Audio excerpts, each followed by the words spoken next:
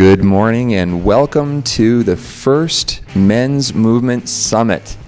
I'm glad you've tuned in, and thank you for our live, intimate studio audience that's come out here.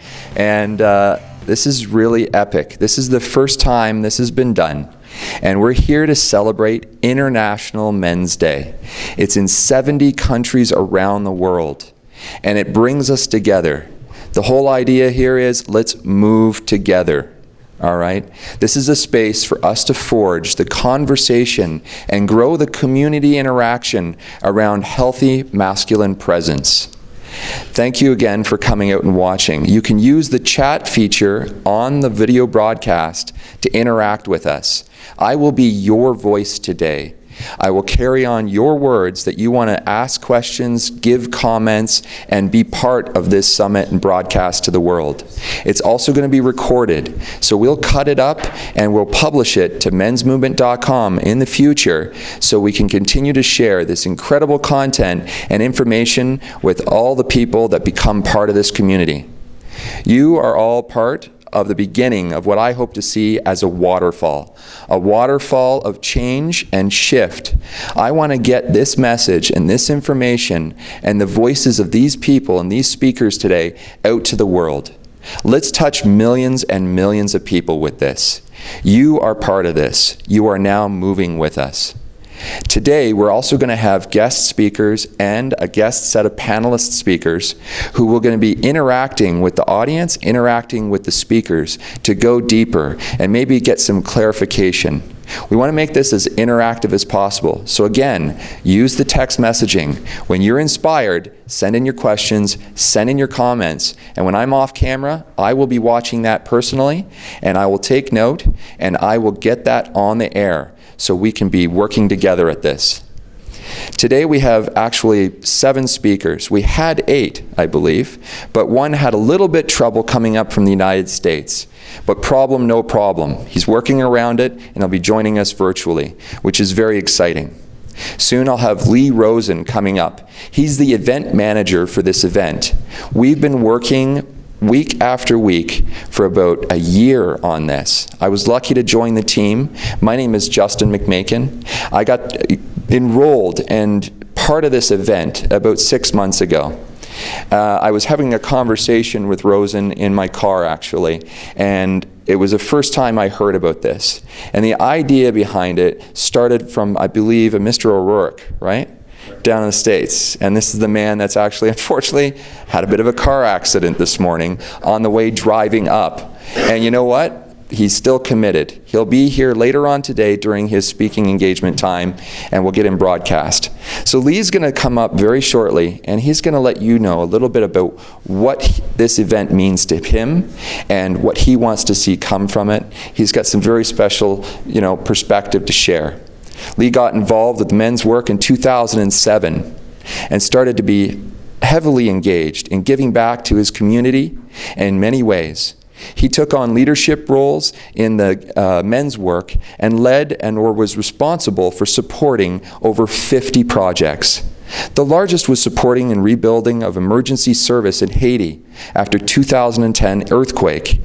Mr. Rosen led a small team that sent retired but unusable fire trucks and Bridgeport CT to Haiti. He is a leadership trainer for 2 courses for Matomo, where they teach the best practices of leadership for men. His passion is to offer what he has to make the situations that come before him better. Mr. Rosen will be managing the panel sessions today and help facilitate deeper discussion. But before Lee comes up, I wanted to let you know a little bit about my perspective about this. I grew up without a father, and that was very, very difficult. It meant I didn't have men in my life. It meant that I didn't understand what masculinity was. It meant that I was raised by a single mother and was surrounded by several women in my life. It meant that I didn't really trust men, feel comfortable around men, or even have any men in my life. I had no idea what a tribe was or a team of men that could have my back. I didn't have my boys. I didn't have men to go to support me in being the man I wanted to be. And then when I was about 24 years old, this man, Mr. Majovic, Hilton Majovic, he started talking to me about this group of men that I should get to know, to come join us around the fire. What was that, I thought? Well, I got invited out to a park where we had a big bonfire, and there must have been about 100 men around that fire. Back then, it was known as Men's Divisions International, a bunch of men that had graduated from something called the Sterling Men's Weekend. It changed my life. I was a little bit scared and nervous around that fire, but because of the way these men were, and their healthy masculinity, their awakened approach and understanding of what a man can and should be in today's world. They were father figures to me, the idea of brothers, and then beyond that, colleagues and teammates. I was 24 years old, probably the youngest man in the division, or one of the youngest at the time. There was a lot of gray hairs around, a lot of men with a lot of experience, and I was honored to be around them and with them. I learned a lot. That weekend became the passage to a point program that helped me learn how to be on a team of men. Today, it's been about 15 years. I'm a captain of a team called MASH, and we're committed to each man on that team being successful in his life, being the best father, best husband, best success in his career or business, have his health, have his emotional security, have his mental wellness. It's really a way to give back and dig a well that supports future generations of having a better world ahead of us. And I think that's what's at the core, what's driving me. My purpose on Earth is to help improve global communications and create more world harmony. And with that, it's helping to get things like this broadcast out to the world so we can share and acknowledge the wisdom and the work done by good men like this from around the world.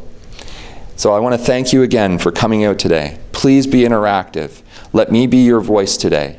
And tell other people about this. Get them to go to mens-movement.com again in the future. Take in this content. Interact. Comment. You know, you don't have to be nice. It can be good, bad, and ugly. I just want to see the conversation start. Mr. Lee Rosen, would you like to join me on stage here and take the mic and take it from here? Thanks so much, everybody. Thanks, Justin. You know, as you said that, one thing I saw when you're, I didn't know you were going to say those things, and it was very revealing. One thing I saw was you came in as a non-gray haired, and now you are one of the wise men giving back with plenty of gray hair. So, hey, thanks for joining our live streaming. Thanks for donating to fund this effort. My name is Lee Rosen, and I just wanted to give you a couple things why we're doing this. First off, one of our speakers, Jim O'Rourke, is okay from the car accident. It just derailed him, and he's going to Skype in later from his house. So why we're doing this is much like Justin said, we wanted to set a stage for organizations and leaders in the men's work to get their word out. So we're not here for any specific one, but we're looking to find a place for these organizations to get their word out. So, as I heard you talking, Justin, much of my life was the same thing. Around my mid-40s, and why I'm here and why I'm passionate about this. In my mid-40s, I have 3 children at the time. They were in elementary school, in high school. I had, my wife and I had parents that were starting to get sick, and my career was getting really intense. So my world was pretty small at the time. I started focusing more and more on my career and viewed my circumstances more as what I could get from them, not what I could give to them. And again, I had somebody that led me into a men's team, man I respect greatly. He was one of the few men that were in my life at the time, and probably one of the only ones I was open to listening to. And he brought me to, he opened the world up to a men's team, and it was a place that I could trust. So that worked out really well for me. And I've taken courses, I've done some of the Landmark Forum work, and those courses they have, done the Sterling Men's Weekend. And over the last 10 years, come to a place where I don't look to see what I can get from a situation, but what I can give to it and what I can offer it. And my life has changed drastically in that I found a lot of freedom in that. So hopefully this stage will set a tone that'll resonate for folks. The speakers have their information. If you find something that resonates with you, you can contact any one of the speakers we have today. So before we start with our first speaker, I'd like to go through with you how you should participate in this event. And one of the things I'd recommend to do is we all have our beliefs that typically we put right in front of us. So as we're listening to people, those beliefs are right in front of us. And sometimes you can't hear what they're saying because you don't agree with them. So the first thing, a lot of things I struggle with is when I take in information I'm processing, do I agree with it? What I'm going to ask you to do is take those beliefs, leave them right there, and step a little bit to the side of those beliefs and interact with the participants, interact online with your comments and with the speakers in a way that has you hear them. And a good example of that is the presidential election in the States. If you're on the opposite party than I believe in, I'm not hearing what you're saying. And typically the person I'm talking to is not hearing what I'm saying. So what I'm asking you to do, as an example, is keep that to the side, listen to what they're saying, and it's not that you have to agree with it or disagree with it, but just hear it. And then go back to your beliefs and integrate it with yourself. And see if you could discover something for yourself. And that's the purpose of today. So I'm going to give it back to Justin, who's going to introduce our first speaker. Thanks, Rosen. Great job. And so appreciate this, man. There was 3 of us on a phone call, and then this amazing man, Mr. Martindale here, helping us direct the AV and do this live broadcast with 3 cameras and the whole bit. It's amazing to see the technology and the talent and the skills that came together to make this work. Working as a team, fantastic. Together, everyone achieves more. I know it's a little bit cheesy, but it's something I totally believe in. The first speaker that we've got today is Mr. Peter Thompson. He's going to be speaking about the topic, the qualities of character that define you as a mature masculine presence. Just my personal take on Peter Thompson. Growing up, when I was that young man around the fire, he was the example of masculine man.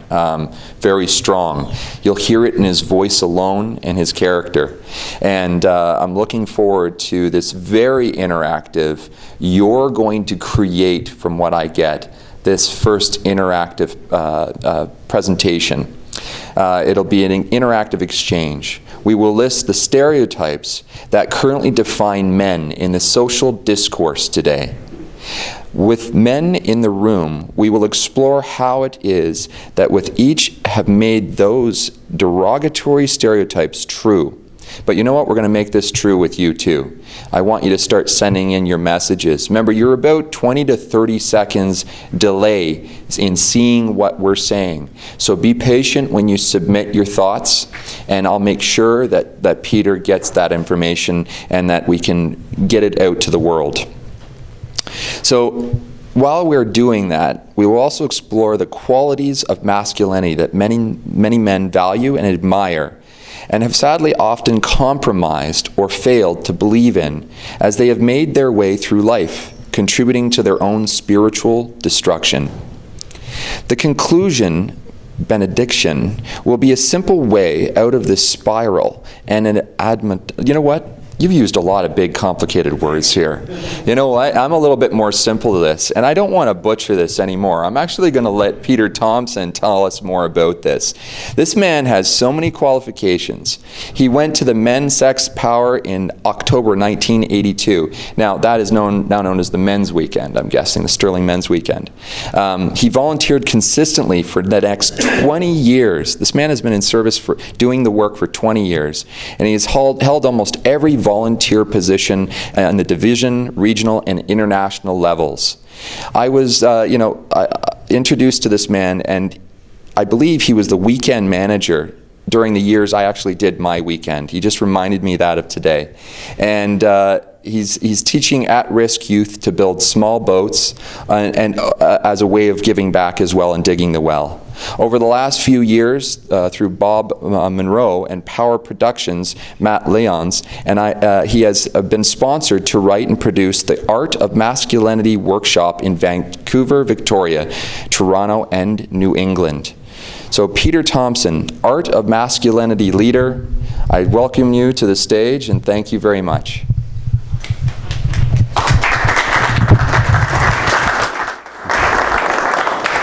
Well, thank you. It's a pleasure to be here. I just want to warn you about me in particular.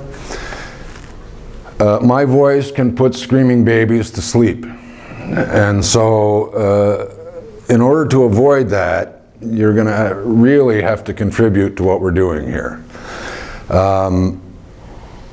And it's interesting. I know, what we've been talking about is the men's movement and men's work, and that's basically what we're referring to this as. When we got together to write The Art of Masculinity, that pissed me off, the whole notion of men's work, because I'm not interested. What I'm interested in is changing the world. And so I actually believe that's what we're doing. We're doing change the world work. So I just want to make that one clear. I think one of the things that we need to do if we're going to talk about man is understand what the datum is right now. What's the current level and condition of masculinity in the world that we live in? And so I have this very clever, arty way of doing it that is going to require each of you potentially to be embarrassed, but to answer or to complete any of the following 3 sentences. And we'll write down all the answers and we'll put them up on the wall, and someone's going to help do that, I assume. And we'll get a picture of really who men are in the social discourse. So the 3 sentences are that I want you to fill in the blank on are: men never blank, men always blank, and men won't blank. Now many of you may have heard this as you never, you always, and you won't. So don't get confused, it still applies. So and I'll just give you some of the easy ones, right? Can I have someone up here with a marker? You're a beautiful writer, I've seen your printing. So let's start with men never ask for directions. That's my one gimme, right? Everyone's heard that one a million times. So let's start going. Online, you got to get to work here. So Ask for help. men never ask for help. So Men never cry. men never cry. Come on, you got a million of them. Men never listen. Come on, come on. How about men never do anything romantic unless they want to have sex? Have I ever heard that one? Yeah. Men don't listen. Okay. Online. What else we got? Come on. The panelists have a raft of these things. Let's go. Men never put down the toilet seat. Like, that's such a fucking complicated thing to do. Men never show their emotions. Men never put their socks in the laundry. Men never put their socks in. How about men never communicate? Why don't you tell me how you feel? Okay, there you go. Men never communicate. Men never express their feelings. Come on. Can never multitask. Men can never multitask. Right. Come on, am I the only guy here who's been married for a long time? There must be a million of these. Men are never vulnerable. Men are never vulnerable. Good thing, by the way. I'll speak to that later when I define what vulnerability is. Oh, it's already up there. What? Men never cry. Men never cry. Come on. Men don't eat. We're going to do this for 20 minutes. What? Men never eat quiche. What else we got? Stick it up on the wall. How about men always lie? Anyone ever heard that one? You're always lying. I'm not the only one. Men always lie. Men always lie. Men always want to have sex. Men, all men want is sex. Right. What else? Come on, there's a million. You guys have heard all of them. Men are always right. Men have to be right.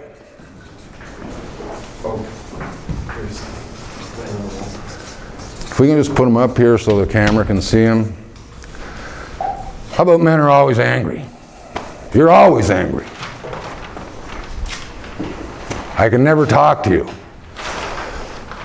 Men are always competitive. Men are always competitive. You're always competing. Always late, Peter? Men are always late. Yeah, just shove them up. Men are always late. Okay, you guys are laughing, so you've got a good one. I know it. He's always late. What? No, being late. Yeah. Oh, okay. Men always, from online, men always cheat, men always fight. Men always cheat, men always fight. Men Always apologize. always apologize. After the shit's gone down, then they apologize, right? Men always procrastinate. Okay. Men always have to pay. Men always have to pay, okay? Quentin Stossel here. Men always stare at breasts. Okay. Yeah. You are breast fixated, okay. This may be easier if you start doing it as the you are always, you never, you can't. Men are always checking out other women. Men are always checking out other women, okay. You never tell me I'm good enough. Oh, that was an old one. Sorry? You never tell me you're good enough or Okay. beautiful or whatever. Okay. So men never offer compliments. How's Yeah, that? there we Is that a good paraphrase? Okay. Men never offer compliments. Never apologize. Do we have that? We can have it up twice. It's okay if it's up twice. Men never apologize. Men are pigs. Men are pigs. Yeah, okay, I'll do that. All men are pigs, all the time. Men are always lazy. Men are always lazy. Okay. They're more interested in sports than me. Yeah. Fair enough. Men make their sports and their cars more important. Right. Men make their sports and their cars more important. You never think of me. You never think of me. You never prioritize me. Yeah. You never make me a priority. Men always have to win. Okay, you need a faster writer here. What was the last one? Men. Always have to win. Always have to win. There was another good one there though. Always What was have to it? be right. Always have to be right. You never prioritize me. Yeah, never make me a priority. Men always have to pay. Oh, you've got it. Men always have to pay. Is that what I twisted? What else we got? Jeez, now I'm starting to think. Not enough bed and dance. Not enough bed and dance. Not enough bed and dance. Not enough? Bed and dance. Okay. Men They never always Complain about not having enough dancers. And men should pay. Men don't care. Men don't care.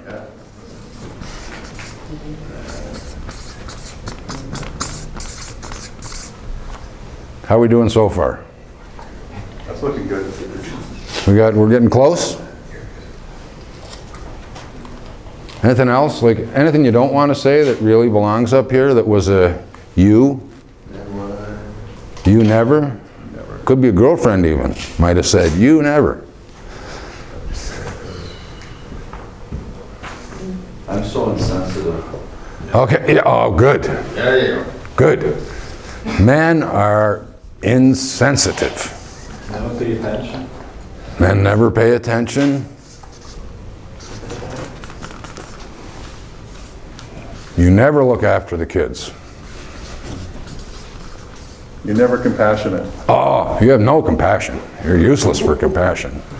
Men are selfish. Men are selfish. Men are always selfish. Always want to solve problems. Okay, that's getting sophisticated, but we'll go with that. Men have to solve problems. That's all they know to do is solve problems. You can't just let them alone.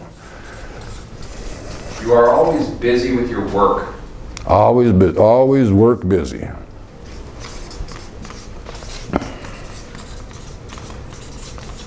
Any more onliners? Men always childish. Men are always childish. Men never grow up. Men never. Never grow up.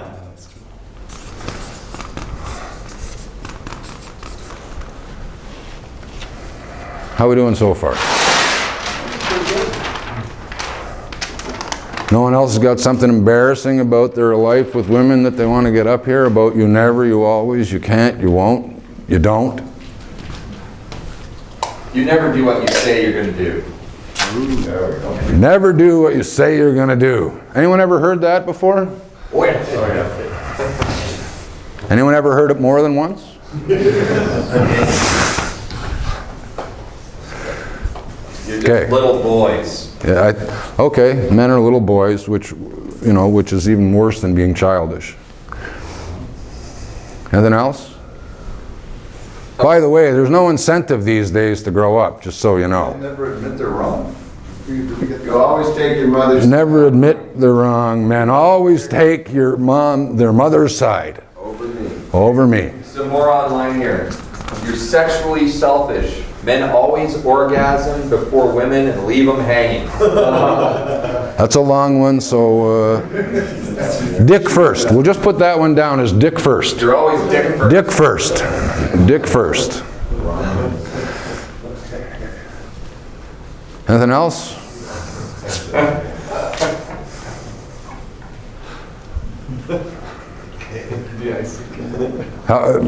He's in writing a lot. Men can't spell. Men can't spell, right. What do you think? Are we getting close? Is this like complete yet? It's great minister. Let's just pretend this is complete, and if any more come up, don't be afraid to yell them out or send them in online. So, I just want you to look at this for a minute. I don't know if you can read through them, I'll just read them for you. Men never do what they say they are going to do. Men never admit they are wrong. Men are always dick first. Men never offer compliments. Men are pigs. Men are always lazy. Men make their sports and cars more important than me. Men always have to win. Men never make me a priority. Men always lie. Men always want sex. Men have to be right. Men are always late. Men always cheat. Men always fight. Men always pay. And men are fixated on breasts. Men never ask for help. They never cry. They never listen. They never show emotion. They never communicate. They can't multitask. They are never vulnerable. Men don't care. Men are insensitive. Men never pay attention. Men are selfish. Men have to solve problems all the time. Men are always work busy. Men are always childish. Men act like boys. So that's you, whether you like it or not. That is who you are in the world today. How's that feel? That's true. Stereotypes exist for a very good reason. There is an element of truth to them. Now, this isn't every man all the time reliably like this, but this is every man some of the time, or most of the men some of the time, or some of the men all the time. One way or the other, this is who you are to women in the world. Unfortunately, those women are also the mothers of your children. So this may be who you are to children in the current social discourse. I hope that's disheartening. Am I the only one who finds that disheartening? There's a reason when you watch sitcoms on TV, the guy is a clueless boob. Al Bundy. Yeah, Al Bundy's one, right? Homer Simpson. Archie Bunker. Archie Bunker was a source of entertainment beyond compare. you know, but look at advertisements. Look at the way you're portrayed in social media. This is it. This is it. So, just enjoy, you know, bask in the glory of masculinity, if you would.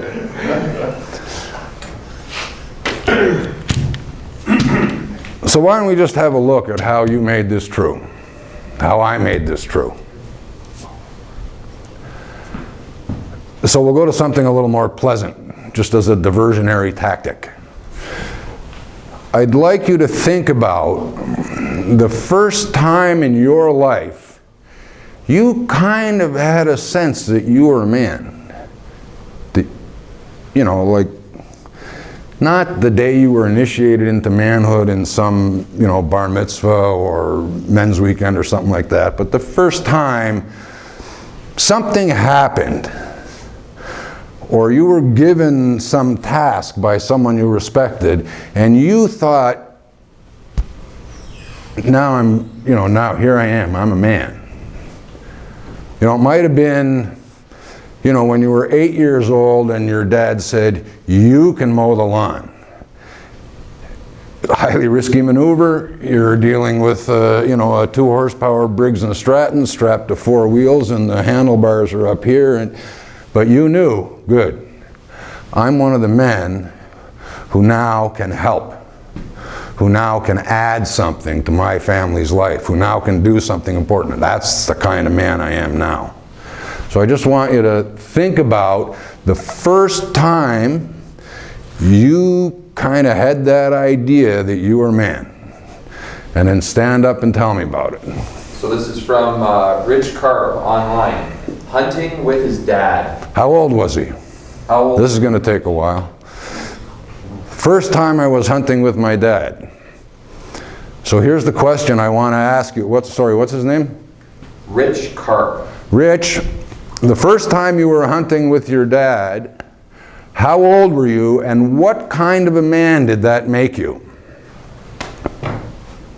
Give him 30 seconds to catch up. Okay.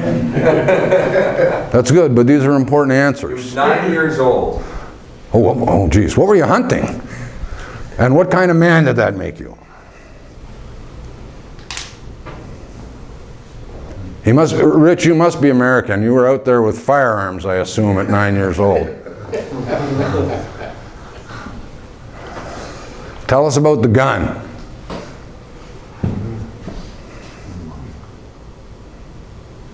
A man who can be trusted with a rifle. 9 years old, I'm a man because I can be trusted with a rifle, a lethal weapon. You imagine? I'm a man now. I am that kind of man. Okay, now the next question, Rich, is when was the first time that you kind of betrayed that trust,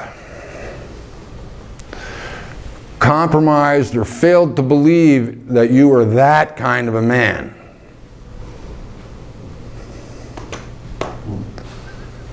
Just heard it. Wait. Okay, so this is like a minute turnaround? 15 or about 30 seconds difference. Okay. And then what kind of a man did that make you?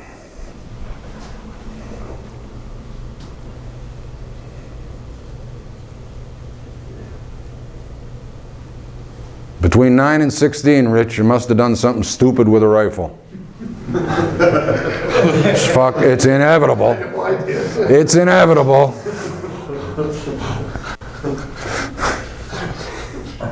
Well, I don't know about you, but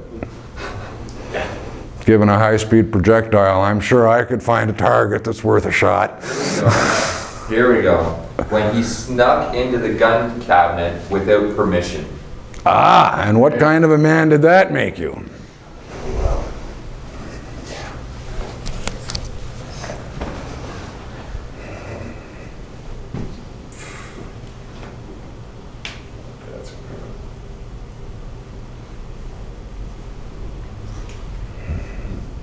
This is provoking too many bad memories. Okay. Yeah. Well, typing is much slower than he thought. Well, so we'll get more live interaction here. Okay, good. So I would just like to suggest that one of the things that made true on this list is that, you know, men cheat. There you were, given a sacred trust, and you betrayed it. Here we go. He was a man who snuck around behind his dad's back. Yeah, very nice. Boy, you're even harder on yourself than I am. Thank you. And that made something true on this list, unfortunately. And then you had to deny that endlessly, which made something else true on the list. Maybe like you could never apologize, really. I don't know. We'll go. So someone in here, when was the first time you thought you were, you know, you kind of had that sense of, now I'm a man? Anyone got one? When I was 11, my dad went back to school and I got a paper route. And I helped support the family. And what kind of a man did that make you? Provider. A provider. Someone who could be relied on. Right. When was the first time you betrayed that trust, that belief that that's the kind of man you were? In my first job. Yeah, and how did you do it? I didn't work hard enough to keep the job. I got laid off. Okay. And what kind of a man did that make you? Lazy. Ah, I think we got that up here. Where'd it go? I'm up there. There we go. Men are always lazy. So, see where I'm going here, gentlemen? I use the term loosely. Someone else, I want to hear more of these. First time you thought you were a man? Yeah, like Rosen, I got my first job, I'm going to say 11 or 12 years old, working at a grocery store, packing bags. Yep. And what- gave my check to my parents. Oh, how'd that make you feel? Oh, I was proud. I felt I was contributing. Right. It was meaningful. But then I figured out if I worked overtime and I convinced my boss to give me that in a separate check, I could put that cash in my pocket. Okay. So I scammed my parents. I kept the dough. You kept the dough. And what kind of a man did that make you? Well, self-sufficient, but a little sneaky. A little selfish? A little selfish? Yeah. Yeah. Yeah. Yes, sir. Thank you. Anyone else online? Anyone else online, Justin? Rich Carp's having trouble with connection. That doesn't matter. Okay. You know, last night I was talking to a very good friend of mine. I went to Men's Section Power in 1982. I still meet with men that I went to that weekend with. And last night I was talking to one of them about this, you know, today's performance, because he's a man I trust immensely, particularly with this kind of material. And I told him what I was going to do. And when I was telling him this part about, you know, when did you first know you were a man? And, you know, when did you first betray that?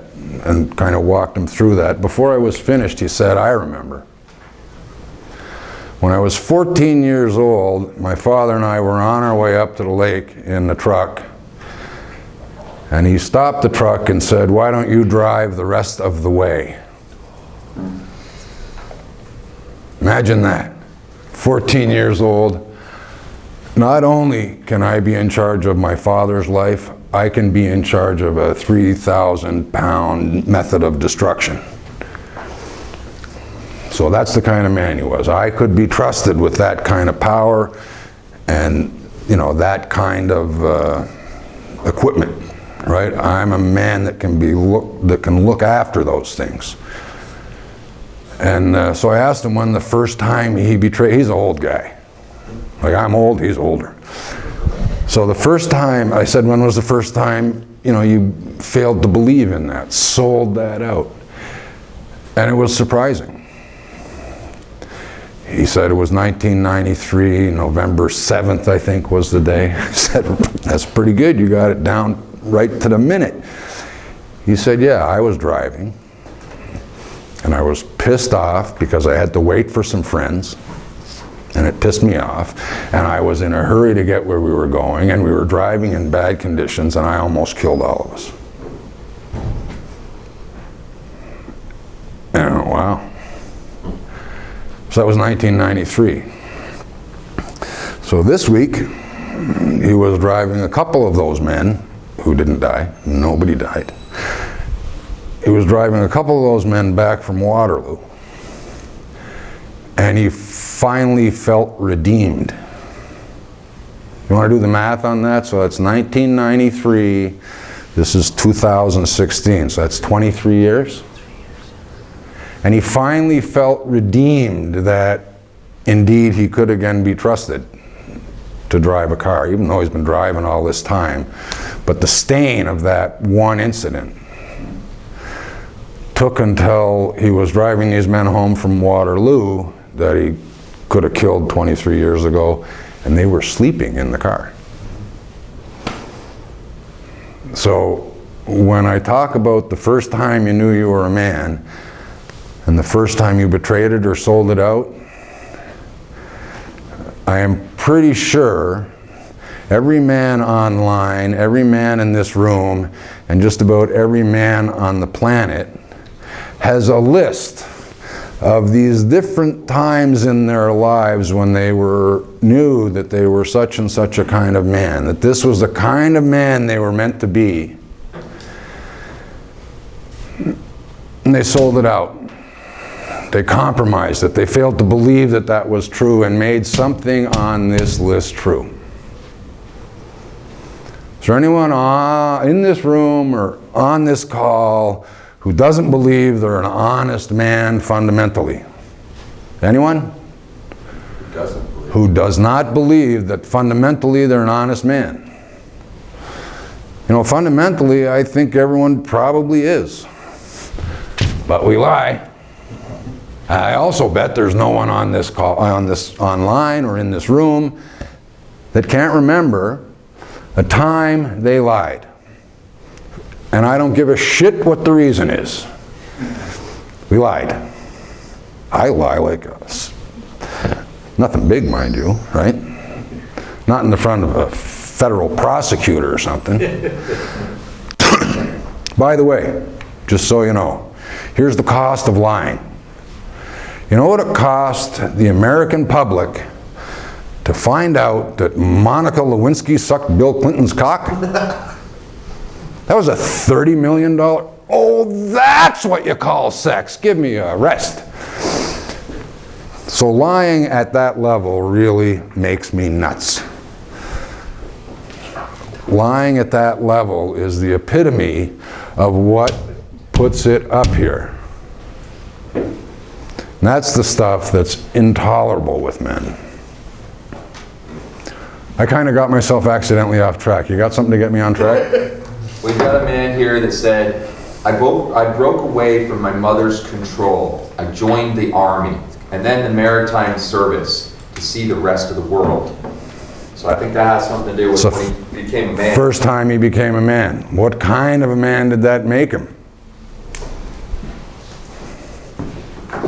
Sid Rosen, ask him. Sid Rosen, what kind of man did that make you? Sid, what kind of a man did that make you?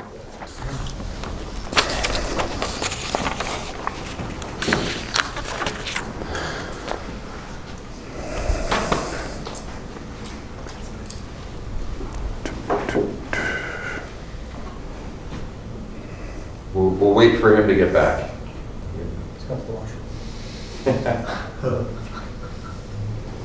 So, you know, I guess this is kind of the editorial part. It's my theory. Do you want to get the panelists involved with you at all, or do you want to? I've been waiting for them all morning. You've been waiting for them all morning. They can kick in whenever they want.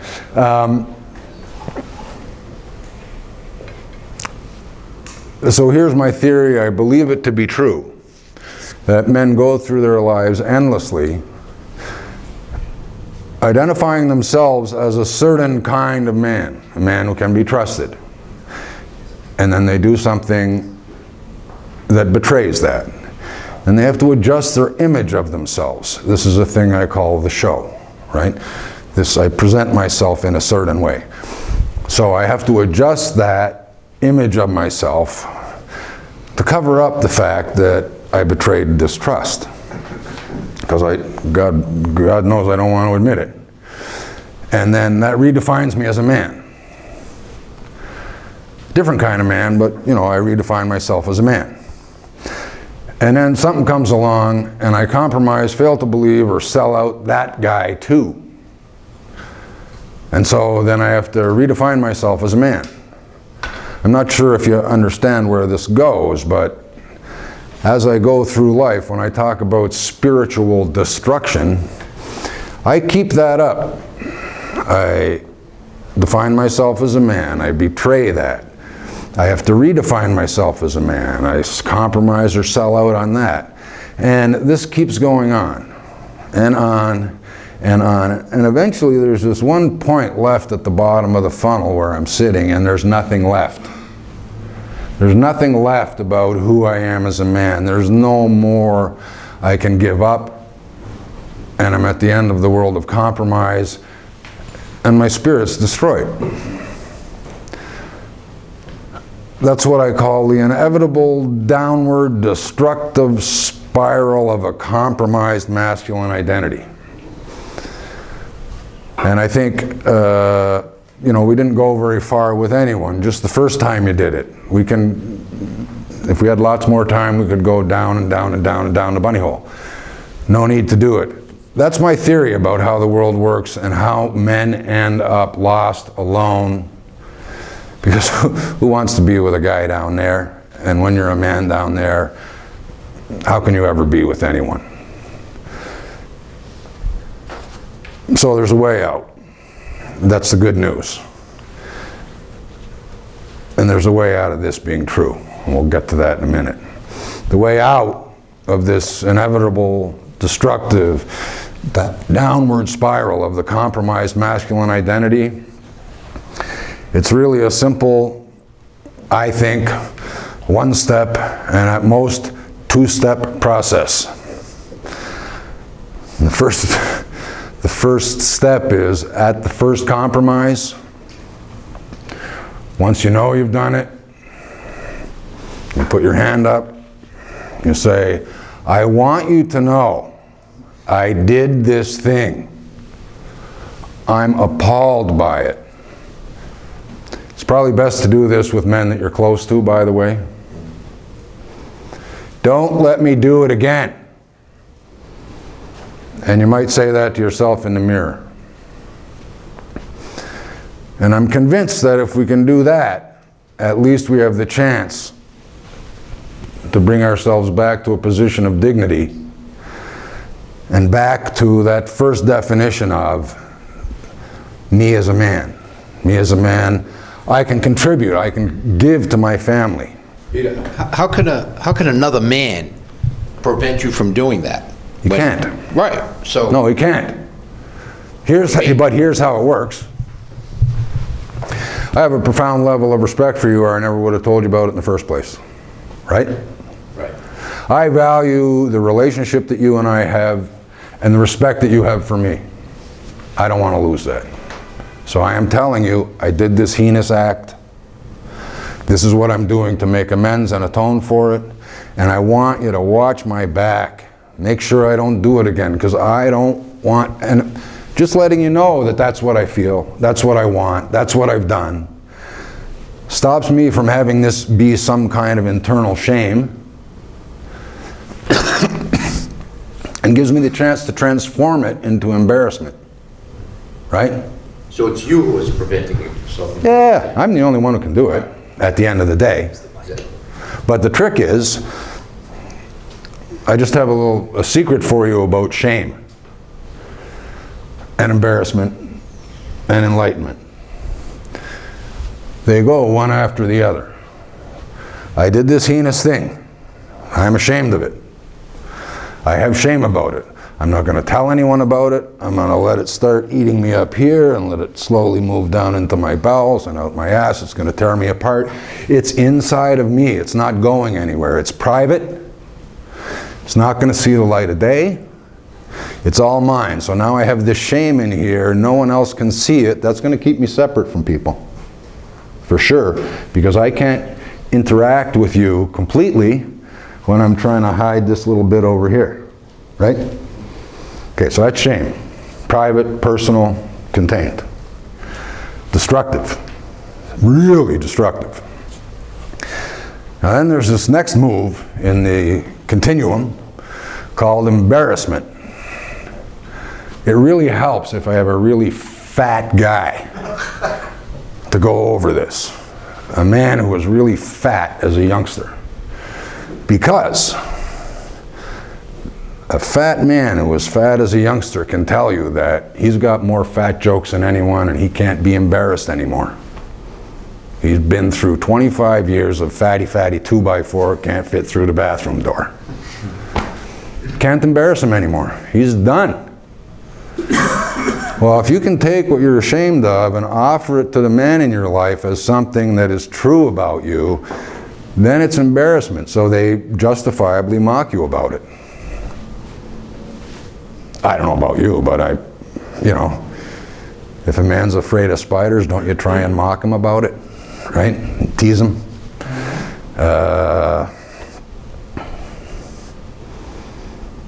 I don't know. We seem to be hardwired that way. If there's something you're embarrassed about, I want to keep digging at it and digging at it because it's fun. I made a habit of it. Now, and I think I'm normal, so it must be normal. Now, this embarrassment has also been described, the state of embarrassment has also been described as the door to enlightenment. Well, enlightenment, we have a definition for enlightenment in there? Sure. I think I've got two. I think one of them is, knowledge, awareness, tolerance. Enlightenment. To give intellectual or spiritual light to instruct or impart knowledge to. The ability to accept and understand, rational, tolerant, wise. We also have a Buddhist definition. This is a good one. The absence of suffering or desire. So imagine that it's possible to take this thing that you did that caused shame, move it through the gateway of embarrassment until it becomes, what's the last one? The absence of suffering or desire? The absence of suffering or desire. That'd be good. And it'd certainly get us the hell off of this list. Seems simple enough? Right. But I want you to know, men's movement, change the world movement, I don't care what we call it. This is what we're starting from.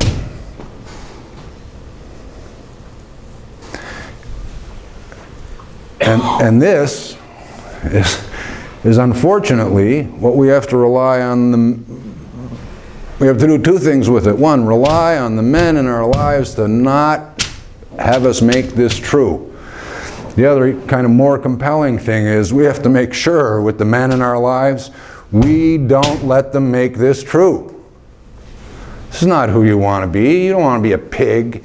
You don't want to be selfish. You don't want to be known as someone who can't compliment someone. You don't want to be known as being lazy, dick first, never admit you're wrong. Jesus, Murphy. You ever heard the joke?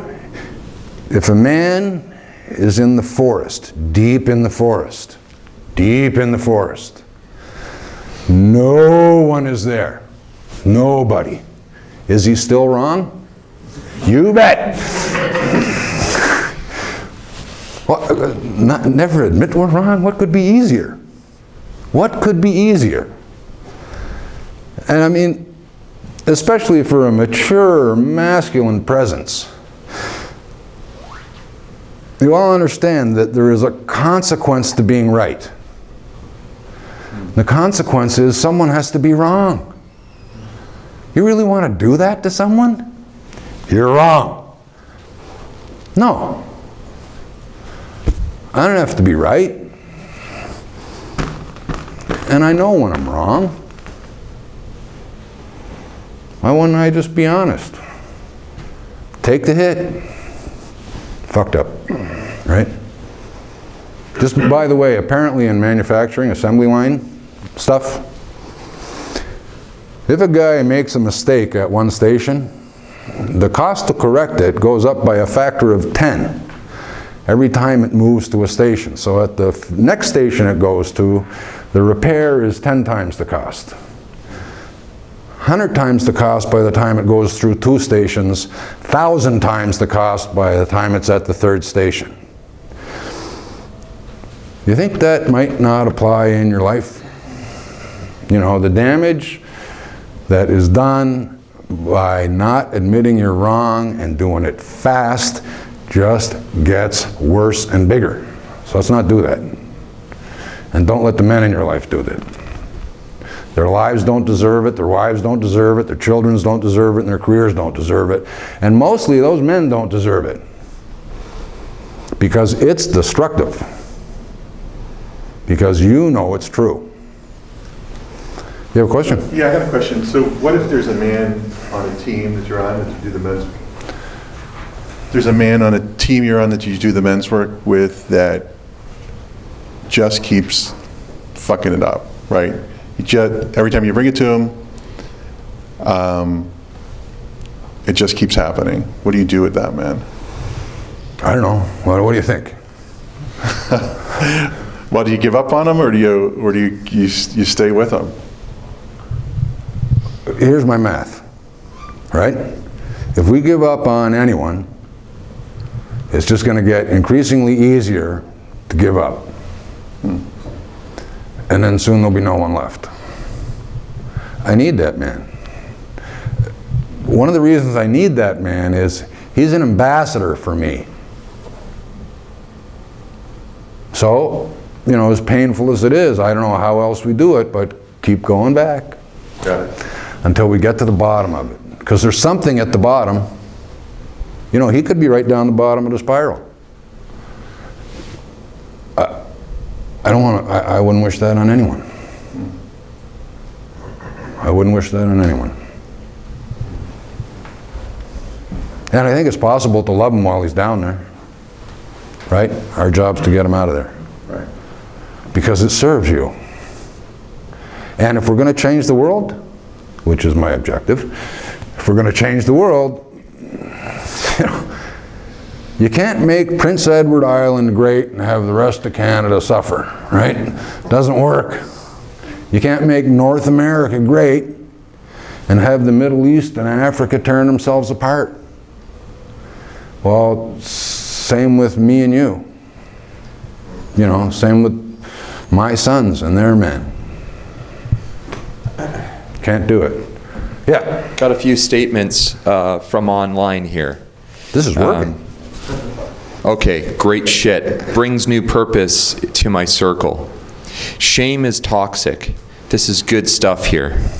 And I'm going to pop on here. Oh, have I been using up too much time? No, not at all. Good. I just wanted to, I wanted to get some clarity for myself. Okay. Because if I need to get clear, maybe somebody watching needs to get more clear. So I feel like, okay, it's time for me to acknowledge and recognize that this is me in a lot of ways. And this is me where I've growing up and how I'm seen as a man. Yes. Right, from the world. Yep. The women, other men and stuff like that. This is the shame we've sort of earned and acknowledged. Yeah, this is the status we've created for ourselves. We've created for ourselves. So I have to acknowledge this and maybe have compassion for myself, forgive myself for this, and accept that in other men, and then to lead by example by being my word and not being these things. Right. And when I lie, I got to put up my hand as soon as I can after that to say, oops, I did this thing. I don't want to do it. So accept responsibility when I screw up. Yeah. And I would just say, accept that this is how we're seen. Accept that this is true. I don't think any man wants to be this way. But I think we need to be that harsh with ourselves if what we want to do is have your sons grow up well, right? Yeah. Because trust me, Anyone who's a dad knows that their son is going to jump right into this. I've got Fast and furious is part of growing up. I've got a Right. 4-year-old and he's already exhibiting some of these things. Well, 9 years old, I got trusted with a rifle. I don't know how long after, I snuck into the gun cabinet. Right? So then, It's part of growing up. so then how do we, are you guiding us then on the easy steps to undoing this? Let's say changing the world's perspective on men. Yes. By changing our behavior, by owning and taking responsibility for leading a new way, being a better man, being a... Yeah, accept that this is true and accept that, you know, we have a way out of it. And the way out of it is man up, you know, stand up, stand up, stand up. Stand up with other men, stand up for other men, because every act that we take, every action we take is an action that reflects on all men, positive or negative, right? It's on the record. It's on the record. Every act we take is on other men. That's what we're giving to other men, and it's what we're giving to the world, right? So every time we tell the truth when it's painful, We got Bob Monroe online. even if it's painful, we have to do it. What's Bob got to say? Bob said, Peter, you're bang on as usual. Stossel says, hey, I stared at breasts when I was 2. Awesome. He said, and then Bob said, actually, Quentin, you were probably hungry. You know, Monroe, Okay. don't ever let me do it again. I don't know, be hungry Good. or stare at breasts, but You know, I don't want to get like crazy about this, but you can parse this out for the stuff that's reprehensible. You can parse this out for the stuff you do not want men to be known for, right? And looking at a woman's breast may be a way of complimenting her, I don't know. That's up for you to sort out. I guess the only other thing I'd like to do, how am I doing for time? Have I bullshitted for long enough? well, you can take another 10 minutes with the panel time. Okay. If you want to dig into the panelists here at all. Well, I guess, you know, one of the things, and we should probably make a list of this stuff too, this is all the stuff that we, you know, I don't think any of us is proud of. This is what men are known for. And it's not true that that's all we know and all we do, right? This is just the bad side. There's some good shit. I don't want to encourage it too much because I don't want to get complacent about this, right? This is not something we can go, oh, okay, well, you know, I was good for 4 hours, I can screw up for 2. I don't know if anyone know that about people who diet. This is one of the things that I found out that I think is hilarious. A lot of people who diet, you know, they behave themselves, right? They eat properly.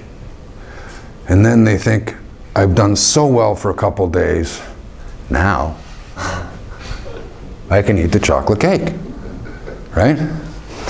So I don't want you to be that way with this. I've been telling the truth for a whole week, I can lie my ass off now. You know, no, it doesn't work that way. It doesn't work that way. The reward is in the behavior itself. Would you say that it's, I've had that old saying, one good boy is worth 100 bad, one bad boy is worth 100 good boys. In terms of reputation? Yeah. Well, what do people remember? People remember what you fuck up. They, you know, they don't remember 25 years of doing this incredible job and then one day you lose it. No, they remember you lost it. You went nuts. So, just for fun, what I'd like to do is kind of list here the qualities of character and behavior that you admire and value in yourself and men. The qualities of character and behavior. So these can come from online, come from anywhere. Loyalty. No, just write, this is going to be simple. All we want is the quality, loyalty, period. Discipline. Commitment. Honesty. Honesty. Persistence. Ruthless. Pardon? Ruthless. Ruthless. Ruthlessness.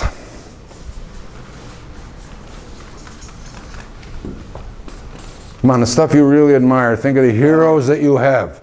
Honor. Honor. Courageous. Courage. Caring. Caring. Caring. So there's a whole bunch under caring. Courage, caring.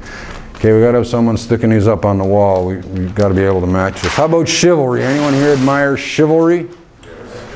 Okay, just so there's no confusion about chivalry, I have a definition here from the Royal Family Dictionary.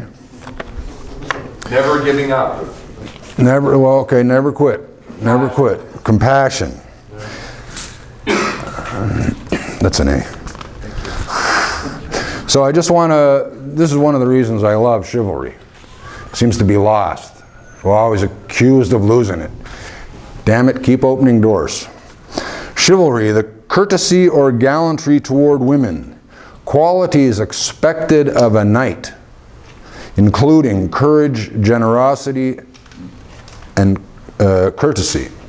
Now who, online or in this room, wouldn't want to be known as a man who has qualities expected of a knight? Shining armor, the whole 9 yards? Who wouldn't want to be that kind of a man? If you're wondering what gallantry is, it's exceptionally polite and attentive to women, brave and noble-minded. One of the qualities of character I really admire about men is nobility. Nobility. Thank you. Just so you'll know what that is, it's exalted moral and mental character. Now, you like men like that, don't you? Who have exalted mental and moral character. You look up to them. I look up to them. I'm not Catholic, and I got to tell you, I looked up to Jean Paul, and I sure look up to Pope Francis. That guy's got some backbone. Hilton. This nobility, I've also heard, is protecting or defending the common good. Could be. For all. And in that... It's also uncorruptible. Yes. Right? Yes, so it's serving the common good. Okay. Put them up on the wall.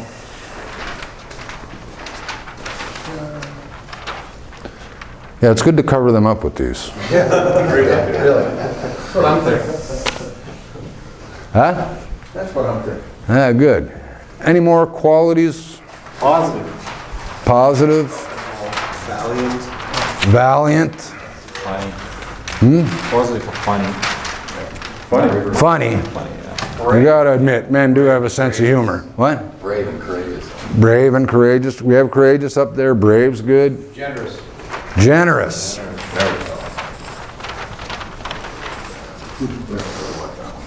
Do we have compassionate up there?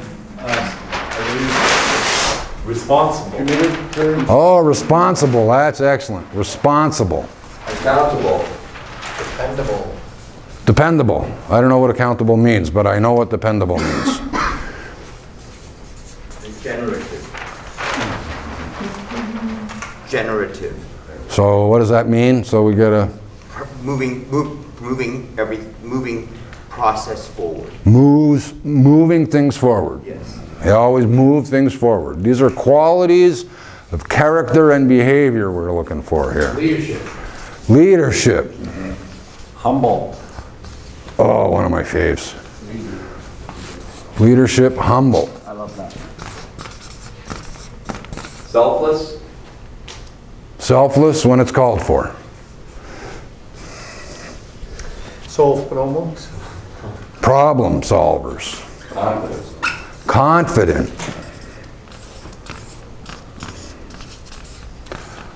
Qualities of character and behavior you admire and respect in other men. Work hard. I think we got that in here, and never quit, that kind of thing. We got compassionate up here? Nah, right, compassionate. Do I have a definition for compassion in there?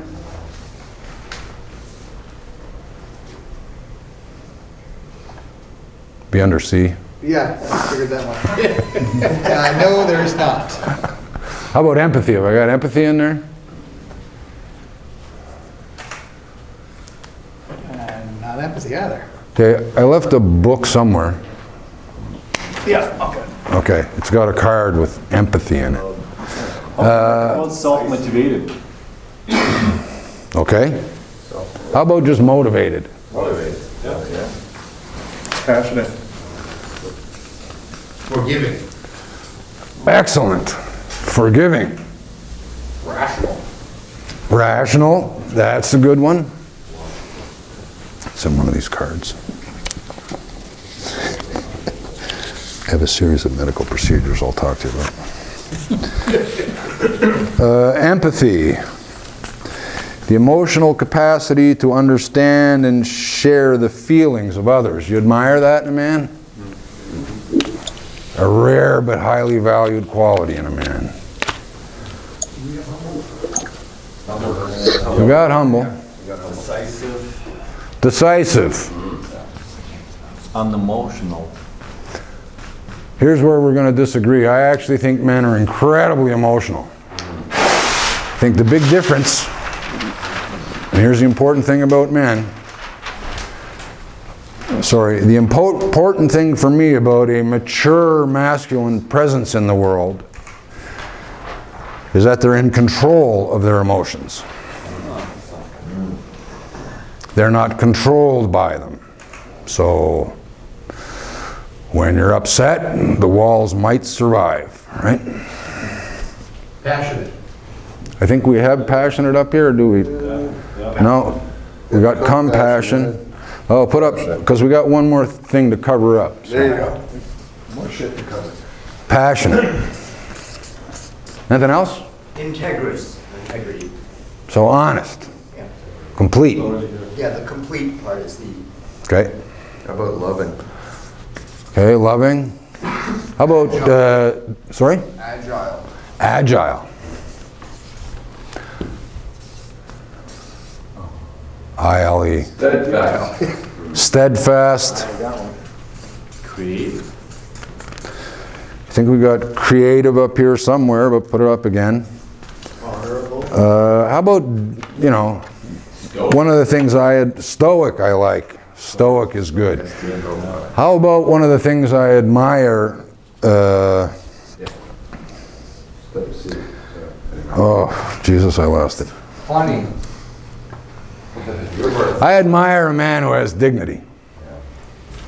In any situation, he has his dignity and won't let it go. Dignity I admire in a man. Okay, and we can keep this up for a while, just so you know. But look what happens when we start bringing up the qualities. Who would rather be known and have men known as this? In my grandfather's time,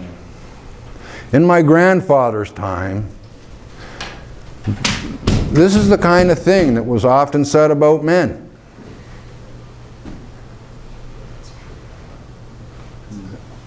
You know, they're the same carbon-based bipedal life forms we are. But I actually think that this might have been more true of them than it's been of many of us. And I aim to see that this is true. A few more came in from online. We don't have it up there. Vulnerability. Oh, let me talk about vulnerability before we go on to the next one. I don't even have to look at the Royal Family Dictionary definition of vulnerability, just so you know. Vulnerable is defined, and when I say Royal Family Dictionary, I realize it doesn't exist. It's actually definitions we've culled from Oxford, Webster's, reputable dictionaries. Vulnerable is defined as poorly defended. Poorly defended. I do not admire men who do anything poorly. I like them to do things well. So, that's why vulnerability pisses me off. So I have a solution to make yourself emotionally available without being poorly defended. You ready? This is brilliant. Have no defense at all. Can you hear me now? Can I hear who now? Did everyone understand what I mean? Have no defense at all. It's way better than being vulnerable. You want to be present for the woman in your life? No defense at all. You know what's really great about it? And this is brilliant. This is military strategy.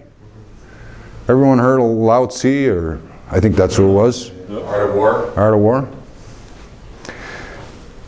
If you are defenseless, how can the enemy tell where to attack? Can't. Can't.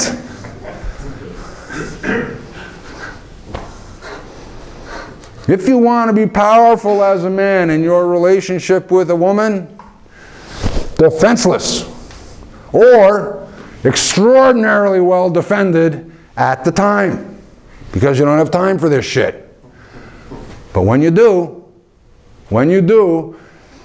give her the present of being defenseless and available to her 100%. None of this vulnerable crap. Sorry, I didn't mean to be disrespectful or insulting. Oh, good.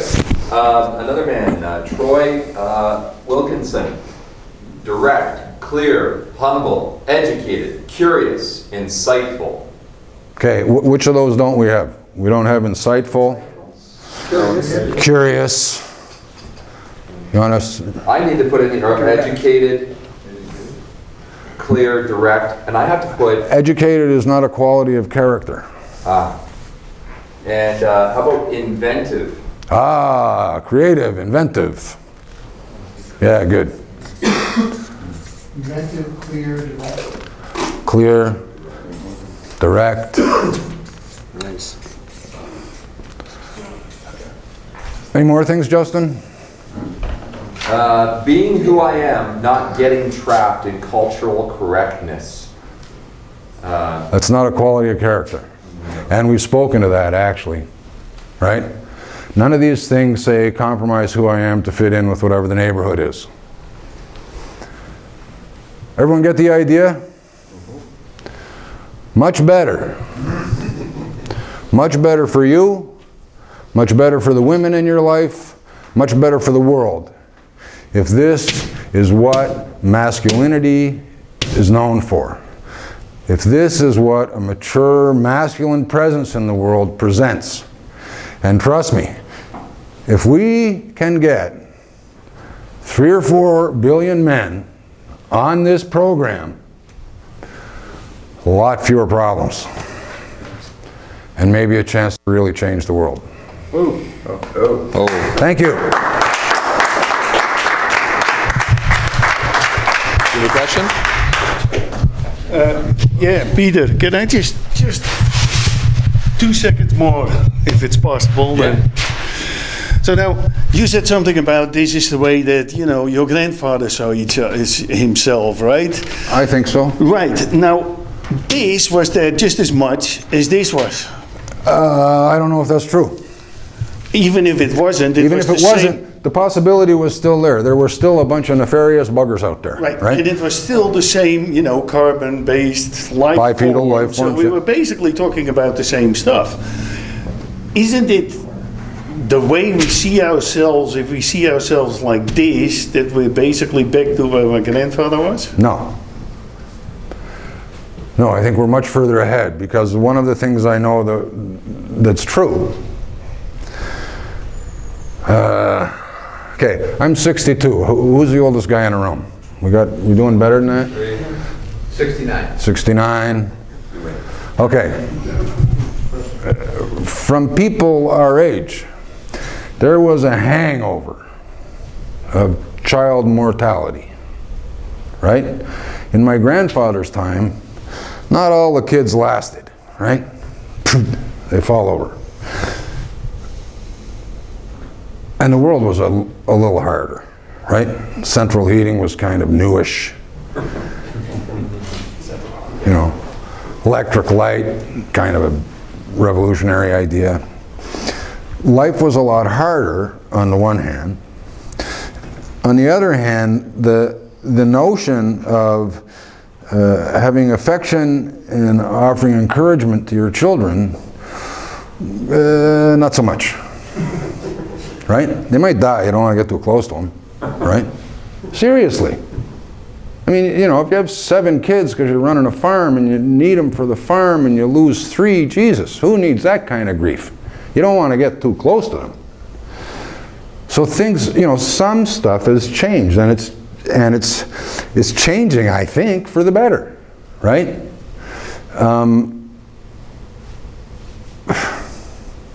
How many men here are worried about whether they're going to eat today? Anybody? Okay. You know, how many in 1900, you know, there were still people living in holes dug in the riverbank in Winnipeg. Yeah. Right? Because that's what they could do before winter.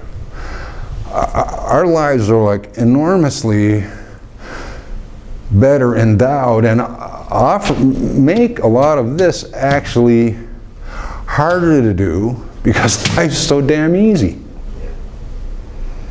Having this kind of character, in my grandfather's time, if he lied, you know, there's 2,000 people in the town, he's a liar. You needed those people. You don't lie. You cheat in a town with 400 people in it on anything. 399 other people, no. That day, they couldn't do, you know, you couldn't do some of the stuff that's on that other list and survive. Today you can fuck a whole country and move. It's done. It's been done. So I think I'm not talking about going back to my grandfather's time. I'm really talking about bringing the qualities that I admire of men over all time forward. Does that help? Mr. Thompson, thank you again. Hold on one second. Okay. Out of respect and honor, that's the only reason I'm cutting short, because of the next man, Jody Gross, that's going to be coming up very soon. He's going to be broadcasting in live via Skype. But right before that, Mr. Thompson, how do we move forward with this kind of work? Do you offer any kind of help, direction, teaching, anything? We do the Art of Masculinity workshop. It's produced by local groups that are interested in what the Art of Masculinity workshop is. So it has been produced in Toronto by Men's Division International. It's produced by a group of interested men in Victoria and in Vancouver, and has been produced by a group of interested men in New England. We're essentially guns for hire. Matt and Trent and I will go anywhere. We are going to be doing another workshop in Vancouver in early April. Of 2017. 2017, and as a warm-up, Matt and I have been going through some personal entertainment, each of us, so we haven't been together for a while. He's in San Francisco area. I'm here, so it's not like we can go for coffee.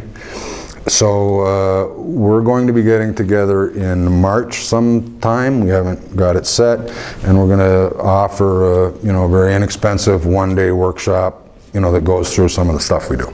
And do you have a website that the viewers and whatnot could follow up with you on? Bob, ask Bob Monroe. Bob Monroe? Yeah, we probably do, and you can contact Bob. I don't do that stuff, so. I have technology issues. Technology issues. Yeah, I break it. How about, okay. So we'll make sure that we publish that on the website.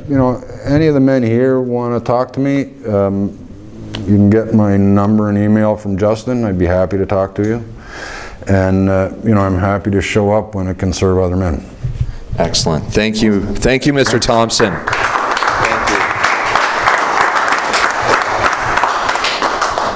All right. What I'd like to do now before we get our next speaker on is just give everybody an opportunity to stretch, take a little bathroom break if you need to. And anybody that would like to get seated that's been waiting outside to get a seat, please come in now. That would be fantastic if you'd like a seat. And the next person that we have coming up, Mr. Jody Gross. He's the founder of Return to the Fire workshops and wilderness canoe trip leader. The topic he'll be speaking about today is, what are men hungry for? The long journey from head to heart. To explore this and delve into what men are hungry for, we must first begin with an inquiry into where men are today.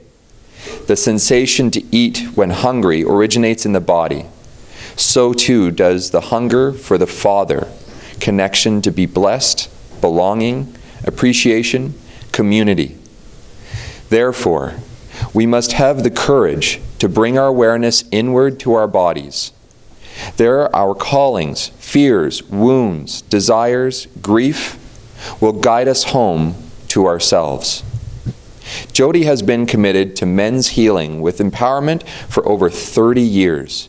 He founded the organization Return to the Fire in 1984 to express his calling to lead workshops, wilderness canoe trips in the United States and Canada, rites of passage, and counsel men, fathers, and sons.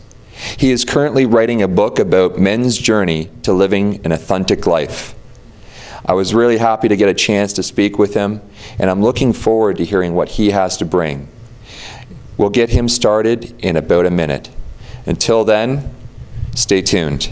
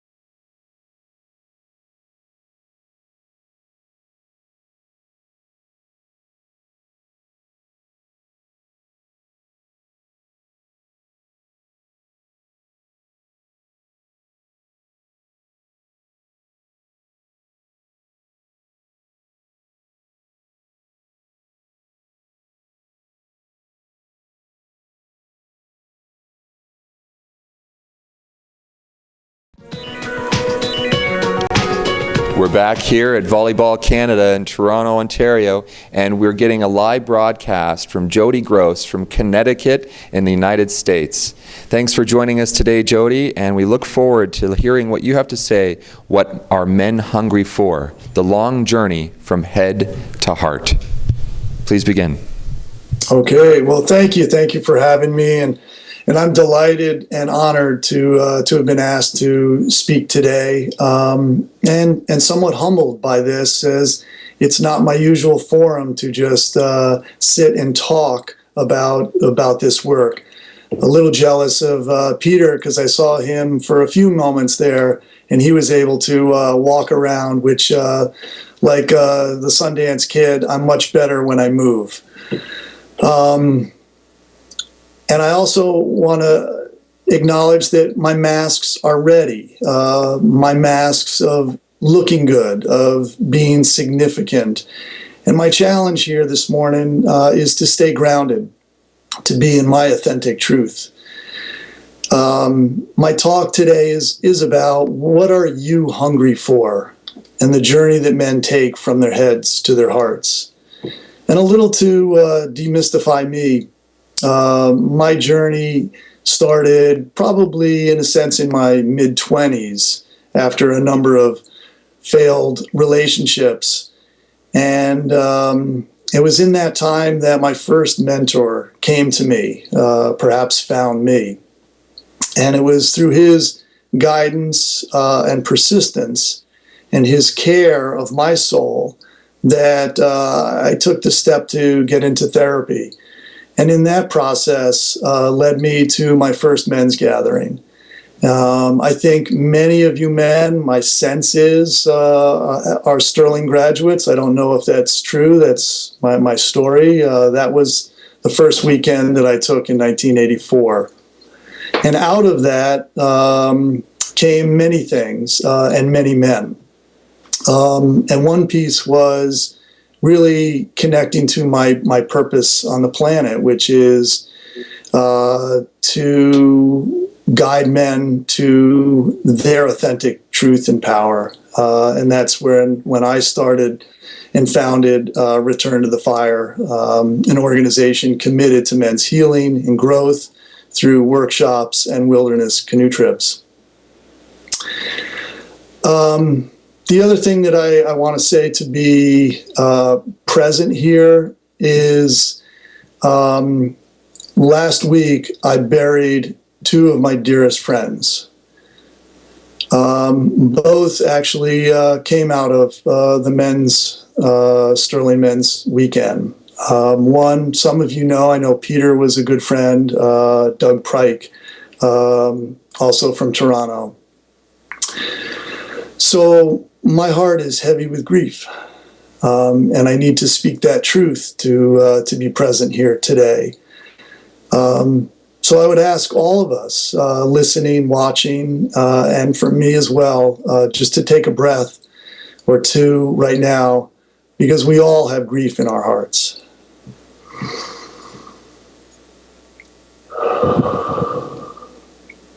And what we may have most in common is what we keep hidden. I remember back in the 70s when Robert Bly was first interviewed, he said the male mode of feeling was grief. And at that point, I disagreed with him. I thought it was anger, probably because that's what was most present for me. But as I continue on this path, I see that it is grief. Grief brings us into our bodies. I've been part of the Connecticut Men's Gathering for close to 30 years. And there's always a release workshop, an emotional release workshop. And I go in support of the men there. And what I've noticed time and time again is men stepping onto the mat.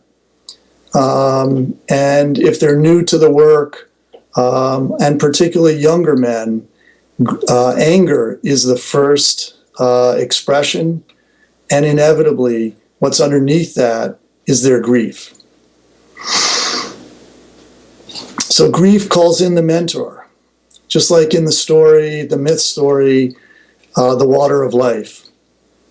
Just real briefly, the king is stricken and is surely going to die, and his 3 sons go to him in their grief. And no one in the kingdom is able to heal the king. So the 3 sons go out in the courtyard where they stand at the fountain, and they're grieving. And it is at that point that their grief calls in their first mentor. So I think grieving and being in our bodies is the place not only of our healing, but it's a calling that for mentors to show up in our lives. And we need to keep vigilant and keep our eyes open for those mentors to show. One of the things that I noticed in my grief recently over these last few weeks as my friends were getting ready to take their last transition, when the word got out that I had lost these 2 men, what I noticed was, and I tend to hang out with fairly conscious men. Are you hearing that static? Okay. Is the sound still going okay? Yes, it is. Someone in the audience, give me a thumbs up if you're still hearing me. Okay, good. All right, thank you. Was most of the men, I received emails. A fewer number called me. And even fewer than that, there were a few men in my life that called and said, "What do you need? I'll be there." And these are men that live an hour, 2, 3 hours away from me. And they said, "Whatever you need, if you need to be held in your grief, I will get in the truck right now and I'll be there." That is the kind of loyalty and depth of brotherhood that makes a difference, I know, in my life. As you listen today, I invite you, like Michael Meade, the mythologist, to listen not so much at everything that is being said. As Michael Meade talks about, don't try to understand the story. Wait for a detail to come to you. Perhaps there's one piece that touches you that opens some door for you. And I also want to say, I think there's men on the panel.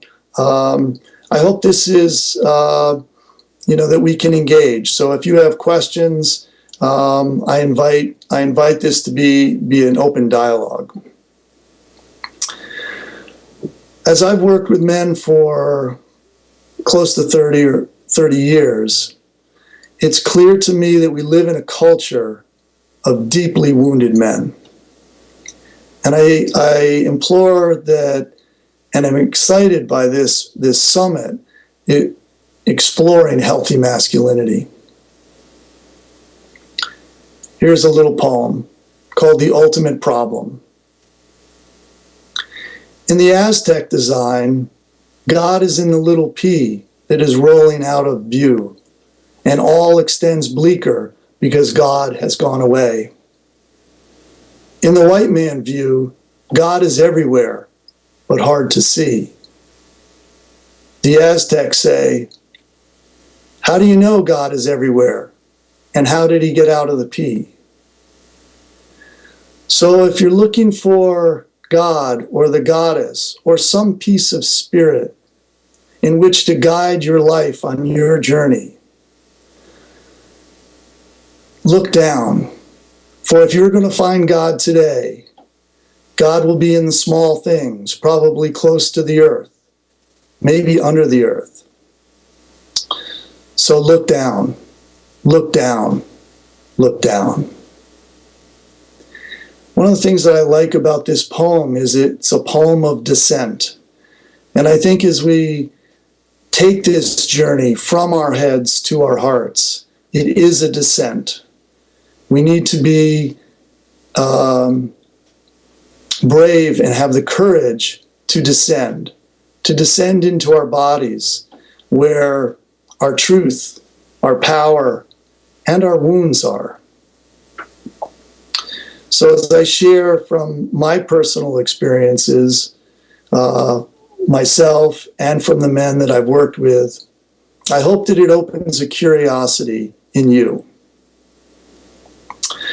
One of the things that came out of, even before the men's work, it really came out of my youth in being out in nature, playing outside all the time. And I was very fortunate that my dad was a camper, wilderness canoer. And at the age of 11, he started bringing me to the northern woods of Maine. And he and I would spend a week out on the trail, on the rivers, and in the forest. And I think from that, although he was not a religious man by any sense, he was a deeply spiritual man out of his connection with nature. So for me, it was a natural progression where I went into and connected with Native American spirituality, following the Good Red Road. And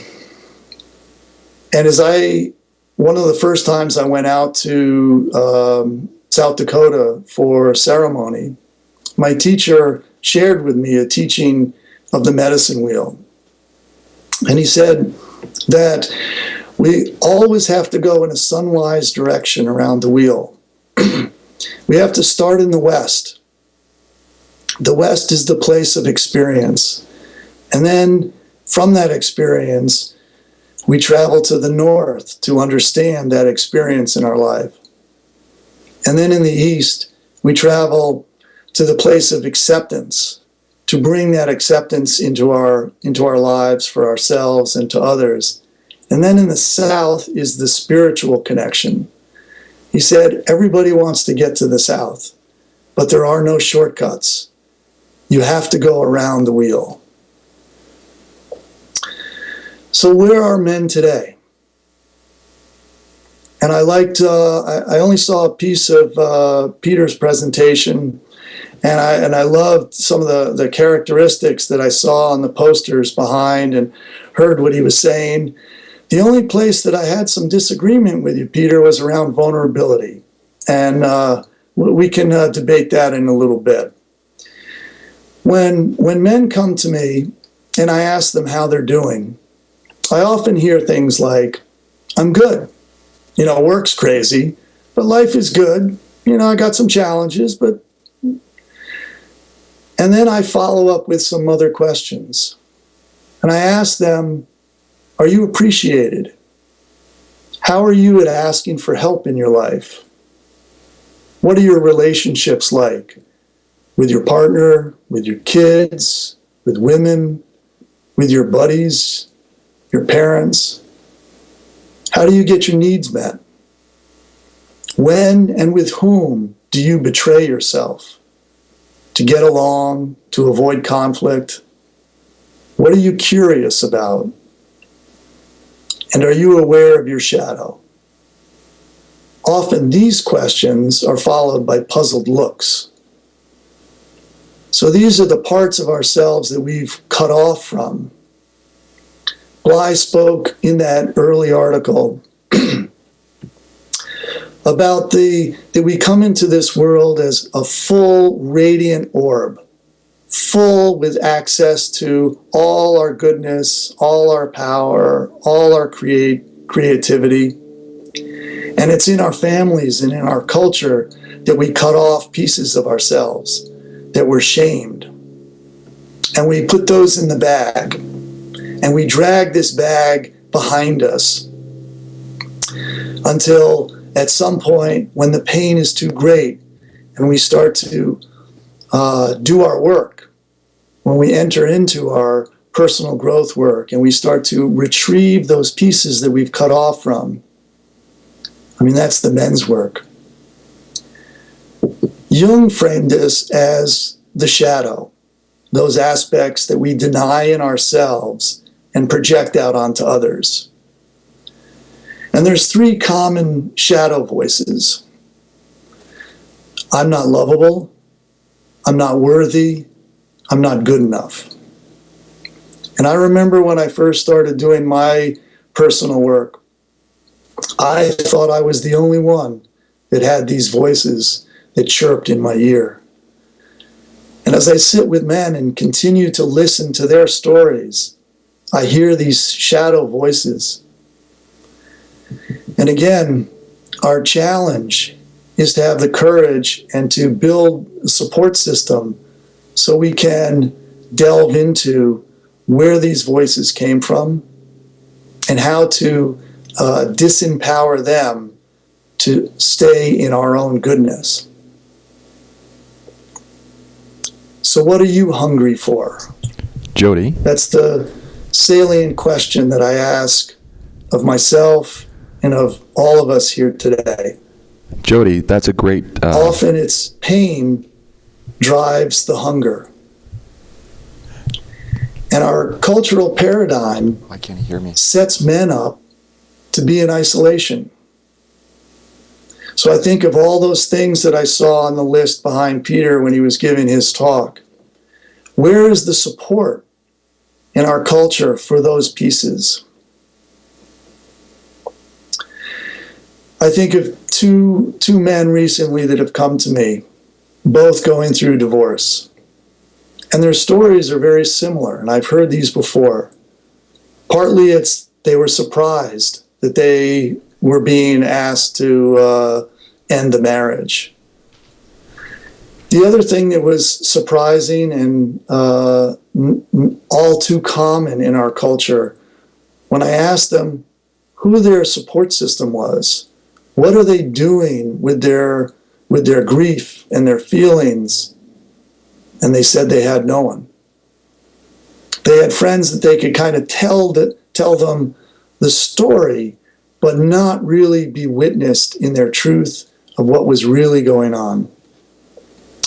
And they were both touched when I offered that I would be available to them in any way that they needed. They were touched deeply.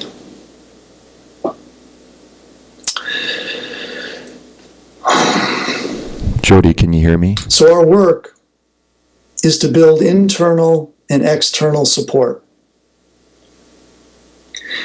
And for us to do that, again, as we're going from our heads to our hearts, in our bodies, that is where our gold and our wounds are. And to have external support, we need to trust others, to trust men. I know that's a common piece of the work going back to the early Sterling days and continues in any kind of healing work. To establish that trust, that commitment to know that we won't be betrayed and shamed. Equally challenging is the internal support. How do you take care of yourself? What are the mechanisms that you use when those shadow voices show up? How do you care and bring compassion to oneself? Freudian psychologist Karen Horney said of the human condition that at some point, around the age of 3 to 9 months, at some point in there, we had a need, and that need was not met. It's just what happens on the planet. And because of that need not being met at that moment in time, there were 3 moves that you could choose. One is compliance. That's the good boy. I will be good so that I get what I need, that I will be loved and my needs will be met. Second move is to rage, to cry out louder, to rage against, and to blame so that we try to get our needs met through that way. And the third move is withdrawal. I'm hearing a lot of static. I don't know if that's coming through out there. Justin, are we okay? Oh, we're okay. All right. It's maybe just on my end. So we have these three moves. Is he asking for me? Jody, you And there? we all have. Can you hear me? We all have a prominent move that we go to. One, compliance, withdrawal. I've called him. Ask you to take a moment and another breath for yourself to name what is your move when your needs are not being met. Do you comply? Do you rage? Do you withdraw? What is your move? It's going to show up on the screen. Chat with him on Skype. Just chat with him on Skype. Tell him to turn up his volume. Jody, can you hear us? I can hear that, yeah. Oh, you can now. Excellent. So I was attempting to open this up to be able to ask some questions of the audience here when you were asking for what are you hungry for. Is there any questions that you want the audience to contribute right now? Oh, sure. What are you hungry for, and or what is your pattern move? What's your move? What am I hungry for as a man that I want out of my life right now? Yes. Yeah. I'm hungry for personal development and growth. I want to be more responsible. I want to be a better man. I want to be the best father I can be. I want to complete with my father so that I can release what I need to and grow into the next level of mature male that I can be. Mijovic, do you have an answer to that? What are you hungry for? Truth amongst men, and a standard that. Was someone else going to offer a question, an answer, or? Yeah. Just trying to Repeat it. Yeah. Just louder. Okay, can you talk a little louder? Yeah, just looking for truth amongst men and with men, and a standard of almost visibility to the invisible, so that we're working with whatever's missing or whatever's wounded, that we're actually healing that up. So more transparency with one another, so that we can actually see each other's pain and help heal. It's fantastic. Anybody else? What are you hungry for? One of the things that I hear in that is to be witnessed. So I don't know if that's what you were saying, but I hear it, and I hear it from men, is to be witnessed in our truth. It's such a powerful process. So being witnessed. So, and from what I'm hearing from that is, I don't want to be alone. I'm hungry to have men in my life and a circle that I can count on. Is there anybody else here that's hungry for something? What are you hungry for, Jeff? Right now, it's the confident and supportive relationships and the willingness to, in myself, reach out to those people and find that support network that's really beneficial for me, and then offer that back to others. Be that expressive. What do you hear in that, Jody? Well, what I hear in part is the isolation that many men experience, and this deep hunger for the kind of brotherhood, the kind of men in our lives that can stand with us and for us, and hold our truth, and the truth even in those shadow pieces, the truth of the rage, the truth of impotence, the truth of grief. To me, that's what I hear. I may be projecting a lot on what the man just shared, but that's what I connect to. He connects to it as well. What do you think? Mr. Menezes, what are you hungry for? I'm hungry for fulfillment, to knowing that my journey on the planet was worth it, for not just me, but the planet.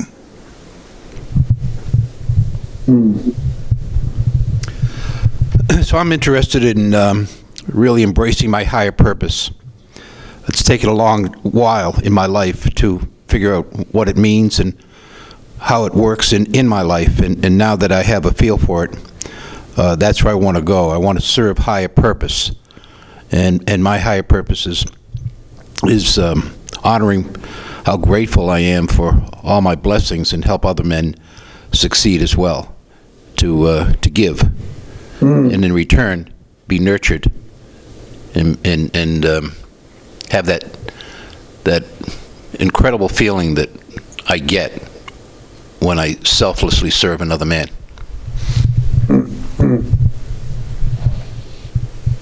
Thank you. One of the things that I've heard in our communities quite a bit is to dig the well, so that I can drink from the well. And there's I guess since I started out not trusting men or having men in my life, and now I'm surrounded by men, and I'm learning to be a leader of men and a leader of leaders, that me doing this community work and doing the work that this is digging the well. And it creates more confidence in me because now I know I've got something to drink from myself. And so Jody, I'm grateful for this interaction time. And why don't you take it up again? And when you're ready for some more interaction, just cue us when you want us to answer some more questions. Okay, great. Thanks. I think one of the things this leads into, and this whole summit is around healthy masculinity. When I think and look at, and I'm just talking behaviors now, so not the politics, but when I look at, and hopefully you guys were watching up in the Great White North, what was happening down here with Trump and with Obama. When I compare the two, again, just behaviorally, and I look at Trump in his brash, bravado, bullying, mocking of people that disagreed with him, his publicly reassuring us that his penis was okay. To me, this was all adolescent, uninitiated masculinity. And these all were covers for his vulnerability. When I look at Obama, in similar, when he was doing speeches, and there were equally number of times that there were hecklers, and I watched how he embraced them.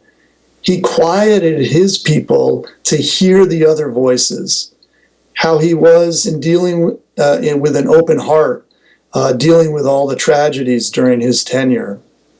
To me, he was an embodiment of mature masculinity. He could hold space for disagreement and strong emotions.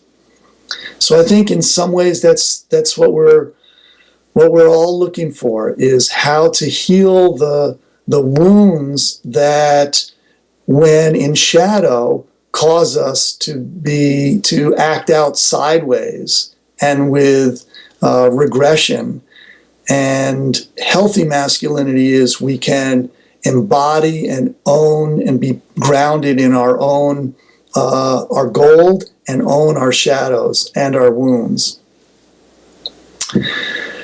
And this is hard work, and this is the men's work. And so I asked what you're hungry for. I think it's when we really drop into what is driving our hunger, we will often come up against what is in our way. Justin, I heard you say about not trusting men in the very beginning of the work. Very common. So, or having the courage to feel our feelings in the presence of other men, because the experience of betrayal and shame has been so prevalent in our culture. Jody, something that just came in from online, one of our viewers. Yeah. What they're hungry for: connection with men and validation as a man. Yeah, beautiful. I liked what Robert Bly said. He said, every day a young man does not receive a blessing from an older man, a wound is formed in his heart. And in that wound, the shadow, the demons are formed. You know, again, I think those shadow, I'm not worthy, I'm not safe. So what I hear in that hunger is the need for blessing from older men. I think it's such a deep wound and need in our culture. And so I would ask, you know, maybe another question here to pose is, who blesses you? Do you have blessings in your life? Do you have men that can see your goodness when you can't and bless you? My answer in that one is because of the Sterling work and because of the Matomo organization that I'm involved with and being on a team. I guess I get that blessing by the men around me when I share my work, when I actually I'm honest and transparent about the stuff that I'm going through, that they connect with. And I get honored for doing that work. I also get honored for my victories and my contribution to the team and to our communities and doing events like this. So I guess I believe I get blessed when I'm in action and I'm doing the work. How about somebody else here? Does anybody else want to let me know where they get blessed or who they get blessed by? Yeah. So I'll start by saying what I get blessed by is when somebody allows me to make a difference for them. So when so I consider it a privilege when somebody invites me into their life to the degree where I can contribute something to them and I can have the experience of actually making a difference for them. So that for me is the blessing. Jody, I do have a comment as well, if that works right now. Sure, go. The other challenge I see is putting our personal views on what is, the right characteristics or the right way to do things. Just even in what you were saying earlier about Trump versus, so first of all, I'm Canadian. So Trump versus Obama. There's highly masculine in traits in both. And in both, there's what I would say is things that don't work. Now, where I'm kind of stuck is how do you give rise to one and not and push one down without that being a very personal process? Like, all I could say is having somebody be really true to themselves, as opposed to specific characteristics. I'm interested to hear your opinion on that. Well, let me see if I'm understanding your questions. That you hold that both Obama and Trump have their, in a sense, their healthy masculine as well as their maybe more shadow? Yes. In fact, what they are is different from each other. I think that's, some of the things that you brought to light were some of one view, but then there's the other side of it too, right? The pursuing and all of that kind of stuff. That aspect of masculinity, the discipline, the drive. Well, what take a quality of Trump that you hold? I mentioned sort of a few of his behaviors. What are you holding as competitive? Let's take that one. I'm sorry, I didn't hear. Competitive. The competitive.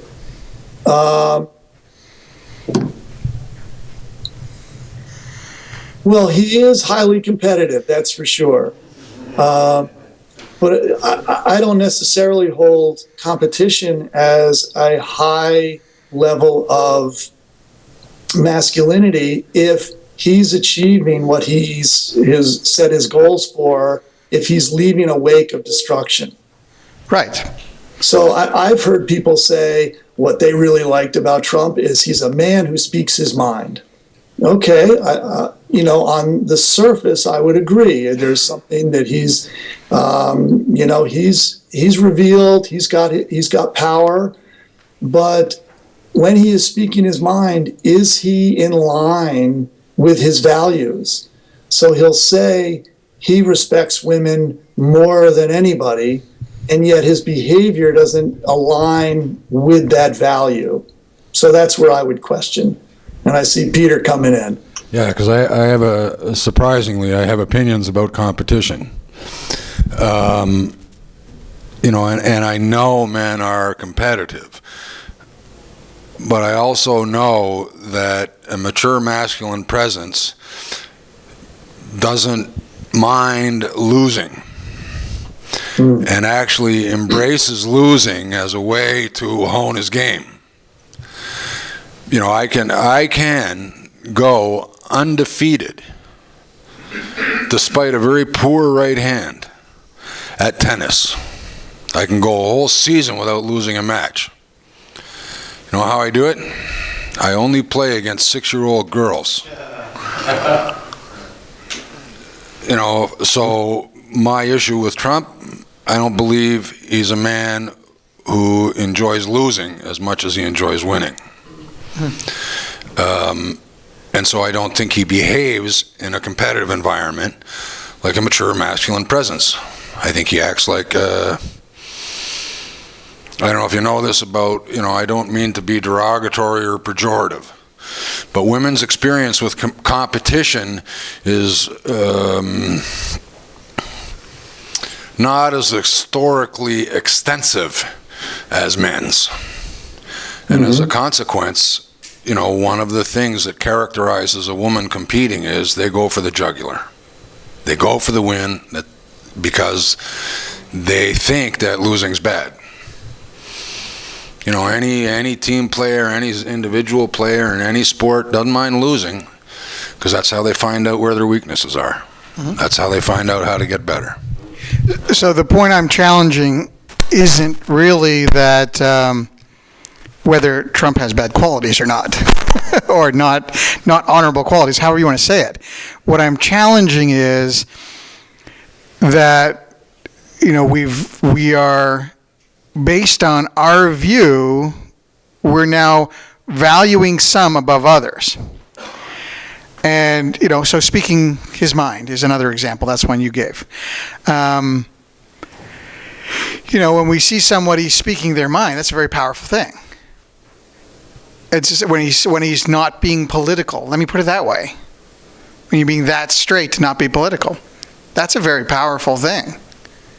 Well, here's a distinction that I would make around that. One of my uncles who has passed on, he would speak his mind. He was brash. He was a Marine. He spoke his mind. I would judge him as not being a mature masculine man.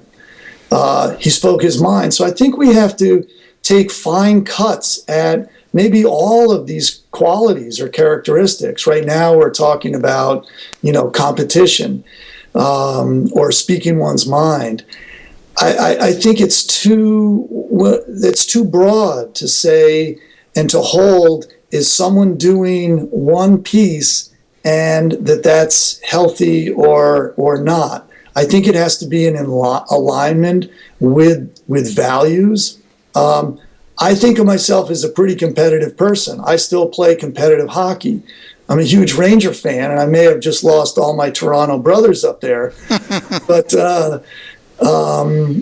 so I will work hard, but not at the cost of who I'm playing against. Yes. I think what you're saying, though, rather than be really great at these characteristics, it's more about having a minimum of all of these characteristics. Right? I mean, because, like I said, he's great in a couple characteristics, but there's a whole bunch of other ones where he's just missing it altogether.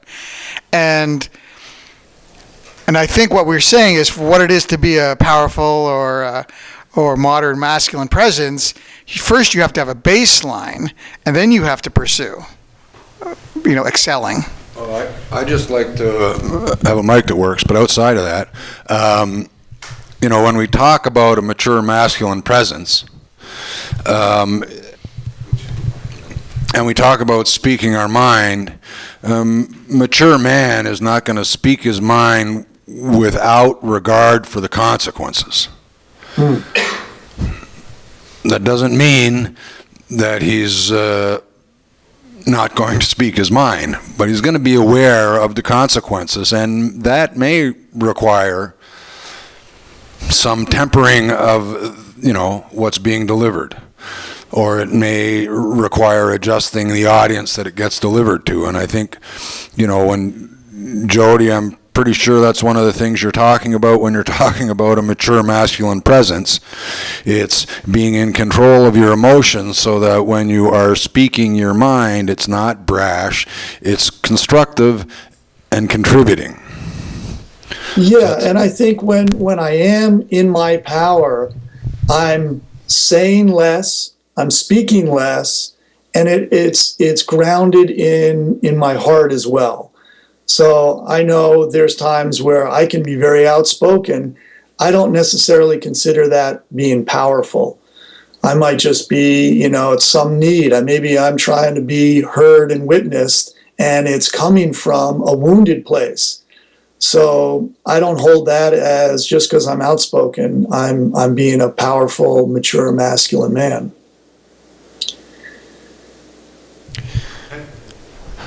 Jody, we've actually come down to about 6 minutes left on the clock here.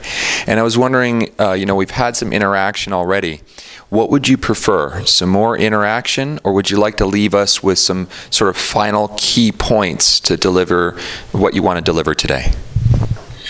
Well, let's see. I'm open to a little of both. There's a few questions I would like to leave you with and a couple of final thoughts. And if there are any other questions or comments from the panel, I'm open to that too in our limited time.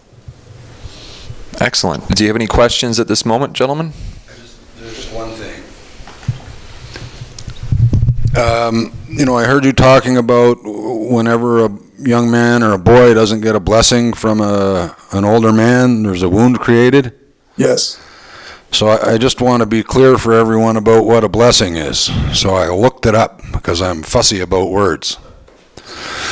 And, I also hope that when men understand what a blessing is, they'll see how simple it is to do that for a young man.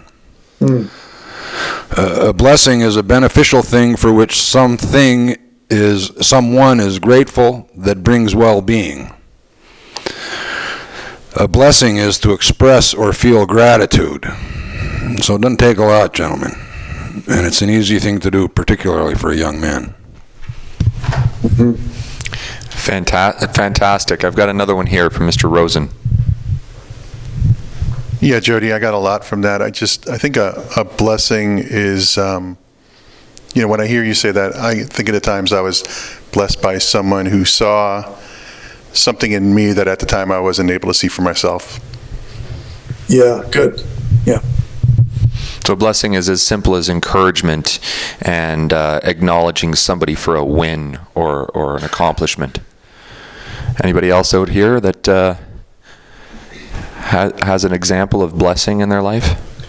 I think for me, sometimes blessing shows up as like a good lesson that in turn I can actually take and adapt in my life. And therefore there's this value that fulfills me, and shared with another person, I think that's where it comes into play. I can have it on my own, but when shared with another person, it actually the lesson is a blessing. Awesome. Thank you. Mr. Reynolds. For me, it was I was 12 and my father asked me to play catch. Yeah. Where would you like to take us now, Jody? So I love that last piece there. To join, to belong. So the father asked the son to have a catch. So I think a lot of the blessing, and I thank you, Peter, for bringing that definition and distinction, and is to see, is to be seen. I try to do that with my students in school when they're struggling with one thing or another, or we're having an interaction, is to truly see them. So here are some questions that I want to leave you with. What are you hungry for? And what stops you from getting what you want? What do you do with your grief, your fear, your impotence?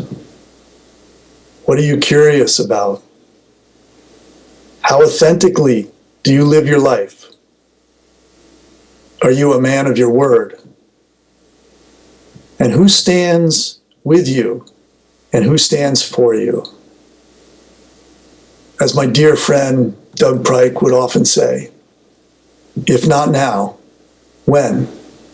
If not you, who? Your people are waiting for you. Our planet is waiting for you. And I want to leave with this, my favorite Rumi poem. The breeze at dawn has secrets to tell you. Don't go back to sleep. You must ask for what you really want. Don't go back to sleep. The doorway between the two worlds where people are crossing is round and open. Don't go back to sleep. Don't go back to sleep. Don't go back to sleep. So I hope that there was something, some detail or some piece in this summit that opened up a curiosity for you, that awakened something in you. And I hope you don't go back to sleep. Thank you, thank you, thank you.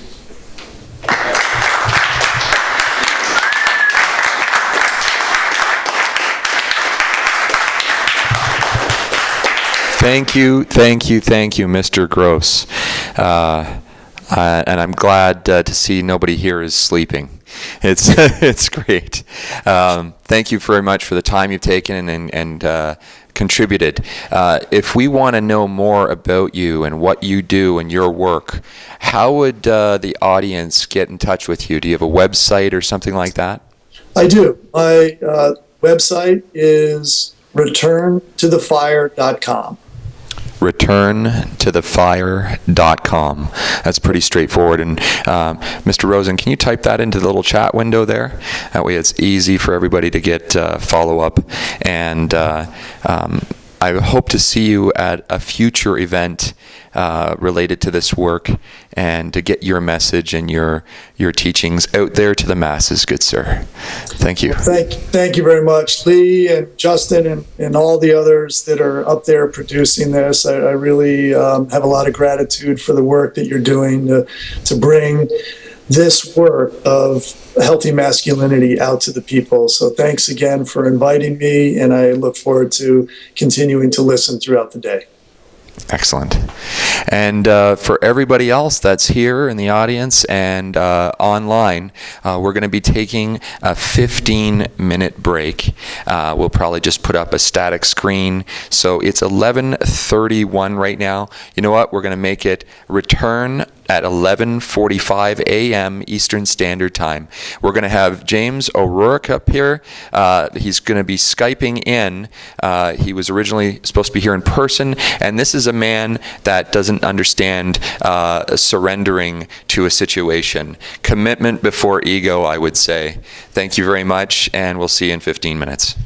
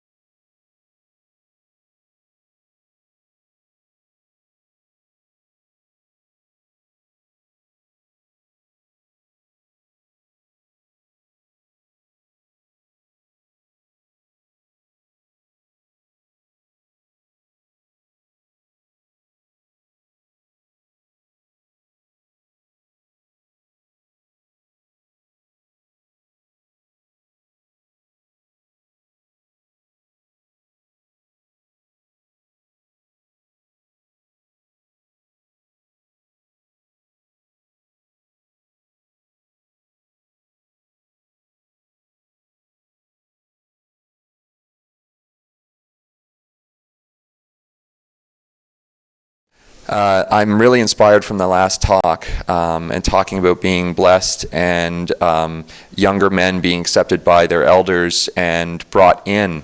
And I've got with me right now Mr. Hilton Majovic. And this man went out of his way for 2 years to get me into the circle of men and get me to my men's weekend and to step into my manhood and be welcomed into a community and be one with men again. And I just want to give you a moment to tell me about this incredible thing you're up to called Divine Dudes and to honor you and to bless you for that and give you gratitude. And then we're going to move over to Mr. James O'Rourke and let him lead us through an incredible conversation. Coolness. Thank you, Justin. It feels like decades, or maybe just eternal time, and it's such a nice thing to have the experience of witnessing the evolution of manhood in men, in boys, in all of us. And thank you for taking the journey and stepping in and stepping forward and stepping up. Truly, it's a real privilege and honor. Thank you.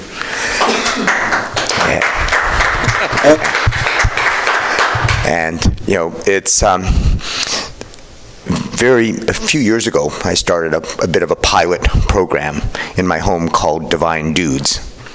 And as I was exploring and expressing my own masculinity, I was looking for the connection to the divine. But not as a holier or bigger, but just as whole and complete men. And as men, you know, there's the expression of, you know, hey dude. And it can be cool to be connected to the divine and to subsume or to basically embrace masculinity in all of its initially infantile expressions and growing them into mature and self-mastery. And the divine, which goes beyond just the masculine. It includes, you know, relating to the feminine, both without to others, and even within, and balancing that with a true masculine mastery and divine inspiration. It's not about religion and the divine. It's really about, you know, the amazement and the awe of, you know, what gives us breath, what keeps us going. Look at this magnificent world, let alone the universe. And how do we get to work as masterful co-creators? So there have been gatherings of men, and now just in the process of, you know, getting prepared to launch through some, podcast programs that will be starting next year. Excellent. What a great segue, Mr. Hilton. And I wanna say thank you.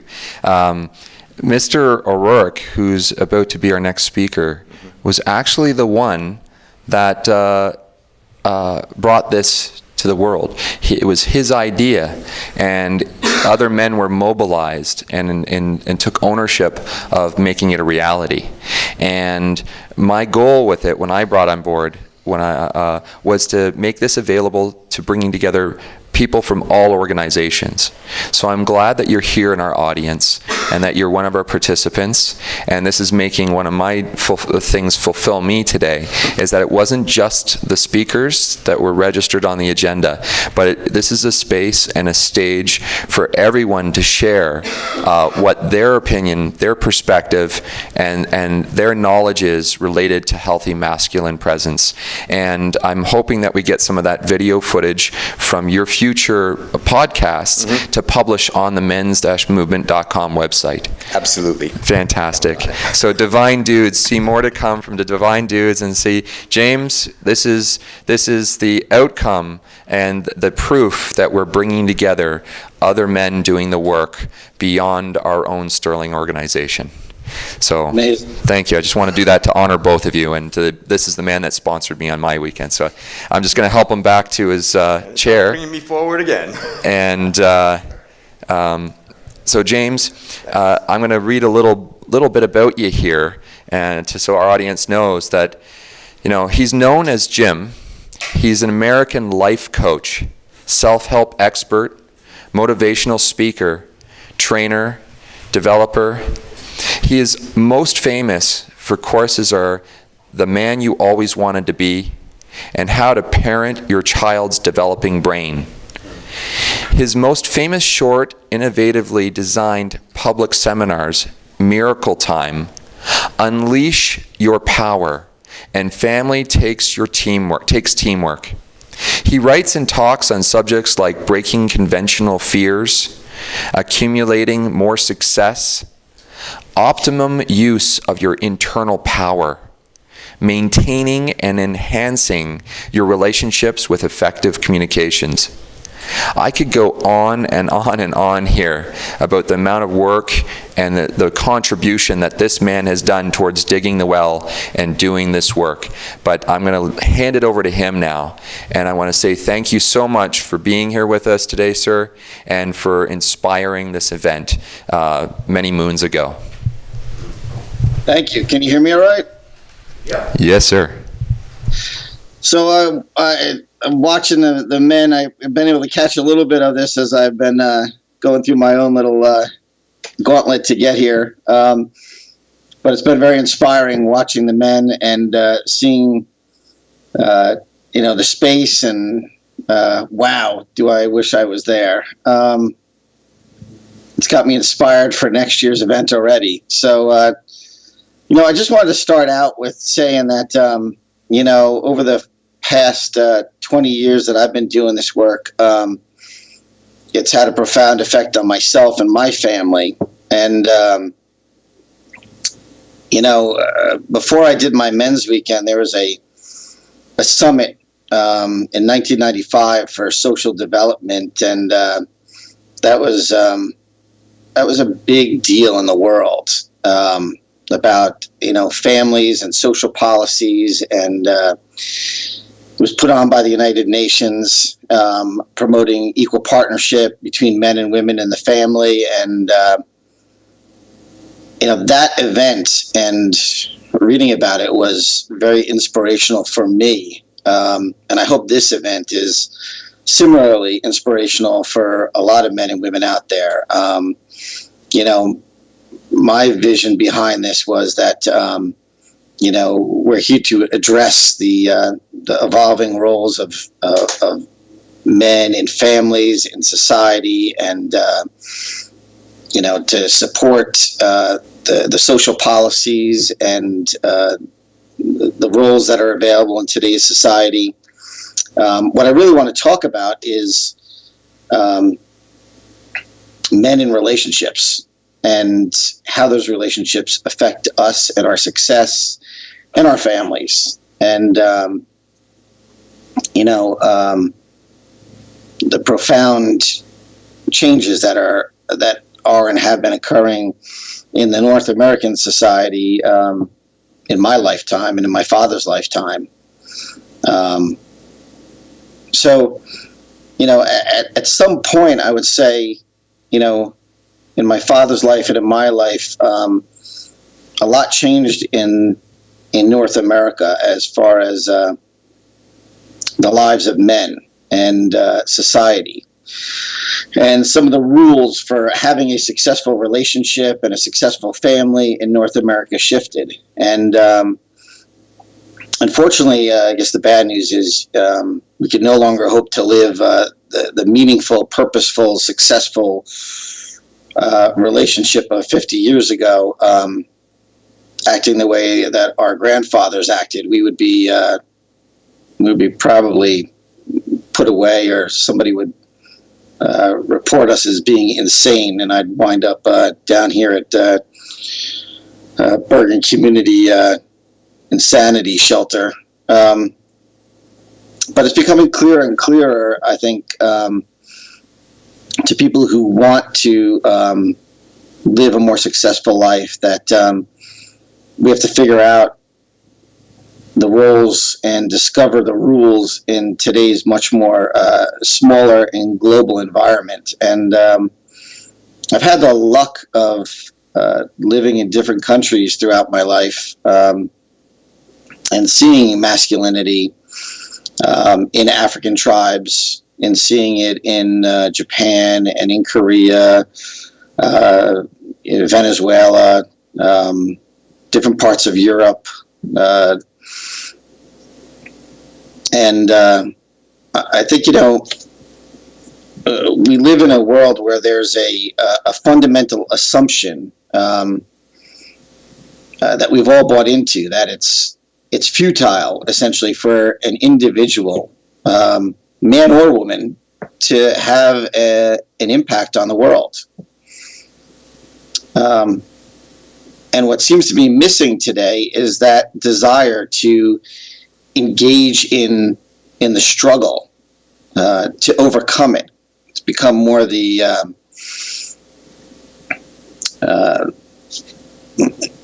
become harder and harder for those visions and dreams that we had as children to manifest in our lives today. For people to show their greatness and live their greatness in the world, and that to me is a sad comment. It's very evident, and I think proven through time, that as men we've developed some tough skin for dealing with the arrows and the setbacks and the tough and unfair parts of the world. So what I want to bring to men today is that we do still have the power to determine the purpose and meaning of our lives. Every person does. Everyone has the power to create a context of a life that works, not just for them, but that also benefits their relationships, their families, and the world around them. So my vision is that, as men find and live that vision, the world creates more successful families and more successful relationships, more successful communities and societies, with no one left out.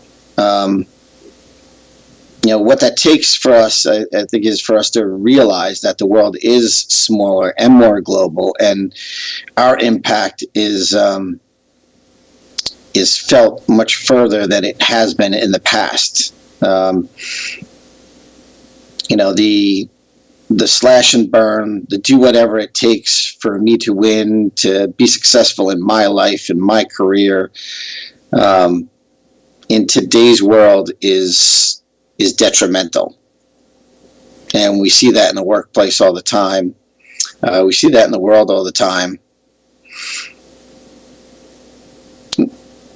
There's, I'm not here to tell anybody what to do, but to empower them into thinking for themselves, to determine their own answers. And I believe that our lives give us an indication that we make a difference, or that anything in the world that we choose to, we can have an effect on, a positive effect. But unfortunately, we live in a world today where it seems like at times the belief is prevalent that no one and nothing ultimately matters, or that the world works for very few. I think that's been very present in the presidential elections in the United States. Astounding that a quarter of the, or 30% of the population that could vote didn't even vote. When you poll some of the parties poll differently, but there's a prevalence of that the world works for very few of us. And if you go outside of North America, those numbers increase dramatically, where 3/4 of the people on this planet will say that their life is not good. And the other quarter is primarily will say that they are chasing so much so that they can prove that the world is still good or works for them. And so it's tough to in that type of world to live meaningful and purposeful lives for most people. And when we're not really clear on who we are and how we make a difference, it becomes almost impossible. So how do we make sure to make progress? That's really the question. How do we get back to waking up with passion and following our dreams and taking the risks and being okay with the failure as part of the process? It was, I see all the time, the comments of everybody gets a trophy, or it's not okay for anybody to lose anymore. And you see the riots in the United States over, the tremendous amount of victimhood showing up in the world, how people are reacting, the examples they're being for their children. Have we given up on the idea of ever making a difference? When did we learn that not to care so much? When did we learn that we didn't really count? When did we begin to buy into agreed upon social values that are not okay for some of us? When did it become all about accumulating money or power or status?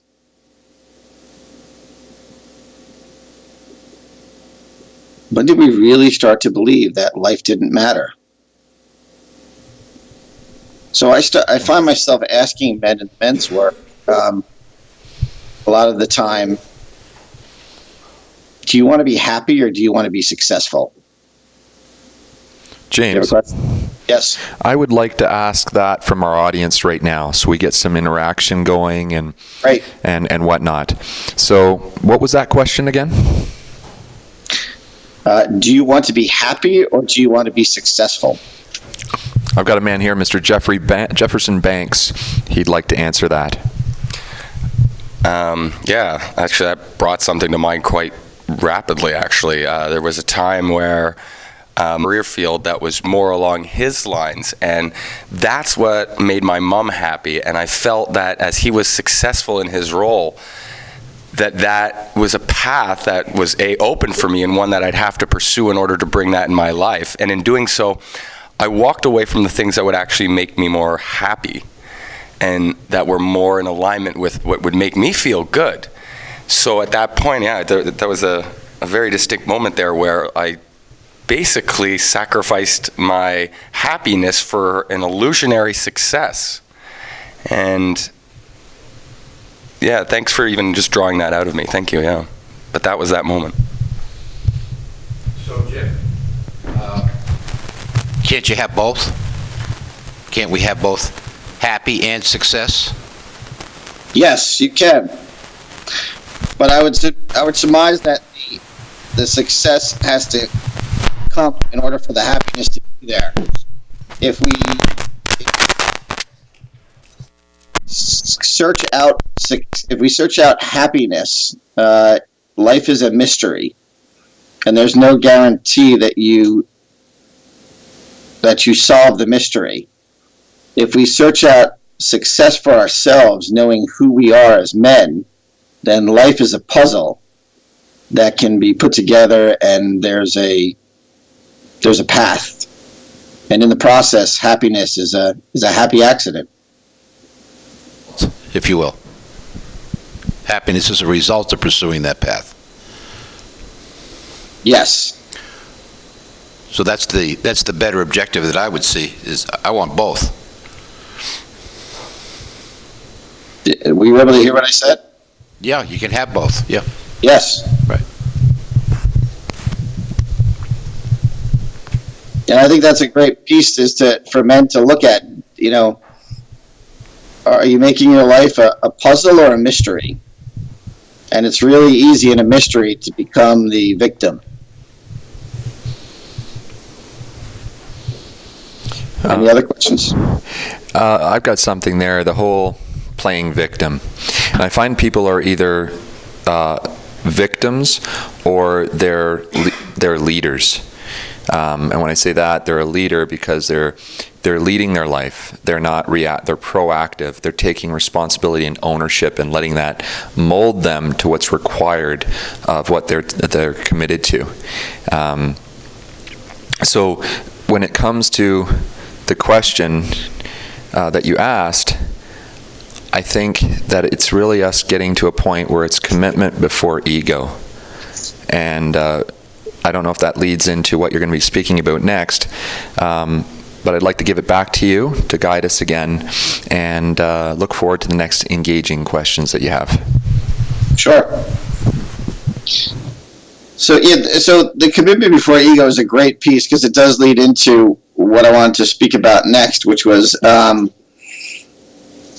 piece around, do you want to be happy or do you want to be successful? Well, if you choose to be successful, as we said, then life is a puzzle and happiness is the happy accident that comes along with it. It also, in some ways, requires us as men to lighten up and have fun, enjoy the risks along the way. But to be successful requires that a man knows who he is. And so we have to differentiate between what I'm going to call the societal values or the societal drift, and the difference between progress in identifying who you are as a man from the values of your family and community. Most men, if you ask them to put together a list of goals for their lives, will come up with a list of goals, from my experience, that are not actually aligned with their true values, but more who they think they should be based on the societal drift today. So that would be I guess that would be another question for men here today is, if you look at the goals that you had 5 years ago, 10 years ago, are those still the same goals that you have today?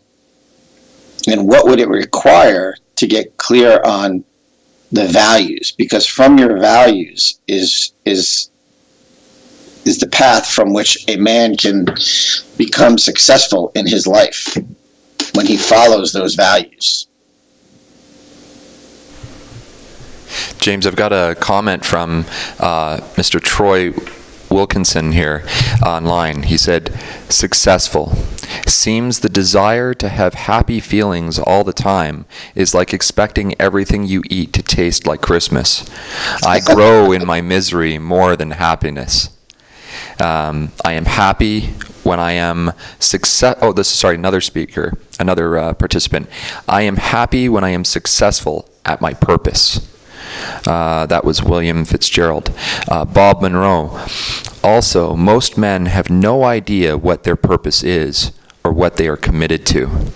And I think that that's a huge thing to take away from today and what these different organizations are doing and the work you're up to, is because this actually helps give us a path to being the man we want to be, discovering our purpose, actually even getting us to start thinking about it. And it's once we find our purpose and get that vision that we can become committed.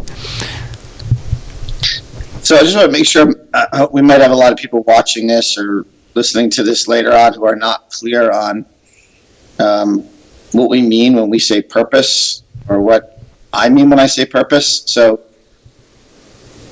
for me, purpose is your compass. It's your roadmap. And to not have a roadmap, to have results you want, but no roadmap is a dangerous place to be. Saying I'm going to be happy about my life and I want these results, but I don't have an actual roadmap or a compass to get there is is a dangerous recipe for getting lost in the woods for a very long time.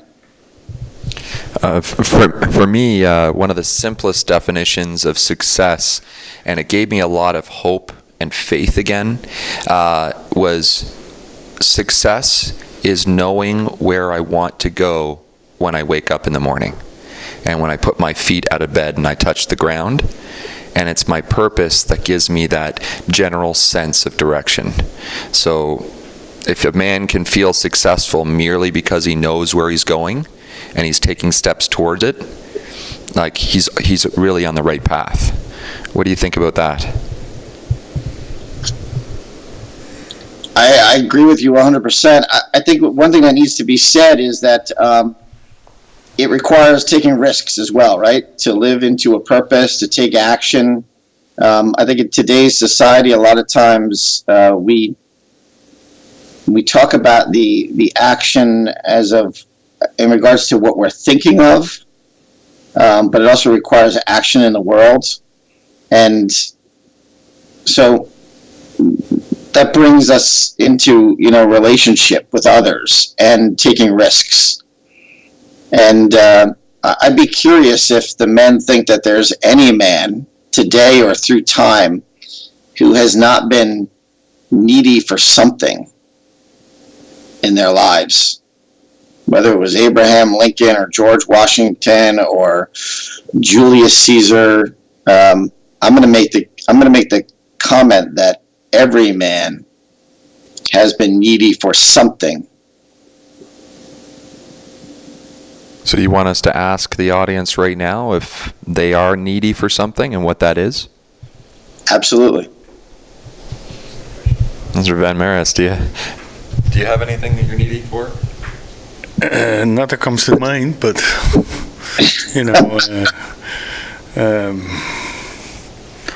it's one of those things that you need to kind of like put your mind to in order to have it, right? Life is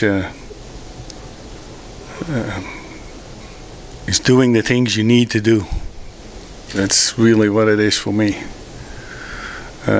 On a personal level, I'm needy to make sure that I get fully healthy again, but that's another story. So. Mr. Menezes, do you have anything you're needy for? I have more of a comment. So it's more about separating need from want. So, I mean, because you're saying using the word neediness, taking more objection to the word neediness. Not like it's a problem. I've been needy many times in my life. But I actually strive to not be. To actually have there not be any needs, and that opens up a realm of, if I actually reflect on what I want to do, the difference I want to make, it's beyond what I need. And in fact, I think it's only accessible by not needing anything. I think I can't hear that. So what I'm hearing is almost like when you're serving a higher purpose, you actually operate at a way of being above need, personal need, because you're fulfilling on that. You're taking care of it. Van Maris is probably one of the most self-sufficient men I've ever met. Hence, it's very hard for him to come up with things he needs and describe that, because he's taking care of business. He takes care of his needs. He's self-sufficient. He's serving a higher purpose. He's taking care of his wife and family, and that's a man on purpose. So I guess you could measure your level of living on purpose by the number of needs that you have. The less needs that you can identify, the more on purpose you are. Is that where you were going with it? Well, not quite. Close. It distinguishes higher purpose. So when the purpose is bigger than me, like the purpose that I'm up to, my life is insignificant in that. Right? Live or die. I'd happily die to trade that for the accomplishment of my purpose. And that's why I'm giving my life to it. Kind of makes sense. Now, interestingly, as far as words go, I would include the word happy and productive lives. which, is different. And I've done a lot of spins on that. And what does that mean, right? Mostly it's having people be unencumbered by their circumstances. So what I would say is people unencumbered by their circumstances, and so that they can live happy and productive lives. Now, I would say a man who's not purposeful has a little shot at being happy. So it's one of those chicken and egg things. I would add to that if any man looks at the amount of success that he's having in his purpose, it will tell him how needy he is. The less success in your purpose, the needier you are. And there's nothing wrong with being needy. My point around the neediness is, one, for men to be able to see it for themselves, and two, to be able to surround yourselves with the people that are capable of giving you what you need, so that you go out into the world and solve the puzzle, have the wins, get up from the failures, but that requires, having those relationships in your life with those that are willing to give you what you're needy for. There's a comment from one of our participants online, and it's from Jonathan Peterson, to be the best uncle that he can be for his 3 nieces. That's one of his needs. So it's a very interesting way to identify a need. A need to be connected, Ian Sherman. A need to belong. Those are all things that those men will call on their families or their men in their lives or others to fulfill those needs. And if we don't surround ourselves with the team, the pack, the individuals who are willing to give us what we're needy for, so that we can continue on that puzzle of creating our success in the world, then we just achieve it makes it almost impossible to achieve the level of success in your purpose that you would want. We have another one here from Troy Wilkinson. I need others that are focused on the same mission. I'm always in search of those people. I need enough wins to stay motivated when I am at my worst. Oh,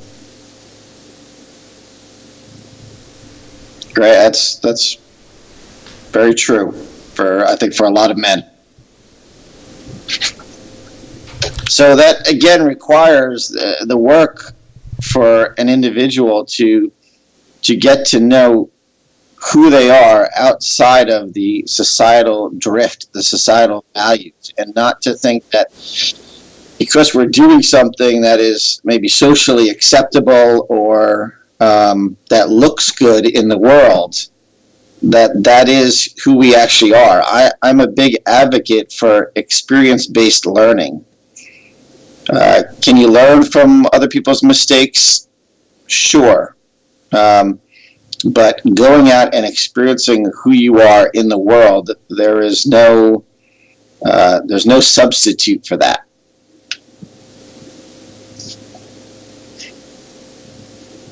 So I think that we've covered purpose quite a bit here. Oh, I've got another audience member who wants to participate.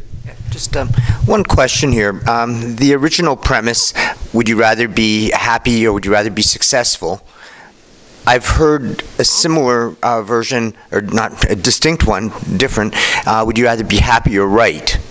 And putting that into the paradigm of, happy, successful, right, how would you align those?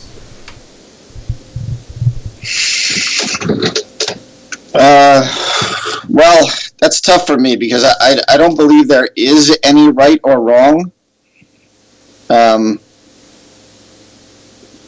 So I guess if you're talking about right in the sense of right in becoming who you want to become, I guess that's in a way the same thing, but I believe it really, judgment and expectation are, are dangerous enemies of success, and they take us off our game. So to the extent that any man gets stuck in the right or wrong of the world or what somebody is doing to them, that could be a real distraction. Thank you. So, James, where would you like to take us next in this conversation? Well, I'd like to take us into our relationship, because I think one of the most important pieces for a man in becoming successful and in becoming the man he wants to be, or for any individual, I believe, is that relationship with your significant other. And in that relationship with your significant other is where a lot of the trauma is created in our world today, especially in North America, where we have 50% divorce rates. And so I'd like to bring the idea and the concept that when you are playing to be successful, when you are clear who you are, when you surround yourself with people that can give you what you're needy for, that your relationships will then be enhanced and, in a sense, bulletproof. Because what you show up in that relationship to, how you show up in that relationship is very clear on who you are as a man. It allows you to bring love to the relationship and not be needy for love. And I think that's one of the things that in our society has really wreaked havoc and devastation on men, their drive for success. It's created turmoil in our families. It's destroyed families. This idea that, the men that think that they are needy for love, may be needy for intimacy or affection, but as a man in a relationship, it is it's our job to bring love to the relationship. Now, I'm not saying to be a victim. I'm not saying that you don't get something back for that, but living from a place of creating the context of love in your relationships allows a man to not be a victim. And when he's clear on who he is, and he's getting, like I said, what he needs from his others, he's getting his needs fulfilled, he's out in the world in action, then it's much, much easier to bring love and not be needy for love. So the message I heard in I've heard it since the 60s, I think. Be love, right? Actually, one of our upcoming speakers, Donna Ahmed here, has just arrived, and I've heard that message, and free hugs and stuff like that. So it's our job as a man to bring love to the relationship. So that's pretty straightforward, right, James?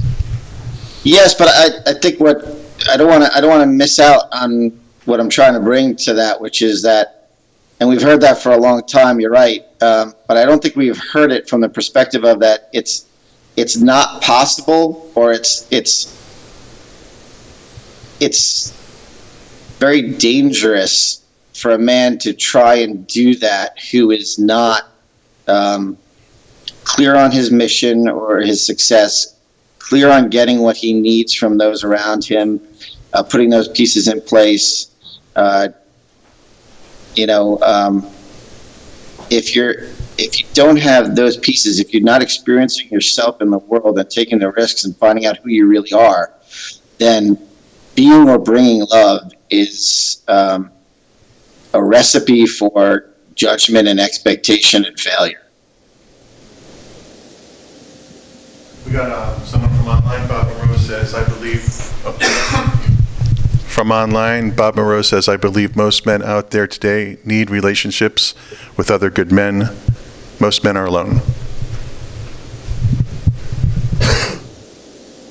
Yeah, so in that scenario, being in a romantic relationship with another is, like I said, is a recipe for judgment and expectation, which leads to failure, and that leads to marriages and failing and divorces and all the stuff out there, because we're not allowing men to do the work ahead of time, and a lot of men out there are very needy. One of the things that a lot of them are needy for is a purpose. And so having a child or having a family or having a relationship becomes a purpose. And that's also a dangerous place, I believe, for any man to be. Because you have to know yourself and who you are before you enter that level of the game, families and I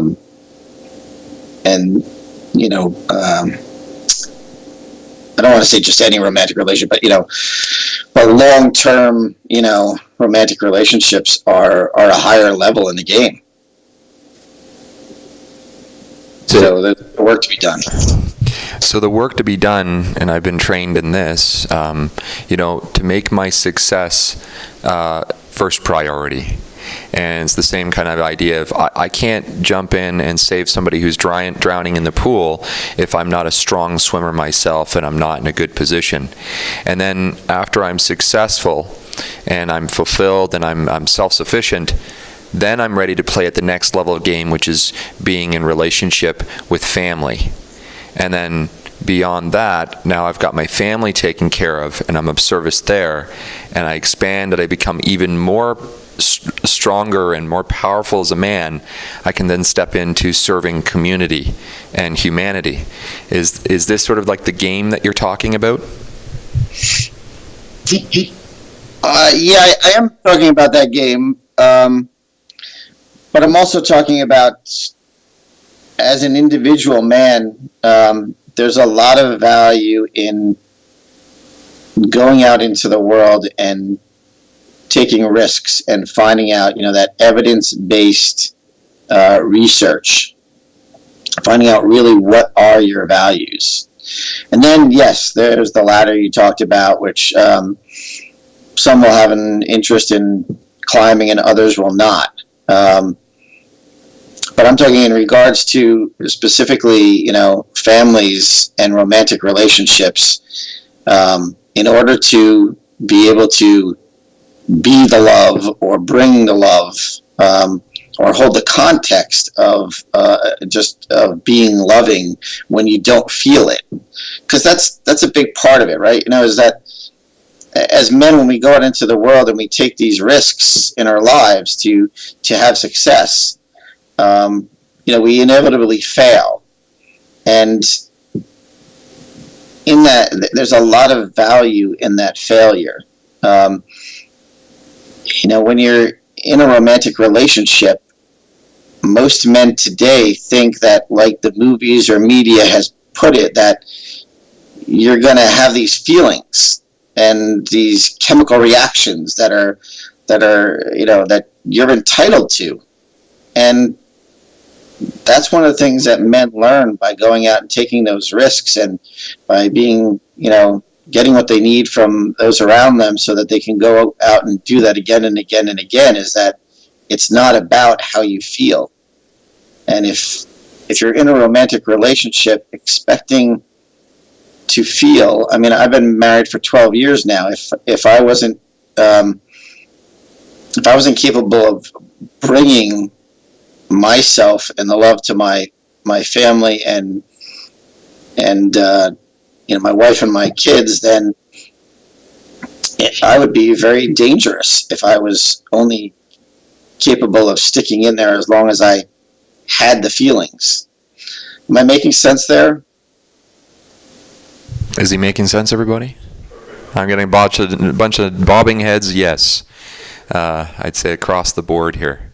Now, we're starting to run short on time, James, and I was wondering if we could give an opportunity to some of the panel, if they want to, ask some questions, dig a little deeper, and I'd love it at the end of this session with James that we walk away with some clarity, one or two takeaways that the audience really learned from this session. One thing you were saying about romantic relationship, and I just want to emphasize it because you said it and I'm not sure it landed all the way, was the difference between love and loving. And for me, that was a hard and important lesson. That the feelings come and go, and as long as I'm being the action, the feelings come back. So it's actually through, for me, it's part of that drive to success. Part of that drive to success is if I'm being loving and I'm crappy at it, and I'm being loving and I'm crappy at it, and then I become more successful at being loving, I feel happy as a result of the success, and then I experience love. So it's through the actions that I take that I'm actually going for the feelings as opposed to expecting to get the feelings. Absolutely. Well said.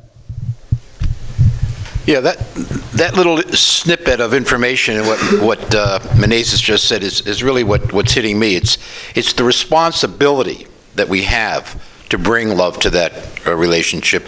That sure, when we meet the woman of our lives, the chemistry, the puppy love stuff, all that, but that only lasts for a while. It served its purpose. Many years later, many children later, it is our responsibility as men to bring love to that relationship, not to just wanting to receive it. And I think that's a very important point that's frequently overlooked. And when I look at my own life and I gauge my own relationship with my wife of now 39 years, there's no question that love has changed dramatically. But there's also no question that it's deepened dramatically because I take responsibility for it. They're over there.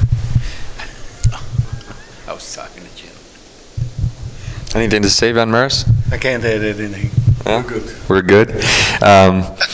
Okay, so, to be really transparent here, I'm a man that I didn't do the work, and I wasn't ready for playing the game. I got married, and I'm one of those statistics. I'm divorced, and I'm seeing the consequences of choosing to get married when I wasn't ready, and I'm seeing that with my son. And the first report card he just got from school, and what he's dealing with trying to understand relationships, because he's not seeing it modeled in a healthy way from his mother and father. And it's really heavy, Talk about, I'm having the emotions now, right? And I think what I'm getting from this is love is work. Loving myself and feeling successful and owning the responsibility of the purpose I discover for myself, that's work. And then I earn the right to do the work of loving a woman and taking care of her, even if I'm not feeling loved in return. That the relationship is work. Being a father is work. Being a husband is work. And that's what this work here is so important, and that's what drives me to get your message and the message of these elders and experienced men out there to the world. So, James, we've got about 4 or 5 minutes left. What would you like to cover before we go? I think we've covered pretty much everything. It's a process, and that process is something that families and communities can help to pass along from generation to generation. You know, on the female side, you know, women go through more chemical, biological changes. So the process for them is outlined and starts at an earlier age. We haven't been willing to do much of the work of the research. There are some universities out there now that are in Michigan, in Long Island, in Toronto. But I think this work needs to get out there so that there is a clearer path or process for men leading up to marriage and starting families, and the benefits to society for that. I've seen some estimates in the billions, you know, just from the cost of divorces you were talking about. So I think that's the biggest takeaway, is that there is a process here for men. And we have to be aware of the societal values and the societal drift that value at a basic level, but can be a distraction or even dangerous in having men think that they know truly who they are and who they want to be without having done that experience-based learning.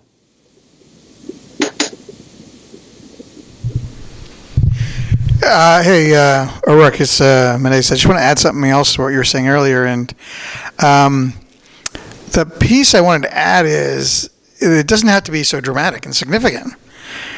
And, you know, I mean, we're talking about purpose and things like that, and needs and things like that.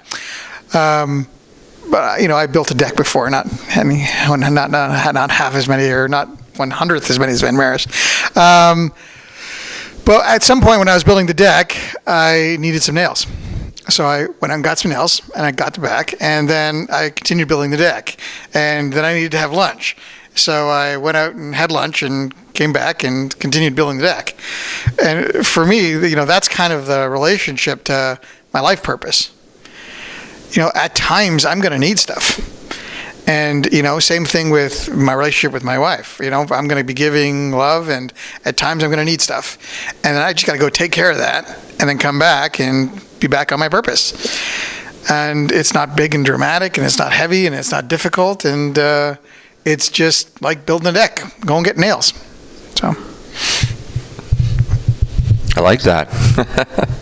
It's not all heavy lifting. I just want to say that, you know, when we say purpose, I think a lot of men think of Gandhi or Martin Luther King or somebody like that. You know, men can have very easy, simple purposes in their lives, you know, that might be accomplished in a day, a month, a year, whatever.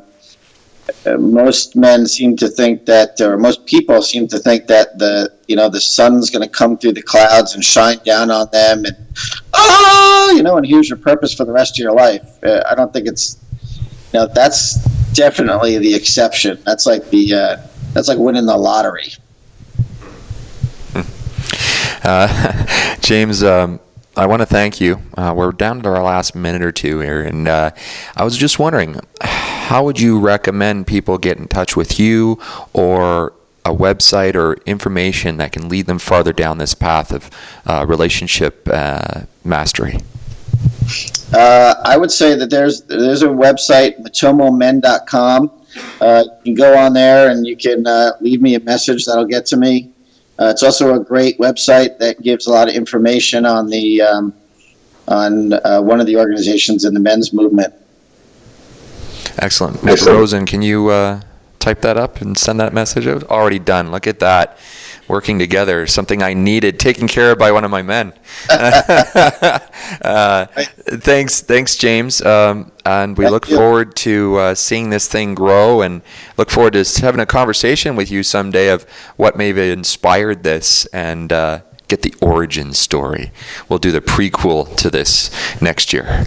Anyways, thanks. This is just one piece in the puzzle. There's a lot more. That's true. Absolutely. Thank you. Thank you, James.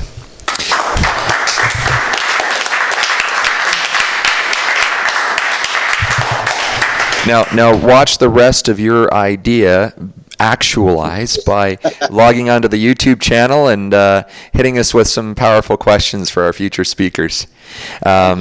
I see one of the next speakers out just outside the door there. He's zooming up and getting excited. This man is full of energy. You're going to get a full body live person experience this time. His name is Danish Ahmed. I've been friends with Danish for several years. His original story blew my mind. Danish was the first introduced to the men's movement 2 decades ago and graduated the Sterling Institute of Relationship.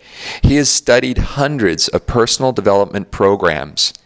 He has studied not only those programs, he's done the work in relationships with relationship experts like Dr. John Gray, Men Are From Mars, Women Are From Venus, and others from the hit movie The Secret. Danish Ahmed is a blind Pakistani albino. Really, that's who he is. He's an entrepreneur, an inspirational speaker. He's a best-selling author of A Dictionary of Distinctions, also translated into Mandarin. Today, Danish produces inspirational entertainment, overrides a multi-million-dollar network marketing organization, and is the leader of the Party for People with Special Needs. I was honored, actually, to help him with branding that. He helped me fulfill part of my purpose, helping others to clearly express and share their vision with the world. Today, his topic is Lastin' Longer, an interactive conversation which will have you become more of the man than you thought you could be. I want to welcome to the stage Danish Ahmed. Thanks very much. Thank you.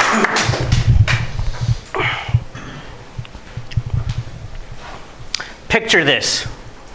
I'm 8 years old, and I'm in grade 2. It's the first opportunity that our class got, that I got, to go out on a field trip. The field trip was to an outdoor swimming pool. And I was mesmerized. I thought, wow, this is awesome. I could get to swim in this water for the first time and explore splashing back and forth the water. It was very interesting, and I probably spent 6 hours that day just doing that on my own. It was very interesting and exciting. Is there a problem? Oh, everything's all good. You just move a lot. Yeah. Well, that's what you said. You said I was going to move a lot. Okay, I'll be a little bit more stable. No, okay. We'll just go wider screen. Okay. So after 6 hours of that, I went home, and then all of a sudden, my skin started burning. It was really intense, and my whole body started aching. And when I woke up the next morning, I had 2 blisters on each of my shoulders about this high. My back was in excruciating pain, and then I couldn't even lie down or have my body touch anything. For 2 weeks, I couldn't go to sleep lying down, and my skin would start peeling off my back, my arms, my legs, everywhere. And that was my first experience of realizing what it's like to be an albino. I didn't know what an albino was. My parents didn't know what an albino was. See, born in a third world country without any electricity or running water, coming to Canada was the first priority of my father. Now, I came here when I was 4, but little did I know that Casper was the name that most people would have in store. But instead of going through walls, I ran right into them. See, because as a person with albinism, not only do I not have pigment in my skin, I also don't have pigment in the retina of my eyes. I'm legally blind. I can only see about this far. That's why I think all of you look so beautiful. And that, saying that is so simple. It's like, it's one sentence. But the ramifications of that, the consequences of that in my whole life are astronomical. The effect, the impact it has from not being able to see this blackboard in school and being able to write down notes or being able to read the text that was given to me. not being able to make eye contact with people and get that social connection as a child or as a teenager. Not being able to know when a woman is visually flirting with me or flicking her hair. And who doesn't want to know that? And so I went through all these challenges, and I think what got me through it all, because you can imagine, it's not only those challenges, but as a man, those challenges are more dominant, because as a man, I want to be a leader. As a man, I want to take action. As a man, I want to help other people. As a man, I want to be there for others. But as a person with a disability, I need others there for me, especially when I was growing up, to help me across the street without getting run over, to help me make an appointment. And all those things were demasculating to me. It was like, oh my God, rather than me being of service, I need to be a burden for other people. And that sucked. So I hope through my life experience of overcoming that I will give you some of those same tools that I developed for myself that can be even more advantageous to you, because you may not have the disadvantages that I've had. Now, you probably have other disadvantages. So I'm going to talk about mine, but I want you to think about my disadvantages into the context of your own personal disadvantages. And that's where this presentation will be empowering for you. So can we get to the slide 1? By the way, because I can't see, I won't be able to see what's written here. I'm just kind of going off memory, so I have other people volunteer to read what's on the slide when I ask. Is that cool? We want to be interactive? That's great. Okay, awesome. Usually people raise their hands, and I'm like, well, that doesn't help. So, lasting longer, I called it this because for me, it's we all have challenges in life, and we're going to talk about challenges, and we're going to talk about adversity. But it's not in not having those that makes our life successful. We're going to have those. It's in overcoming them. That's what makes our life successful, and how long it takes us to overcome them. The longer we last, the longer we keep moving through all these obstacles, the more of a man we're going to be. And the next part of the subtitle is to have you be more of a man that you thought you could be, because you're already a man. You're already a powerful man. You wouldn't be here if you weren't one. So my job today is to expand your consciousness about what's already there inside of you, the potential you already have. I'm just going to have you be aware of that more so, because it's great to give you new tools, but what's even more powerful is to give you an awareness on the tools that you already have inside of you that you maybe haven't been utilizing as much. Okay, next slide. So rather than me talking about who I am so much, I'm going to present to you a little bit of a video, and we'll watch it with audio. Entertainment.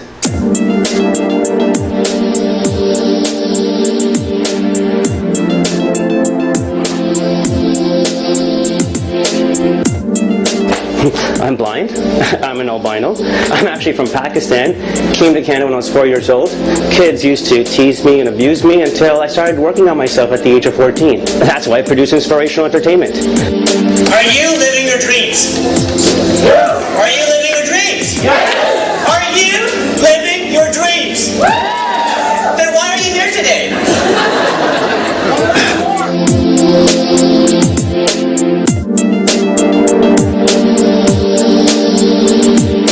Think about that. It doesn't matter what you say to people. What matters is how they feel when they're with you.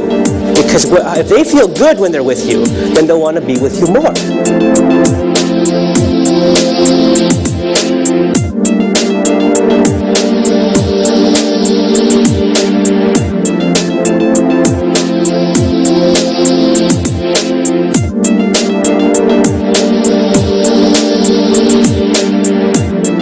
That's why I produce inspirational entertainment. Because I want to show people how cooperation and collaboration can make a wild, crazy dream come true.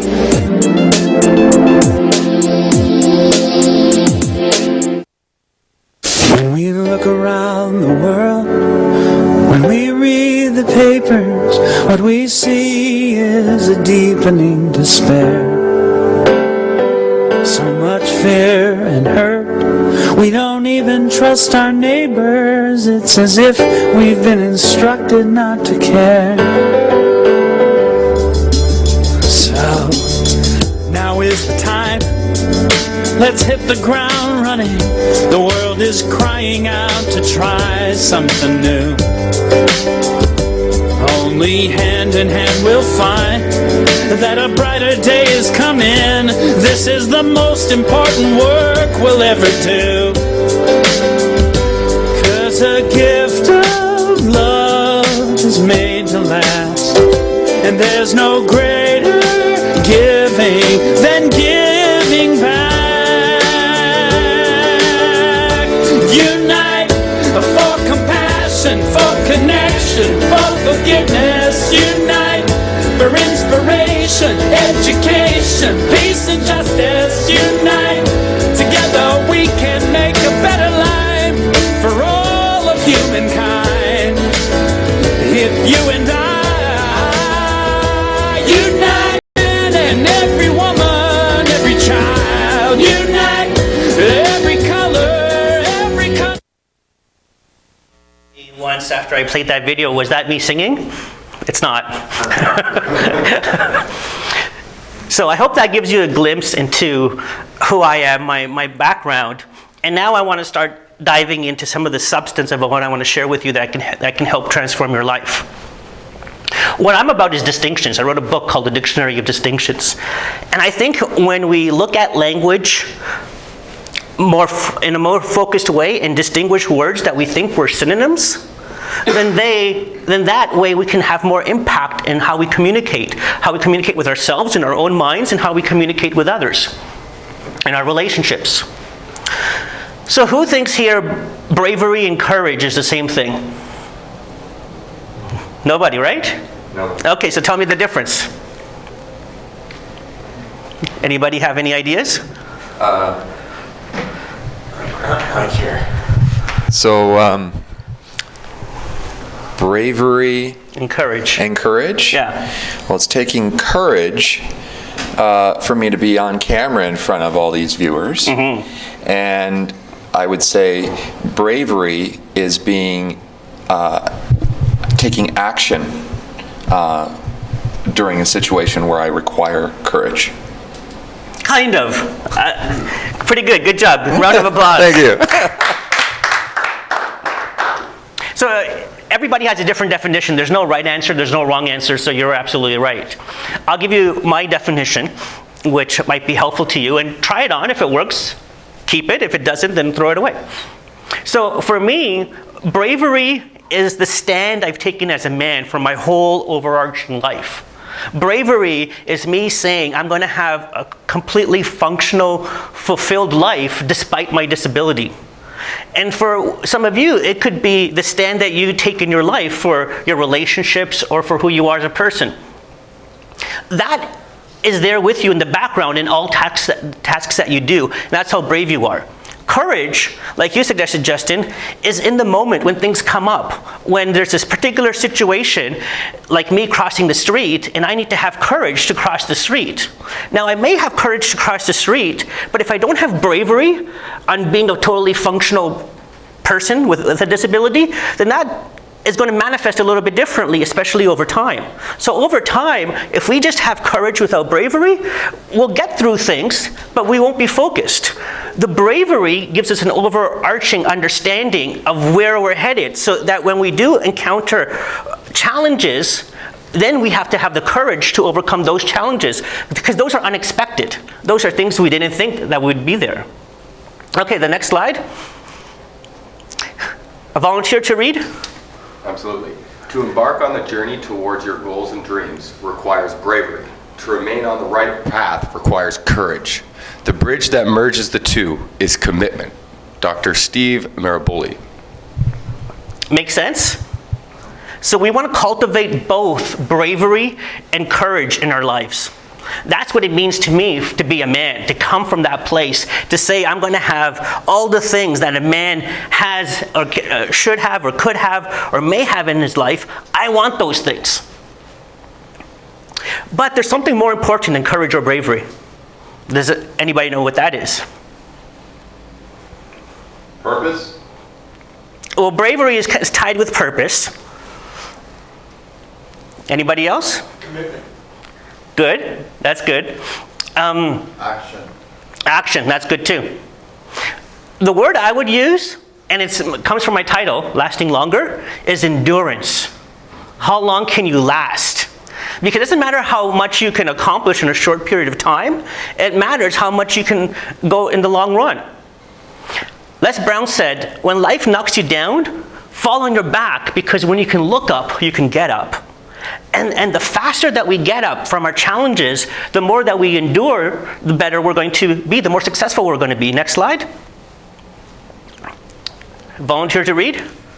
The first virtue in a soldier is endurance of fatigue. Courage is only the second virtue. Napoleon Bonaparte. So as important as bravery and courage are, it's endurance that's going to take you to the next level. Next slide. So what is adversity? Because, there's no point in being brave and courageous if we're not going to encounter adversity. It's only through adversity that we get to utilize our bravery and our courage to go right through it and to overcome it. But how would you define adversity? Any volunteers? That which challenges growth. Good. Resistance. Cool. For me, those are great answers. For me, I have another distinction around challenges and adversity. See, I think everybody has regular challenges in their life. Whether it's finances or whether it's relationships, whether it's health, it's stuff that all of us go through. But what has us feel in adversity is when we feel we're going through something that's unfair, that doesn't happen to everybody else, that only happens to us. Like for me, my adversity is having a disability because I feel like no one else goes through it, although it's 10% of the population. But nevertheless, it feels like it's just me, that life is happening to me. And I want to ask you, what's your adversity in life? What do you feel that's happening only to you, and that is unfair, and that is debilitating because you can't even find other people to relate to your discomfort or your pain? Next slide. So here I've distinguished the different things that are challenges with their solution, and then on the other side, what adversities are. So does someone want to read the first column? These are just challenges which are not adverse. So on the left side here, normal challenges. The opposing is adversity. Second down, pain medication, opposing depression. Frustration communication, unfair or unfortunate. Stress, delegate and focus, opposing persistent. Anxiety, meditate. Adversity is personal. Problems, consult. Adversity is compounded. Normal challenges, life goes on. The adversity, disability. Then you have prisoner of war, disease. So as you can see on the right-hand side, these things are a lot more intense than normal challenges. I mean, to be a prisoner of war, to go through a disease, these things are adverse. So if we can learn how to go through those adversities, then the regular challenges of our life should be pretty simple and easy. Next slide. So for me, adversity comes through turmoil, trauma, and terror. Those are the three things I think that happen to all of us in life, and to me, they certainly happen. I mean, it's not just a disability for me. First I'm socially isolated because I look different. Then I'm legally blind and I can't see, and I can't, order at restaurants properly or read the menu. It's like, it affects every aspect. I can't drive. I love it when people said to me when I was growing up, you're absolutely normal. The only thing is you can't drive. I'm like, that's still not true on so many levels. I mean, even if it was true, not being able to drive has such a significant impact on dating life. it has such a significant impact on just finding a job where it's TTC accessible. And so it's hard for me to find employment in Markham or Mississauga because it's going to take me 2 hours to get there. Now, mind you, some people do commute 4 hours, but nevertheless. What I want you to think about now is what is your personal adversity, and share it with somebody else. So find a partner and share with them what your personal adversity is. We'll go to the next slide. Personal struggles. You want to do the exercise, or do you want to go to the next slide? Well, I think that people were starting to dance and starting to. Okay, yeah, let's do the exercise. For the people at home or watching online, submit some of these things on the chat so we can get them out there. Sure.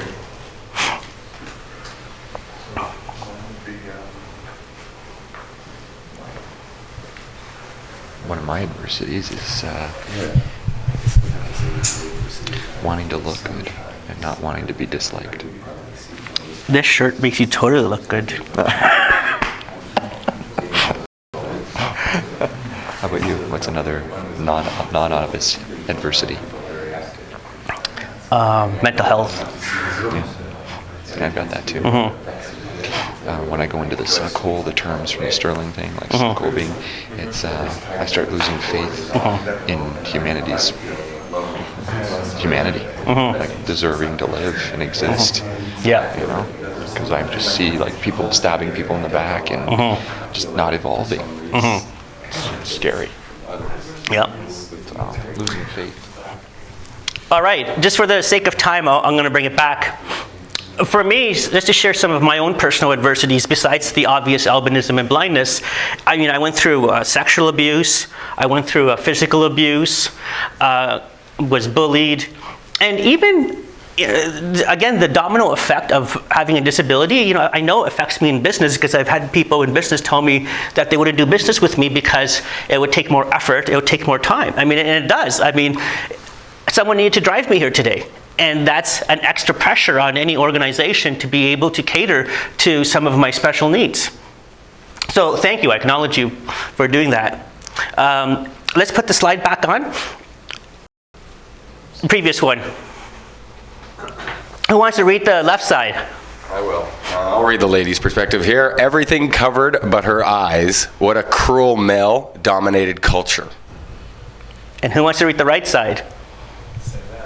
I'll take it, yeah. Nothing covered but her eyes. What a cruel male-dominated world. So that gets you to understand that our personal adversities are really personal. Because from somebody else's perspective, they might not see it as an adversity at all. They might see it as the grass is greener on the other side. So, one, be okay with having an adversity that doesn't look like everybody else's. Now, let's share. Anybody wanting to share what adversity they came up with? Fear of looking bad. So wanting to look good is something that I have to overcome on every moment and every action I take. And what makes it personal and for you? For me personal? Yeah. Because I want to feel like I belong, that I'm worthy, and I feel alone. And I would say that many other people would have very similar challenges. Okay, so something a little bit under the shirt. I've had over 600 stitches. Exactly. That's what I want you to get to. I spent 3 years of my life in the hospital, and I've come close to death several times.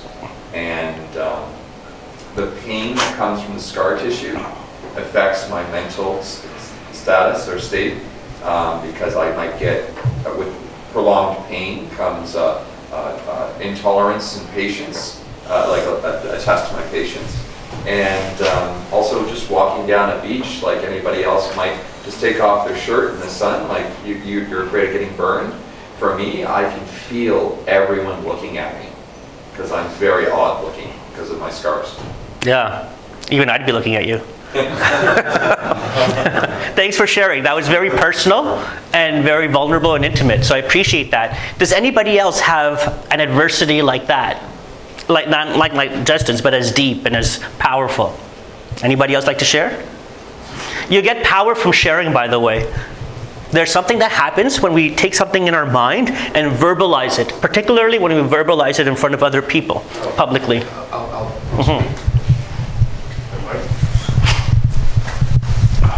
I raised my hand for you, but I knew you couldn't see it.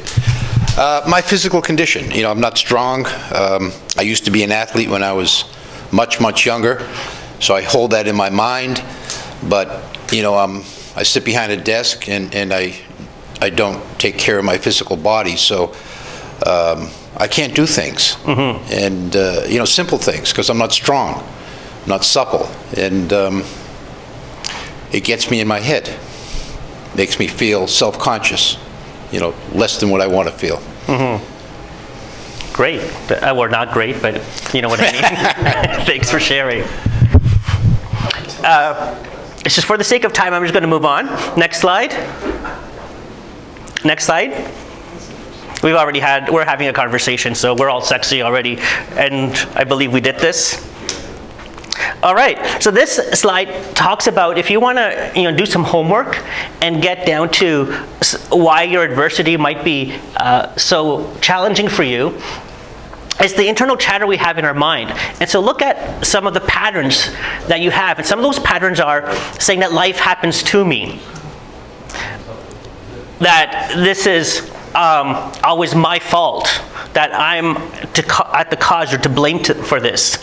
And imagine if you could take your adversity and not have it be a constant crutch on your consciousness, but rather transform it into bravery. Transform it into a conscious uplifting on your commitment. So that's what we're going to try to accomplish by the end of today. Is that cool? Okay, next slide.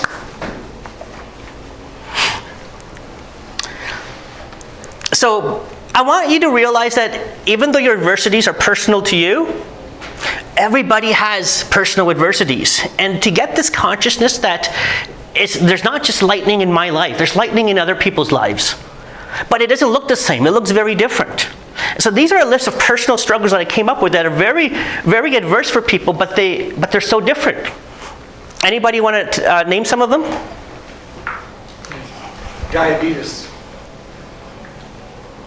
So family challenges. Body image, aging, ethnicity, religion, gender, sexual orientation, abuse, rape, confinement, disability, accident, disease, ADD, ADHD, OCD, mental health, epilepsy, asthma, cancer, MS, economic and social status, perceptions, etc., etc., etc. Through a round of applause, how many could relate that they feel have at least one of these adversities? Yay for adversities. Next slide. Who wants to read this quote? Strength doesn't come from what you can do, it comes from overcoming the things you once thought you couldn't. Right? So we're not trying to improve our ability, we're trying to expand our consciousness.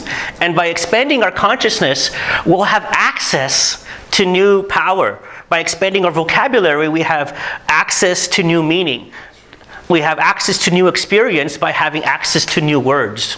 So what I'm going to do now is going to show you, give you the winning formula that you can have, that you can remember, so that you don't just leave away with lots of information, because you'll forget 70% of it. But if you remember nothing else from my presentation, just remember lasting longer. And remember the word last, because last is the magic formula that I'm going to give to you now, which will give you the 4 steps to being more of a man than you thought you could be.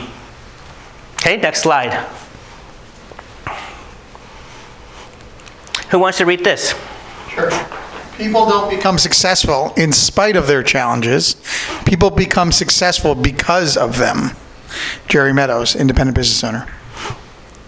I was blown away when I first heard this because for the longest time I used my disability as a crux, as a reason not to excel, not to transform, not to transcend. And then I realized through that quote, wait a minute, my disability is what I could use to leverage my assets, to leverage my abilities, to have access to more power. And sometimes it's hard. Whatever adversity we have, we might be thinking to ourselves, it's just a burden. It just costs me money, it costs me time, it gives me pain and anguish. And it might do all those things. But it also might give us access to new insights. It might give us relatability to other people who have it. It might give us a mission in terms of sharing a story with other people. And all those things we want to become conscious about because it's possible with every adversity. If nothing else, it can become a great story to inspire someone else going through that same adversity. Your experience, your life experience is your gift. Your life experience is your gift to cultivate your future. Next slide. That's magic. The magic formula is coming up. Next slide. So the magic formula is L for listening, A for acknowledging, S for sharing, and T for timing. Last. Next slide. Listen.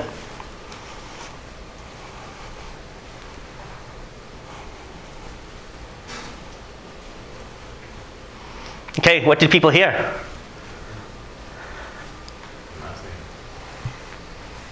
Room, space. We're here together and I guess we're in comfort. Nobody had any thoughts in their head? Wow, transformed group. That's awesome. That is so good. What a great space to be in. So that's great to have that experience of presence. And that could be active at some level, but there's another level that goes beyond that, which I'm going to talk about.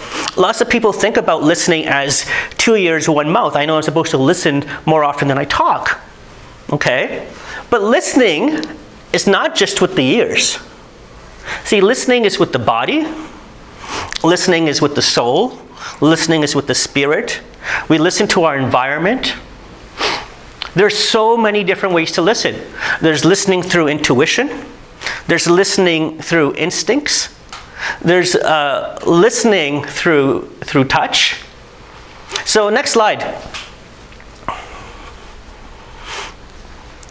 Who wants to read that? Listen to people.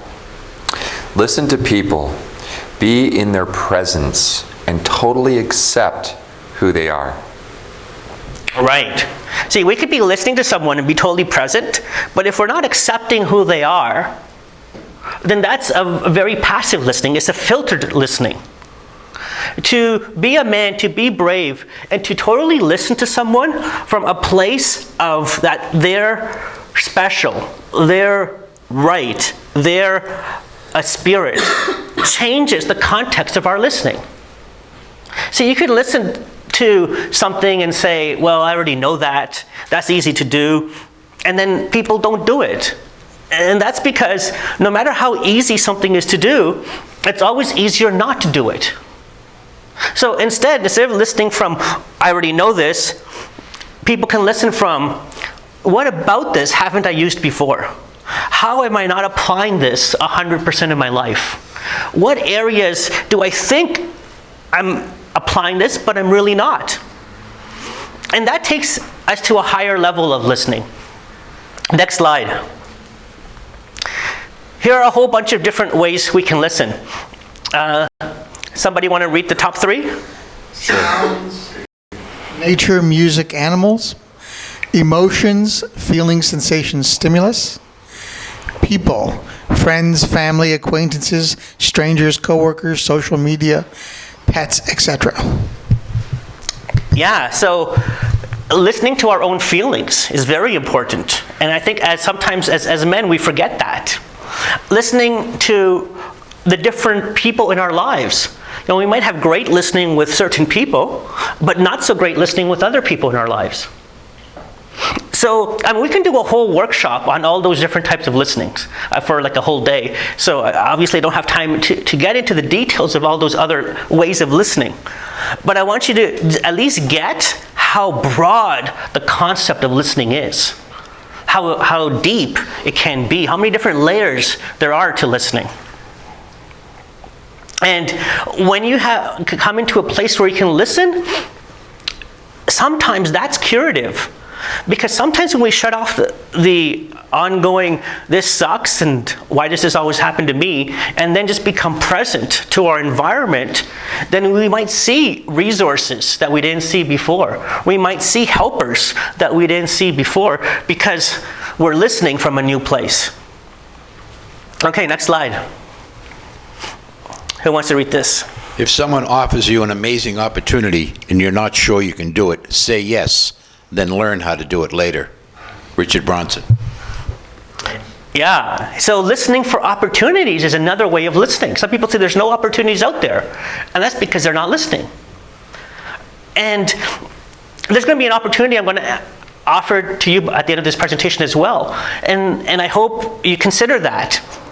Because that will be an opportunity to last longer, to take what you're learning now and to implement it into your life, not just for today, but ongoingly. Because consistency and endurance of good stuff is better than trial of amazing stuff.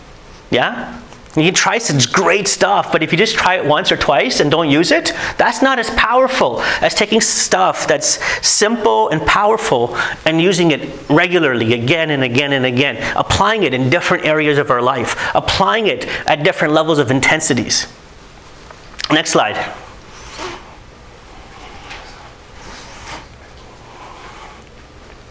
Acknowledging. One of the happiest moments ever is when you find the courage to let go of what you can't change. One of my favorite quotes is, "God's grant me the serenity to accept the things I cannot change, the courage to change the things I can, and the wisdom to know the difference." And what's really powerful about acknowledging is that we're just telling the truth. We're not being optimistic. We're not sugarcoating things. We're just calling things as they are. And when we call things as they are, it's not like a compliment where we're being cosmetic or superficial. It's about being real and present. Let me give you an example. I wanted to produce this Broadway-style musical, and I couldn't sing, I couldn't dance, I couldn't act. So I could have felt really disempowered. But because I was brave enough to say, hey, I don't need those skills because I'm an entrepreneur and I can somehow create this. I don't know how, but I have faith and I'm brave. And whatever comes in my way in terms of obstacles, I'm going to be courageous. And so after thinking about that for about 2 years, because sometimes we need patience, I got invited to a show called The Decide Show. And it was like my idea up on stage with singers and dancers and improvisers and being motivational and inspiring with video and song. And it was so awesome. And I could have gone home being totally frustrated that someone else stole my idea. That how could this have manifested without my involvement? But instead, at the end of the show, I went to see the director of the show, and I told him how much of a difference the show made for me personally, because it was a great show, but I also acknowledged him for what a difference he was making for everybody else. I said, it's not just that you created a great show, but you've created a place of transformation that's unlike any other place of transformation. It's not educational, it's not institutional, it is magical, it is spiritual, it is so good, and I hope it continues. See, that's an acknowledgement. Being so sincere and real and giving to the other person the truth of what they've created. And out of that, Stuart asked me to be part of the show when I was on stage the next week. And 3 months later, I became the executive producer of that show that ran 3.5 years in Toronto. And it was all out of the power of acknowledging. And it's hard to acknowledge when we're not listening, right? Because remember, we need all 4 things. So when we're listening, it's easy to acknowledge because we'll just need to acknowledge what we experience. When I asked you in those 10 seconds, what did you hear? And you said space and room. Well, that's an acknowledgement you want sometimes in your own life, to acknowledge your experience, whatever it is, and to acknowledge other people's experience. And when we do that, we come together in co-creation because we're being real, we're being authentic, we're being transparent. Next slide. Anyone want to read that? Share with people from your heart, be authentic, and embrace humanity. I think as men, we've been conditioned not to share, not to be vulnerable, not to be self-expressed, not to talk about our feelings. And that's really the juice of life. The juice of life is our emotions, is our feeling. People don't make people don't make logical decisions, they make emotional decisions, and then they use logic to justify them. And so, when we share with others, it's not just about communicating information or data. That's very business oriented. When we share with people, we want to come from the heart. And that comes from first listening to ourselves, our own internal dialogue, our own feelings, acknowledging them, and then sharing something that connects with the other person at a deep level. I had a friend of mine, Dan, who said to me, you talk all about this authenticity stuff and on your presentations, this sharing, but you're a liar, you lie to people. And I said, what? What are you talking about? When do I lie? He said, well, you don't tell people that you're blind. And I said, well, yes, I do. I mean, eventually when they ask me, I tell them that I can't see. And he says, yeah, but you wait until they ask. And sometimes they don't ask for an hour or a week or whatever. And in that time, they're making assumptions. And they're not understanding you because they'll see you looking at a piece of paper this closely and wonder why you're doing that. And I thought, wow, that's interesting. Because I thought, I don't want to tell people I'm blind immediately every time I see them. That doesn't make sense. It's weird. So I came to understand that there's more of this organic to and fro of energy where I want to make sure that people aren't misunderstanding my behavior. And inside of that, there was an experience one day where I was volunteering for an organization and I was calling people on the phone, so I lifted a piece of paper up to read what was on it for the script. And the woman sitting right next to me, she says to me, well, why are you holding that piece of paper so closely to your face? Now, in the past, I would have completely ignored her because I was so immature. I'd be like, I don't want to deal with this. Or I would have given her a one-word answer, like, I guess I can't, or I can't see. 2 words.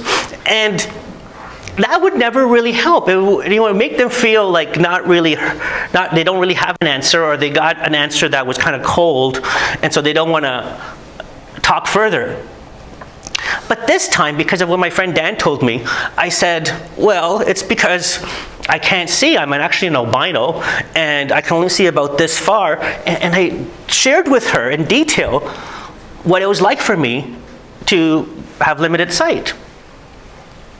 And then she says to me, well, does that mean you can't see me? You can't see my face? I'm like, that's right. I can't recognize people. I don't know what you look like. She says, well, how close would I have to be for you to see my face? I said, well, just like the piece of paper. The piece of paper has to be here, so your face has to be here, nose to mine. She says, okay. She brings her face nose to mine and says, can you see me now? And I was like, yeah. And she was beautiful. And I acknowledged her for what she did. And I asked her out for coffee. And as we were having coffee, I was like, you know, that made such a difference for me. I really appreciated that. I have never really seen anybody else that close. And she says, would you like me to do it again? And, you know, it wasn't just that experience that was so beautiful, but out of that experience, I've had now maybe dozens, if not hundreds of other experiences where I've been comfortable, and women have allowed me to be that close to them and get that beautiful experience that I miss out on sometimes. So we want to listen, acknowledge. What was S? Share, right? We just did it. And next slide. T is for timing.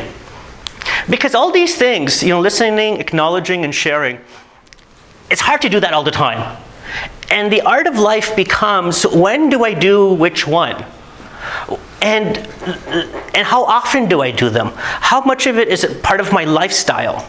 Because it's a muscle like anything else. Anyone want to read the quotes? Courage is a muscle. Being courageous can get easier with practice, but it's never easy. Right.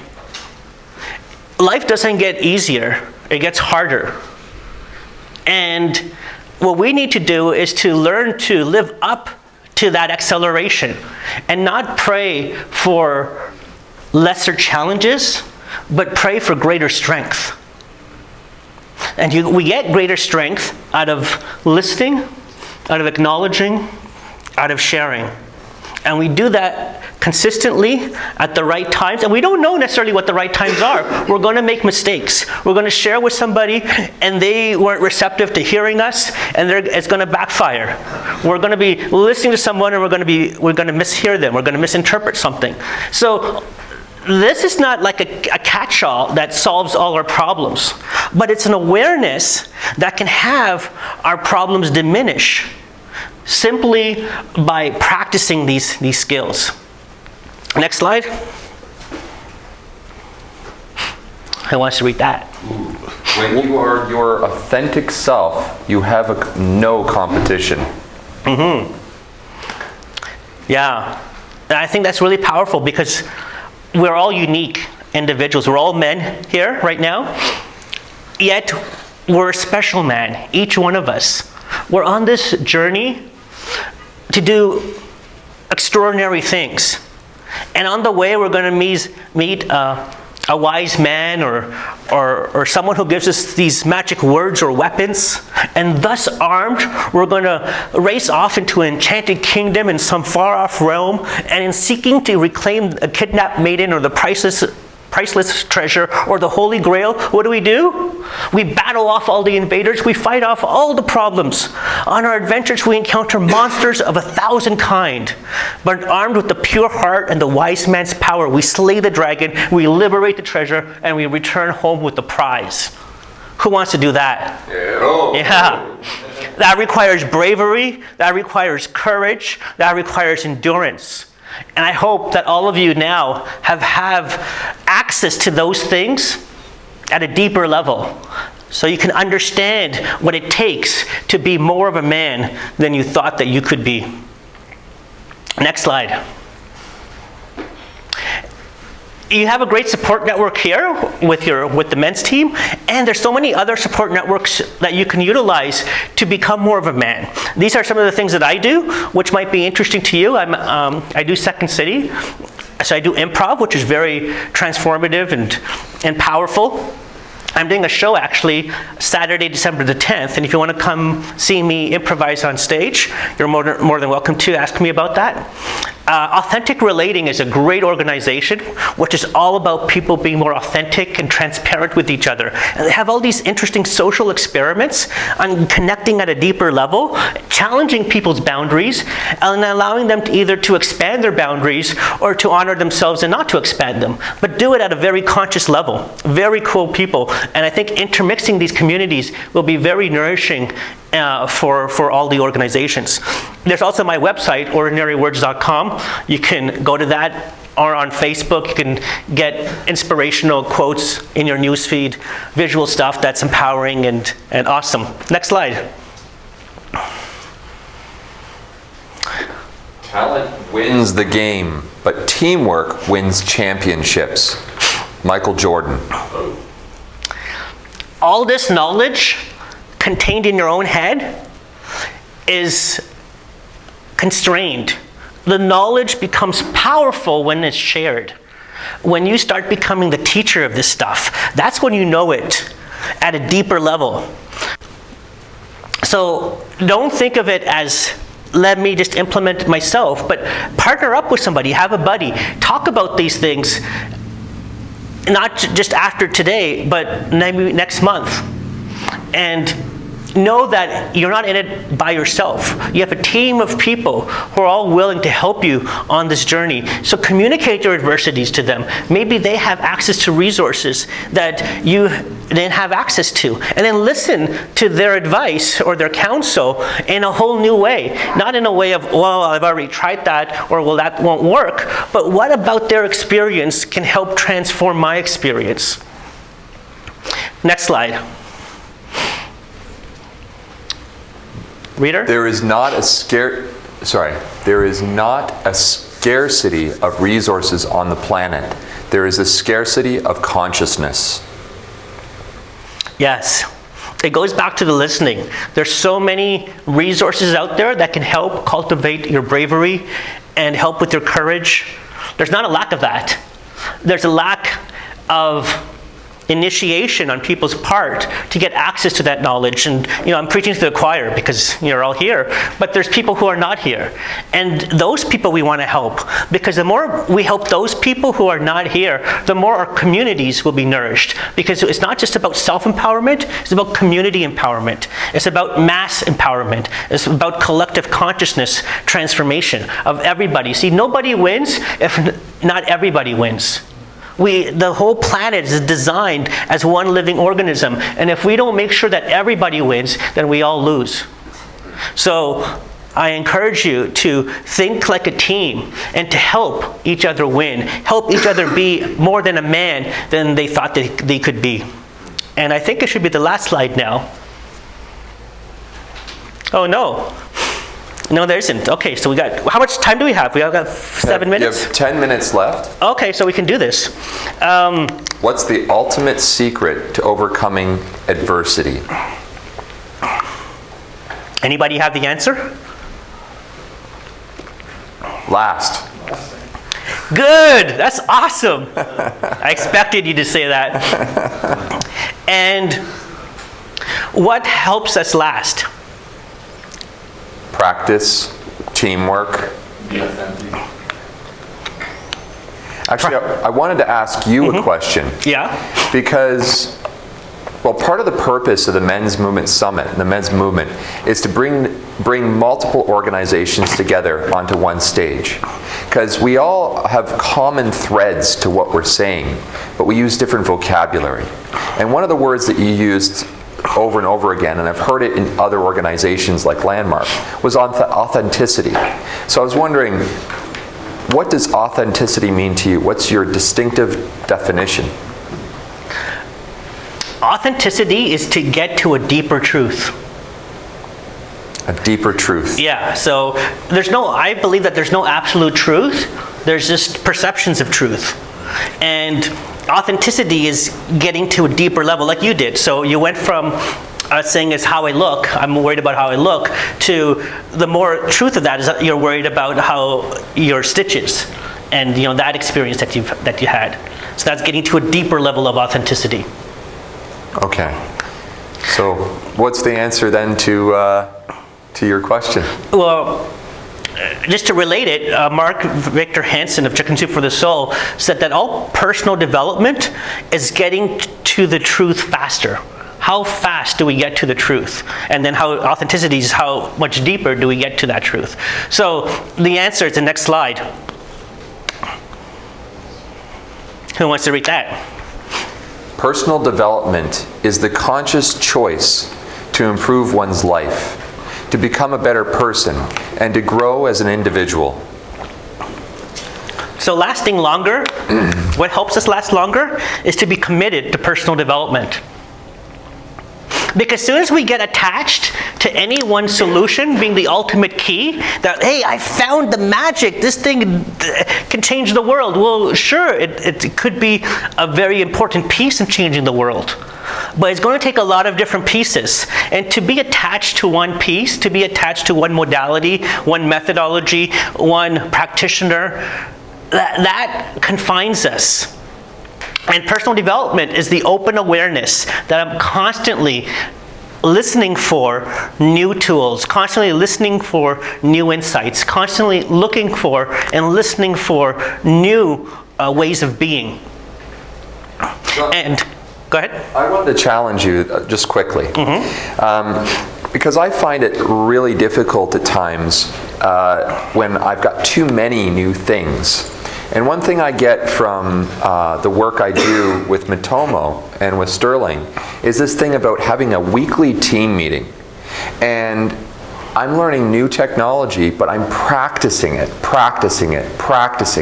so that I actually integrate it. And eventually I hope that it becomes unconscious competence before I take on the new technology, before I take on more. So do you believe that that's a wise choice? It's about practicing what you've got before you go out and absorb new?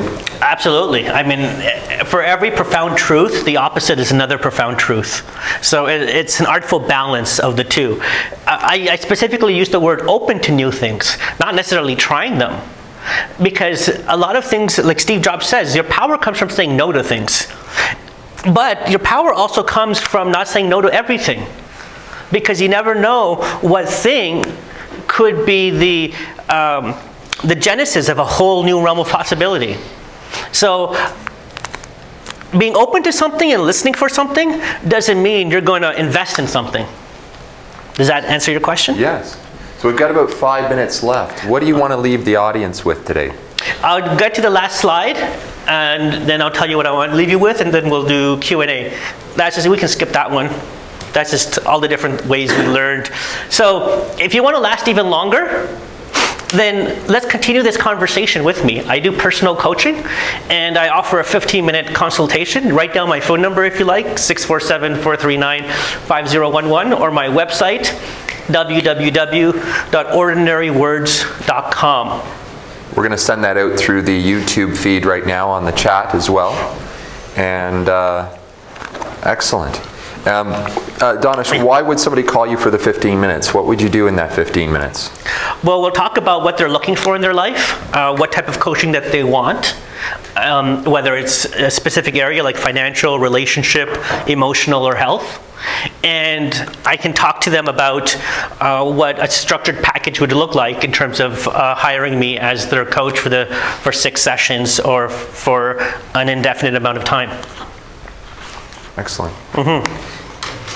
How I want you to leave today is to feel that you've recognized in an adversity for yourself that's been hindering you, and that you're open to new ways of working with that.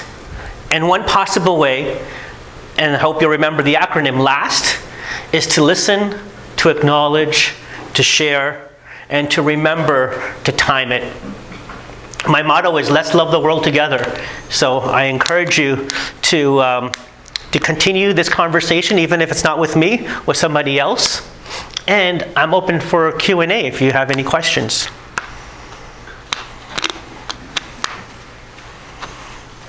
So, Donish, I want to say thank you. You know, I'm so glad you stepped up. Yeah. This was the first man that said yes to being on this stage to me when I was asking about, and I'm really, really But that's because honored. I was the first man you called. Yeah. So, yeah, I want to thank him and everybody for participating.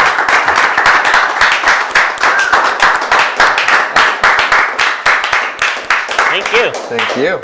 So this is, it's been a great run so far. There goes the morning, and we're right into the afternoon. But just like us here in the room and you hopefully watching from either your home or mobile device or wherever you are right now, and I'm hoping we've reached beyond North America at this point. Let's see.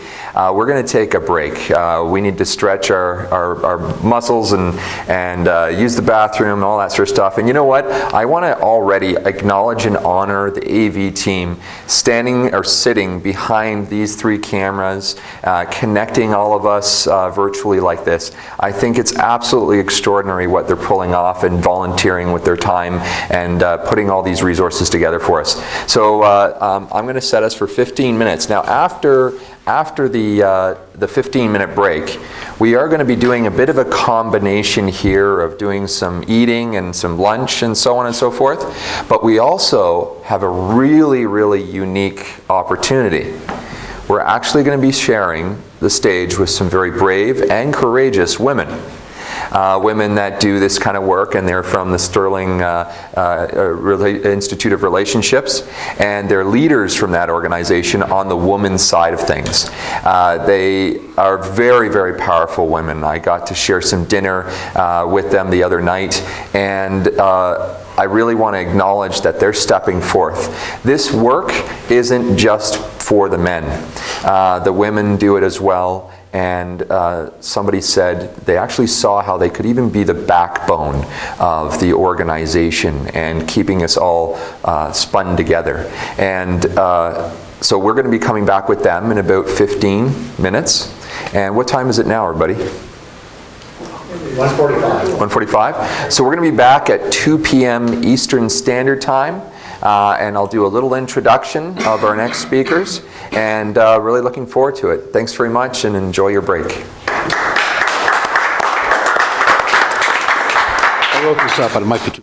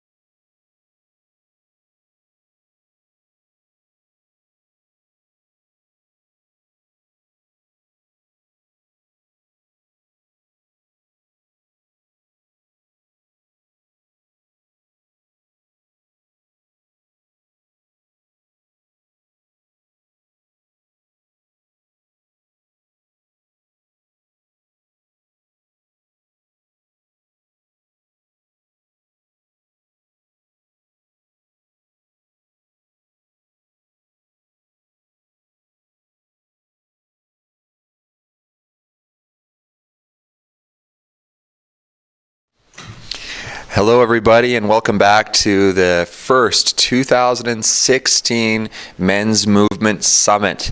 And I am stoked because this stage is about to get some beauty, grace, and nurturing to come on board. And we're going to give a completely different perspective on healthy masculine presence. And it's coming from Veronica Weston and Purva Gabori from the Sterling Institute of Relationship. They are community leaders. And today their topic is, we are in this together. And I just want to say thank you again for being brave and courageous and coming out here and joining the stage. Come on out here and welcome everybody. And I just want to say, thanks to everybody watching. And if you have want them to ask any questions or answer any questions, just give it. And we'll do our best to answer. Thank you. Awesome. Well, thank you everyone for having us here today. It really is an honor to come and support this event and make sure that all the men are well fed for lunch.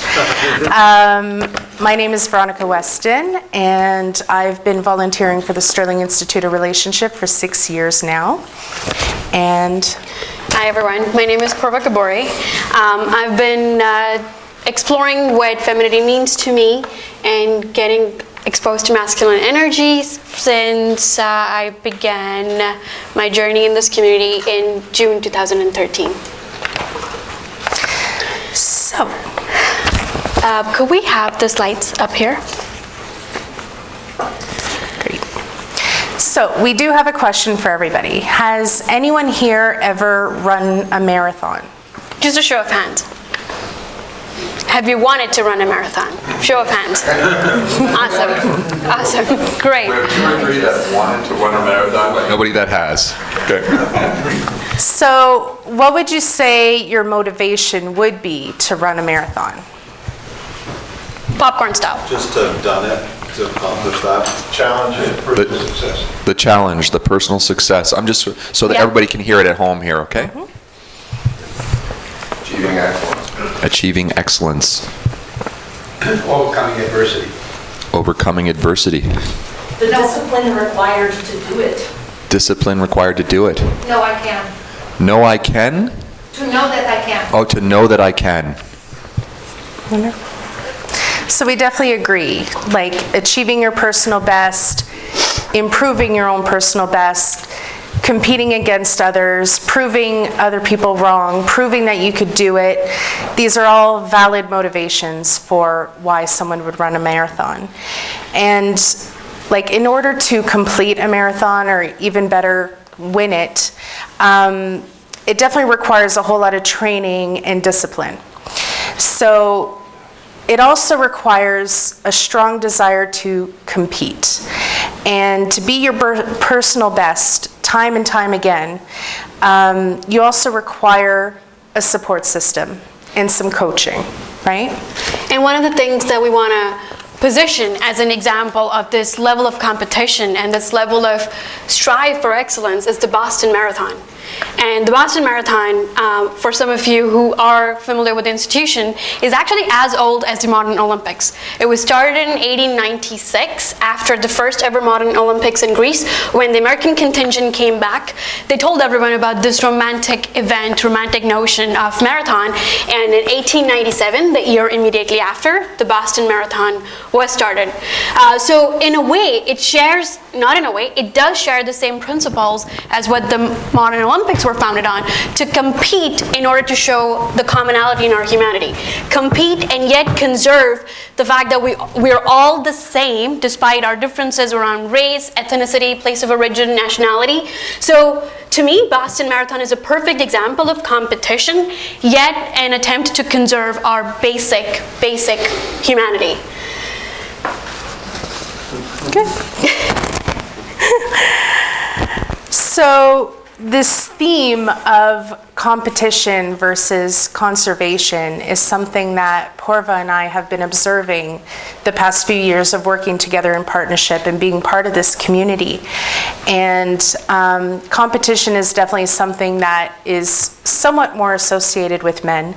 But what we wanted to bring to the conversation today is sort of like the comparison of competition versus conservation and how that helps us achieve our goals.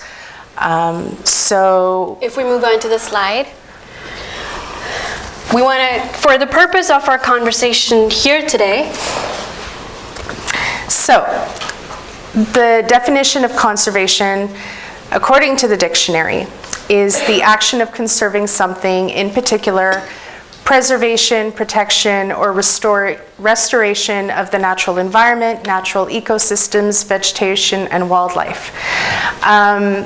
But when we're talking about conservation from our community standpoint, we're thinking about conserving the bigger picture, our vision of what the community wants, and acting in the interest of the greater good. And if we move on the same slide, we also want to emphasize how conservation, in the absence of competition, can be something like waking up in a recurring dream of Brady Bunch, where there isn't really any core challenge. Your government, you're not working on building a goal around the community. There isn't an environmental cause that you're very passionate about. There isn't a school board that you're really involved in, but you're just waking up each morning trying to figure out who stole your red sneaker. And on the flip side, if we look at the concept of competition,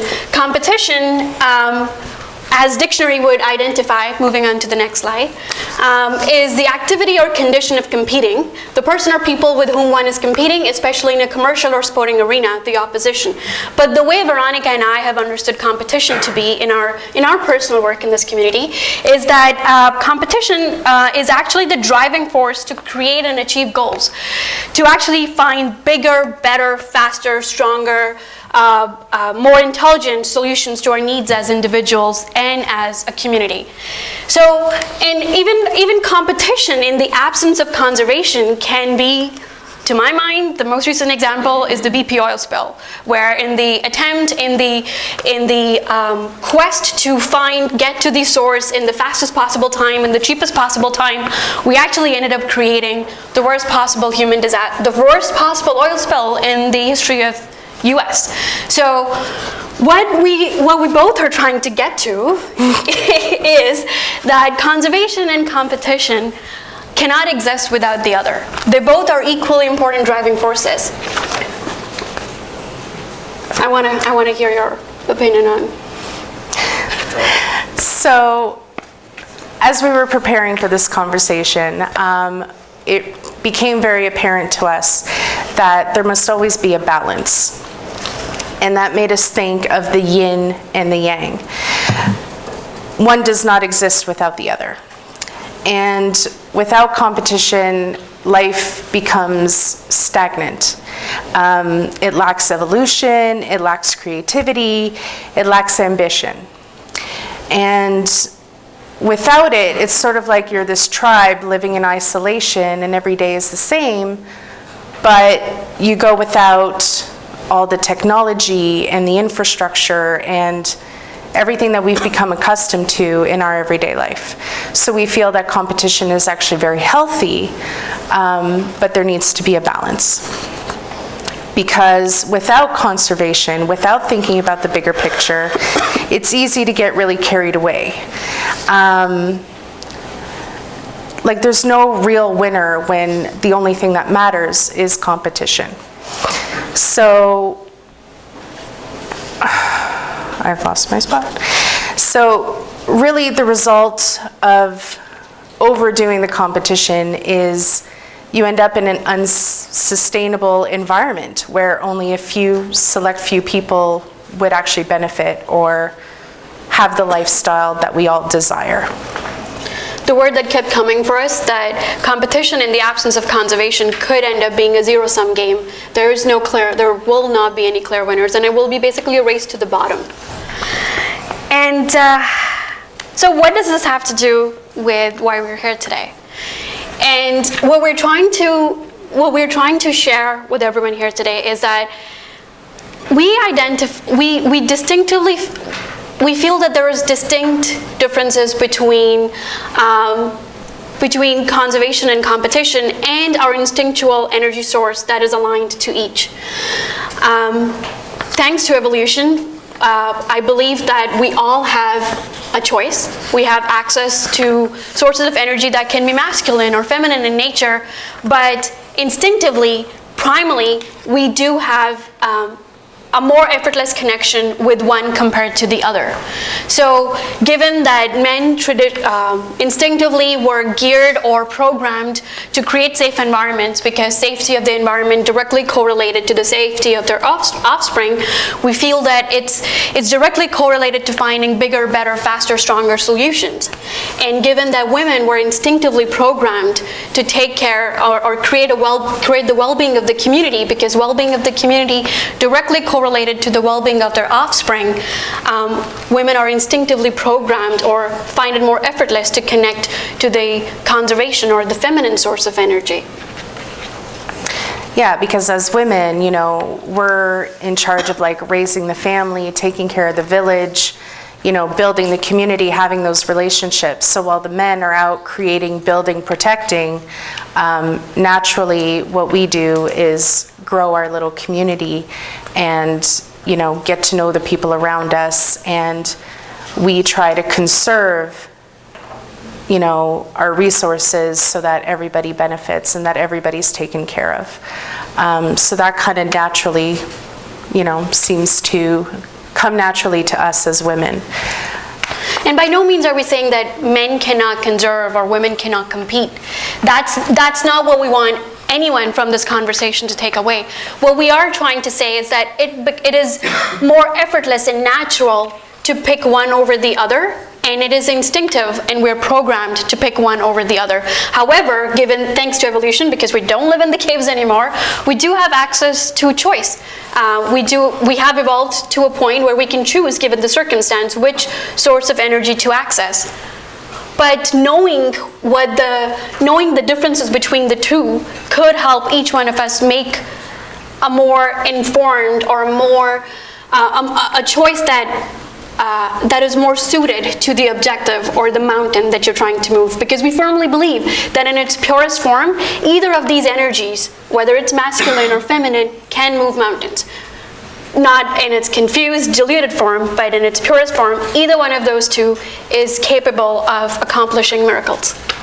Right, and knowing which one to tap into to achieve the result you want to achieve at any given time. Right? So, slide? No? Okay. So this is where you men come in today. We really feel that in order for us women to access our pure feminine essence or energy or power, an expression of pure masculine energy needs to be there as well to balance it out. And when you have that perfect balance of feminine, masculine, yin, yang, it generates energy, it generates motion, it generates, it's almost like there's a flow. You're swimming with the current as opposed to against the current. It creates a velocity.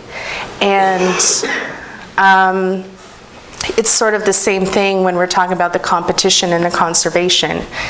You achieve the result you want to achieve when there's a balance of both.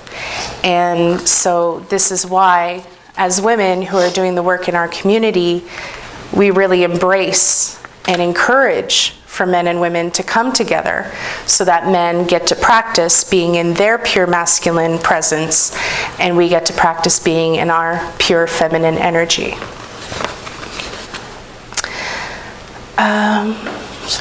We want to move on to what this work means to us personally.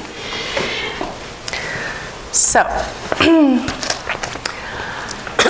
again, my name is Veronica, and when I started doing this work 6 years ago, I was in a pretty bad place. I was suffering severely with depression and anxiety. Speaking in a room like this would have crippled me back in the day. And I didn't really have any close or positive relationships in my life. And you know, since starting to do this work, I've really started to discover who I am and who I'm not. And I've come to learn that, you know, I'm really not made for the corporate machine. I can't do a Monday to Friday 9-to-5 job. I'm not comfortable spending my days doing, you know, menial tasks in exchange for, you know, a paycheck. I've also discovered that I'm not made for motherhood. And so my daily purpose, my legacy that I want to leave behind has nothing to do with raising children. So even though I don't fit into that, you know, stereotypical box of a woman, what I have discovered is that I'm a really eager and willing volunteer. And what really brings me joy is being where I'm needed and participating in projects, making sure that my community benefits, and I try to kind of reproduce that everywhere I go. And that is what prompted me to be here today. I'm always eager to come and support people that are doing the work, trying to move forward, trying to leave the world better than they found it. Thank you. Personally, I'm committed to growth, love, and legacy. And what I want my life to mean is that every woman can have it all. I want to live a life that is connected to my goals, as well as have love and share love in my family, because I truly believe that a woman can have personal goals and yet be in a position, and yet have the courage and the heart to love and sacrifice for her family. And it's very important for me to pursue that, because I feel that women who are fully self-expressed and fully self-accepted have created miracles. During the Great Depression, one of the few companies to actually achieve 5% annual growth was Knox Gelatine. And at that time, it wasn't the only company that achieved growth, to be fair. But very few companies achieved growth, and it was one of them. It was managed by a woman who'd had managed and owned by a woman who had had a very successful 25-year-old marriage. And she came on to her company, and the first thing she did was she had a 2-week vacation. This was the first company in US to create 2-week vacation. Now it's the norm, but in the early 19th century, she was the first one. And I feel that it's because she was loved and she knew how to love that she was able to create that precedence. And that's what I want my life to mean about. Thank you. The next slide. Actually, we do want to, yeah, you're right. Again, we are not professional speakers. So, why we need you, the men. So, I already shared sort of where I was at the time that I started doing this work. And even though I got to where I am today with the love and support of amazing women, some of them which have joined us today, but I also need to acknowledge the men that were in my life that helped me get to where I am today. And through the organization that I currently volunteer for, I definitely have a circle of women that I work with every day and that I support and they support me. But the organization is headed up by a man. And when I talk to women and I say, you know, the work I did and, you know, I help find my feminine power, and they go, oh yeah, who leads it? And I say, it's a man. And they go, what? You learned how to be a woman from a man? And it's kind of like, well, yeah, long story. But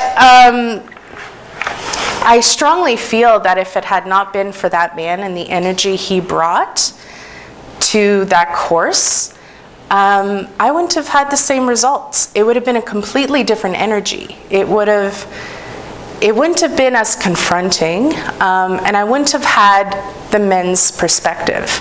And I think a big part of my journey was through that process learning about my father and learning how to accept him and to forgive him, because all the thoughts and stories I had about my father were deeply affecting how I felt about myself and how I felt about men in general. It was showing up in the relationship with the man that I was living with. I didn't have a relationship with my father anymore because I was so angry at him for all this stuff I had made up. And, you know, I wasn't talking to my brothers. I wasn't getting along with coworkers. There was just all this stuff getting in the way of me being the woman I wanted to be. And so he's just one man that I give credit to, bringing his masculine energy, his masculine presence to us as women so that we can have the growth and the healing that we need to move forward in our lives. My father himself has played a huge role.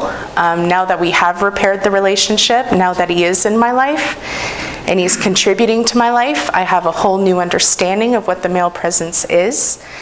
And he allows me the space to be a grown daughter, a grown woman with him.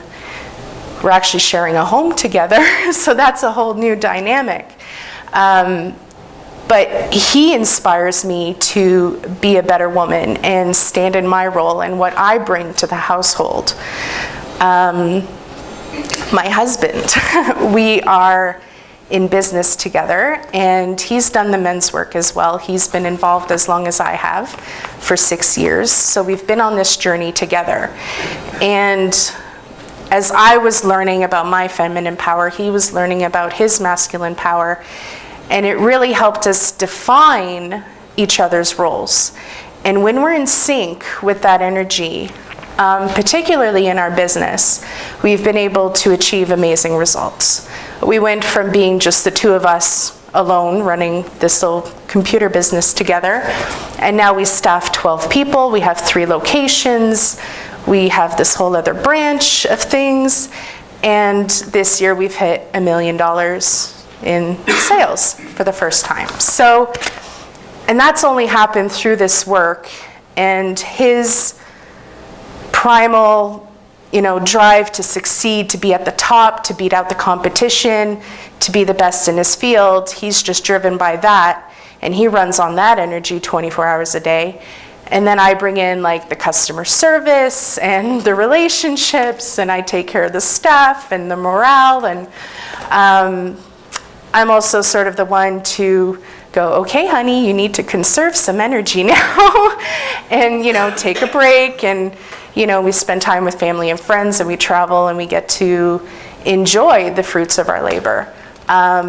But if left to his own devices, I think he would just work 24 hours a day and, just keep going and keep going and keep going, because he is deeply rooted in that competition side of things. So I definitely see that now in my relationship with my husband, the yin and the yang. So. When I'm in my feminine energy, I feel this incredible vibration of desire. And it's not entirely sexual, but it's more like I feel like whatever, I just have to name what I want and the universe will give it to me. And I just feel this incredible sense of friendliness from the universe. I feel everyone likes me, nobody has a reason to say no to me, and I can give off so much more love than I am capable of in that time. And I need masculine energy for that, because it's the masculine energy in my life that is so aggressively focused on creating a future, creating stability, creating security, that I get to stay in this state of desire instead of stay in the state of survival. And it's also this masculine energy that is that brings a certain rigidity to my life, because otherwise I would have the same rigidity and go and crash against it. But that rigidity, that masculinity brings in my life allows me to be flexible, allows me to be soft. And that same softness and flexibility works for me because it makes me open to other opportunities, other options available to achieve my purpose that I wouldn't otherwise be open to. So I get to connect to my source of energy when there is masculine presence in my life. And I want to move on to the slide next. The one after that, please. So this picture always gets me. The Boston Marathon was started in 1897. But it wasn't until 1967 that men and women came together to redefine what conservation really meant. In 1967, Catherine Switzer was the first woman to register and complete this race. She's the one with the banner 261. And this photograph was captured at the iconic moment when race officials barged in to snatch her number off her jersey. But she was in this race because of 3 men in her life. Her coach, 50-year-old Arnie Briggs, who was a university mailman, he had never even coached a woman before, but he was the one who insisted that if she run, she better register, because running alone didn't mean anything. She had to be a registered runner to complete so that a change could mean. So that what her run could mean a change. Other women had run in the race before without registering and they had completed, but it didn't mean anything because she hadn't registered. And in that moment, it's actually Arnie Briggs and Big John, the gentleman who's turning back, who literally body tackled everyone who was coming to take her out of the race. And they ran in a circle around her. They formed a circle around her, and they ran until she finished the race. And actually, in this image, I think there was a lot to be acknowledged. Not just Catherine's legs and lungs that pumped blood and helped her run, because all she did was run. But there's a lot of acknowledgement for the masculine energy in this picture, because if those 2 men hadn't competed, the officials who barged in to take her out of the race and the men who stood up to not have her go out of the race, this change wouldn't have meant anything. It would have just been another woman running.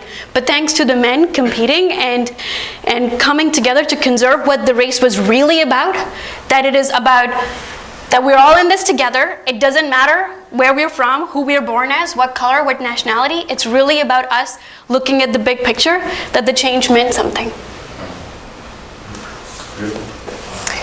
Thank you. Are we at time? I want you to stay there. This is amazing, and you made a very, very, very clear point. And I just sort of squeeze onto stage with you. Get on over there, okay? We can share this space together. You know, not that I'm trying to get you off. I don't have the big hook or anything like that. Why don't you come in the middle? No, I can go in the middle. Look at that. I'm such a lucky man. We don't compete for attention.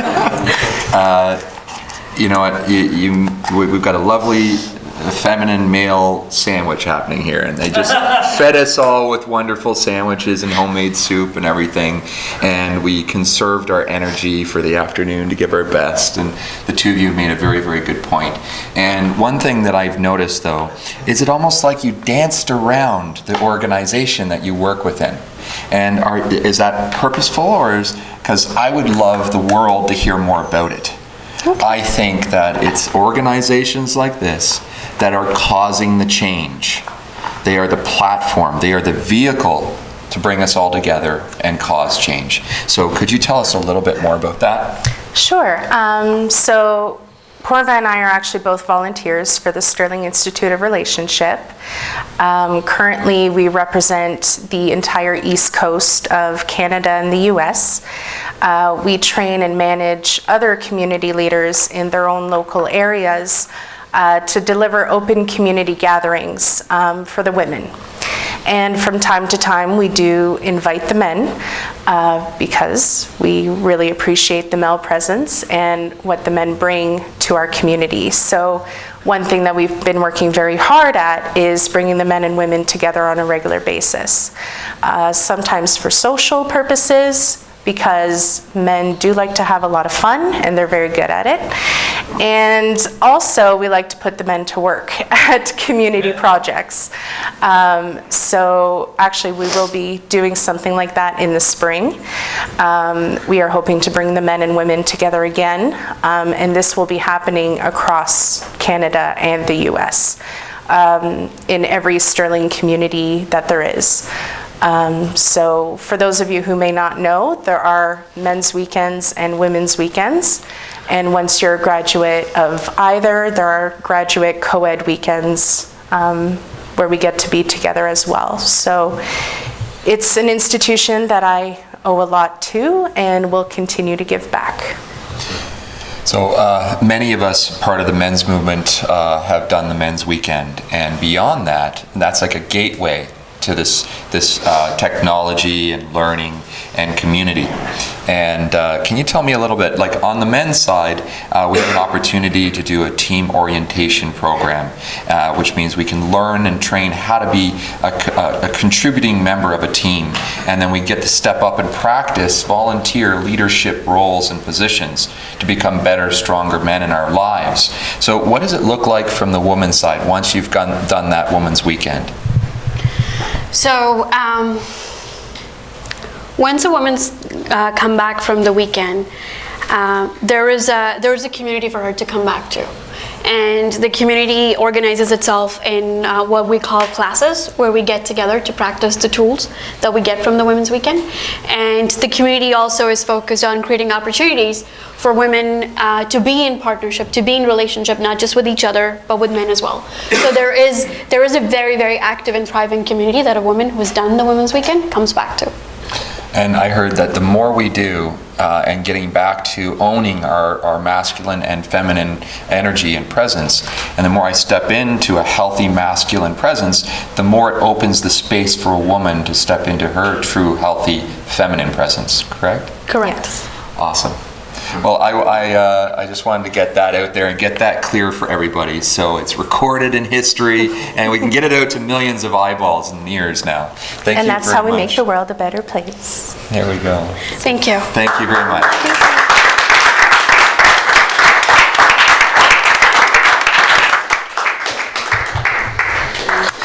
All right. So I've gotten a theme here, and I think by you participating, even just by watching and sending in messages, and everybody in the audience, and the production team, and the ladies that made lunch and fed everybody, and the volunteers making sure everybody gets seated and organized, all of this is happening for a higher purpose. And it's the higher purpose to make a more beautiful, sustainable future for our future generations, and by leading by example, so our children and our children have a healthier world to be in. And this leads us right into the next speaker. The next speaker is going to be speaking about higher purpose and the masculine purpose on the small business battlefield. Higher purpose and the masculine purpose on the small business battlefield. Bringing the masculine presence and purpose into your business will result in far more successful business and successful employees. Don Todren has been consulting with hundreds of businesses all across the United States, helping them succeed by training them around and creating more success. He has been doing this for 35 years while developing and operating over 50 businesses. Don has been designated a master mentor at the University of Massachusetts Eisenberg School of Business. He has authored 3 books and dozens of published articles in various business magazines. His talk today is extracted from his book, Embrace Change, which we'll gladly mail out to anyone interested. His website is secondwindconsultants.com, or email him at dtodd@secondwindconsultants.com. We'll make sure that's posted on the YouTube channel, and more information is on men's-movement.com. And again, this is awesome. I think he even said you'll pay for the cost of the shipping and handling and the book. So it's absolutely free. And I'm really excited. This man has obvious masculine presence. He's a great-looking mentor, and I'm very happy that he's going to stand up here now and give us his 2 cents. Thank you. Well, it's been quite a day. As I've been listening from the first moment on, I kept saying to myself, this is great stuff. This is like setting me up Like all this material is just wonderful for where I'm going to go. But then as the day wore on, I said, they're taking all my material. I've got nothing left to say. So let me see if I can't tie it together. And by the way, I've thrown my script away, and this is what I've got left. So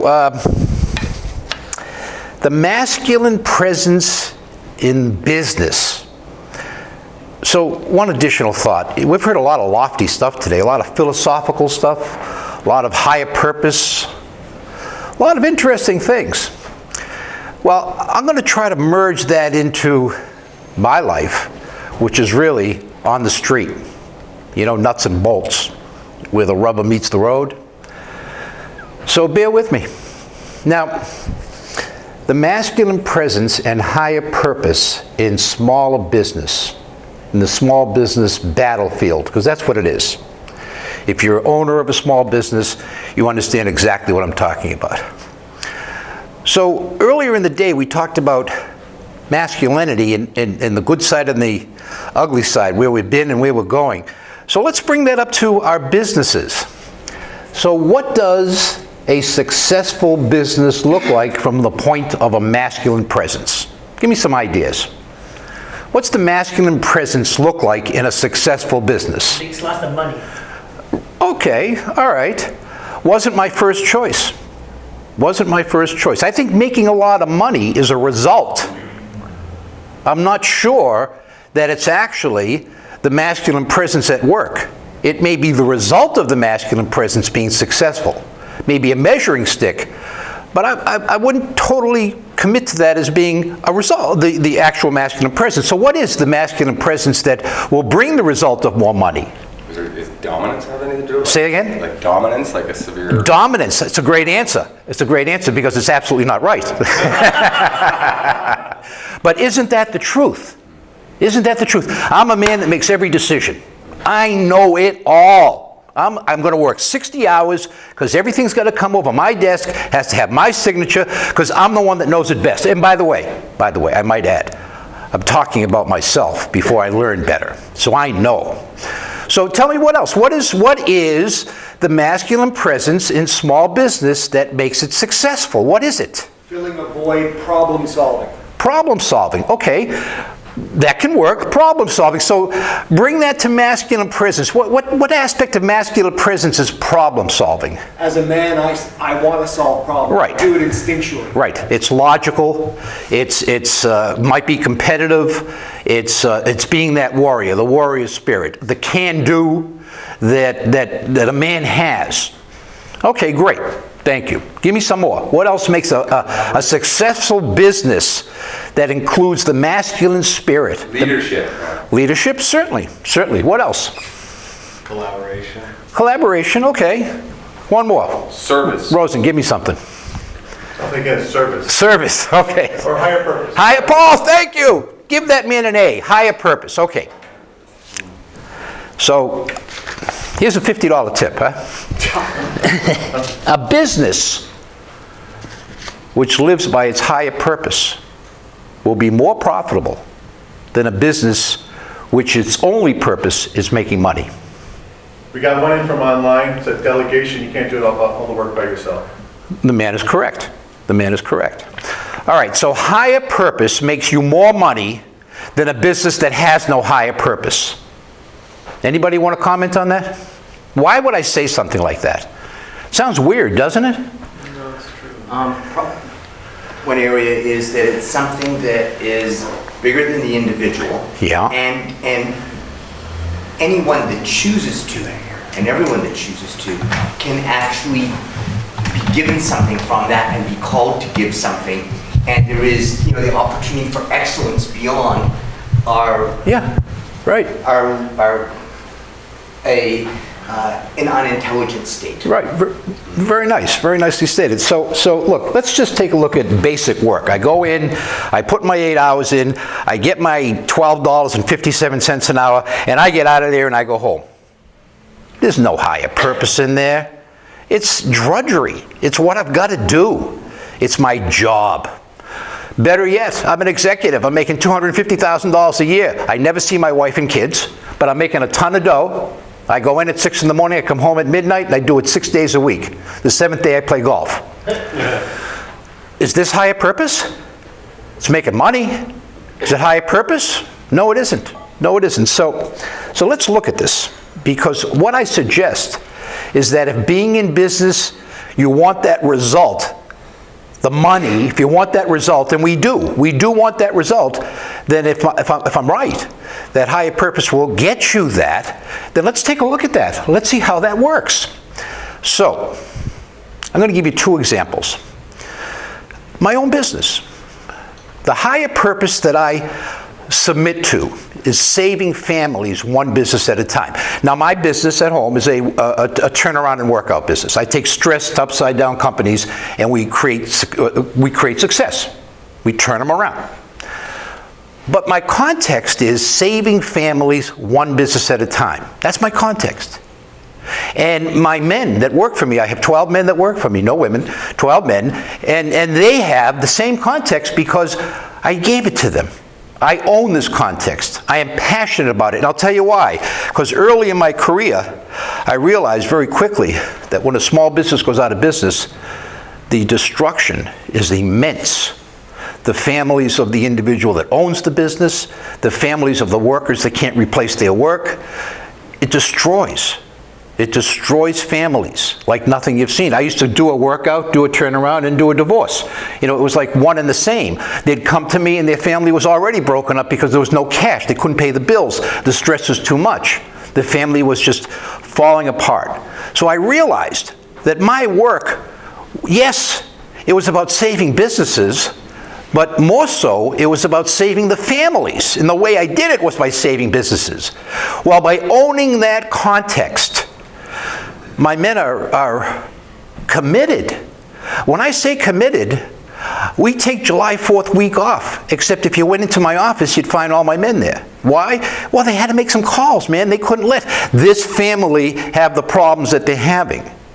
They would stop at no end to win. And we have an enormously successful program because my men care. They absolutely care. Even more interesting, we have a lot of lawyers because we do a lot of work that is litigious.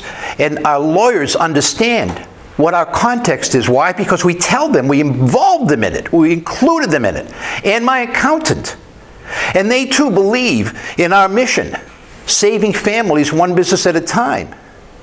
So lo and behold, my context, which is higher purpose, takes me to great success, not making money. Now, the beautiful part about it is we make a ton of dough, and everybody gets paid very well, and you know what? We work 40 hours a week, and we go home, and we're happy. We're happy. Now, I have a client who has a pizza shop. I'm fortunate, by the way. My business is higher purpose, but let's talk about the pizza shop. What could be higher purpose about a pizza shop? So what do you think? What could be higher purpose about a pizza shop? Give back to the community with sales. You could give back to the community, yes. What else? What else could be higher purpose for a pizza shop? Finding a way to feed starving mouths. Okay, all right, that would be interesting. What else would be higher purpose for a pizza shop? Sponsoring a soccer team. Well, okay, that's a way to do it. So this particular pizza shop, he believes in his product. He believes in his community. So he uses organic, locally grown product as much as he possibly can. So that's part of his higher purpose. His intellect is saying, I want to deliver a nutritious, great tasting, high quality product to my community. He could have stopped there, but he didn't. He said, I'm even more committed to my community. So what does he do? He says, if you come to my shop and pick up that pizza, instead of me having to deliver it, I'll give you a second one for free. All right? But he said, if you don't want that second one, I'm going to box it and I'm going to bring it to the soup kitchen every night and I'm going to give it to those that can't afford it. Now, he's been in business now for 25 years and he's up against all of the chains, and that's where the community goes. And the people that work there love to work there. And they don't get paid a lot. They're the $12.27 an hour people, but they love going to work because they're committed to their community, to the higher purpose, to their product, to what he is doing, and they bought into it. Higher purpose. My favorite one of all is I had a company that made screws. Screws. What what could possibly be higher purpose about screws? Little things. Well, most of the people in the business were non-English speaking, not educated, probably illegal. And what he did is he was committed to educate them and to advance them so that they could have better lives. He brought in tutors, he taught them English, he sent them to schools and let them take courses, and he paid for it all. And he would lose them. They would go on to other businesses and other jobs because they had greater opportunity, because he trained them, because he cared. His higher purpose drove that business. His people loved them. A union came into the shop and got kicked out. It was like 100 to 1. It was successful because he embraced a higher purpose. Okay, so how do you use it? How do we take this home? And let me get really down to where the rubber meets the road. So here I am. I'm in my Monday morning meeting. I've got my 3 managers. It's a small business, 10 people, not a big deal, less than $1 million in sales, but I got a higher purpose. My higher purpose, saving families, one business at a time. So I passionately deliver my message. And my managers say, yeah, okay, I get that. And then I say, okay, then deliver it. Then deliver it, then give it to me. How are we going to get there? Not me telling them what to do. Now I'm being masculine. You see what you said? I disagree. It's not about this is what you do, here's my list of things, get it done by 5 o'clock. It's how are you going to accomplish my vision, our higher purpose that now everybody's engaged in and everybody accepts. Well, they get together and they say, well, we can do this, and we can do that, and we can create a system, and we can all, and then they come back and they tell me the program, and I say, that's great. That's great. So what is your commitment? What are your commitments? Well, we're going to do 5 of these and 10 of those, and every Monday and every Friday, we're going to mail out. Great. Fantastic. I'm being masculine because I'm empowering my employees to make decisions and commitments that fit my higher purpose, and which is now theirs because they're embracing it. So they go out now and they put together my program. Now, I may cheat a little bit, I may help them a little bit, I may give them some suggestions, I may engage them in the process of pointing them in the right direction, a word some of us may know, but it's theirs. They take ownership. They're no longer employees. They are committed. All right, so now I get to say, well, how many did you do? Well, I did what I committed to. Great. Or, well, I didn't do what I committed to, and why was that? Well, I had all these problems, and you're going to do what about it? You're going to solve that. That's good. That's very good. I am leading in a very masculine way. I am not emotionally involved. It's not about my ego. I'm not the man. My people are. So we're learning a few things here. Higher purpose, supported by no ego and no emotion. Logic. That's what a warrior is. That's what a masculine spirit is in the business world. It's run by logic. All right, so let me refer to my notes now. All right, so what is my job as an owner after I've done this? Well, I'm going to give you 3 words. Track, monitor, and control. So in order for me to manage, I've got to track information. I've got to check up on what you're committed to. I've got to count contracts, new business, dollars in, accounts receivable, accounts payable, time between a contract finish and end, absorption, loss. I've got to track this stuff. Okay, so I figure out how to track it, and then I have to monitor the numbers. I have to see what they tell me, because they're going to tell me a story. They're going to tell me something is right or something is wrong. Then, track, monitor, and control.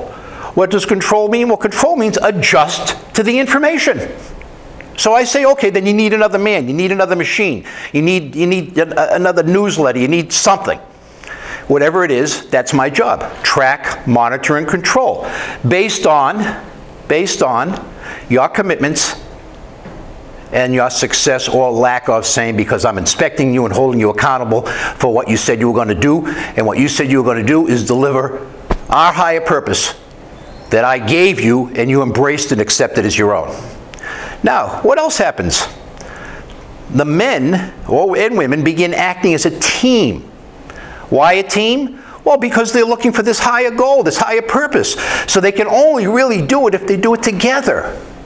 So now I don't even have individuals. I have a team that's collectively working together for the best interest of the company, which is the best interest of society, humanity, the community, whatever it may be.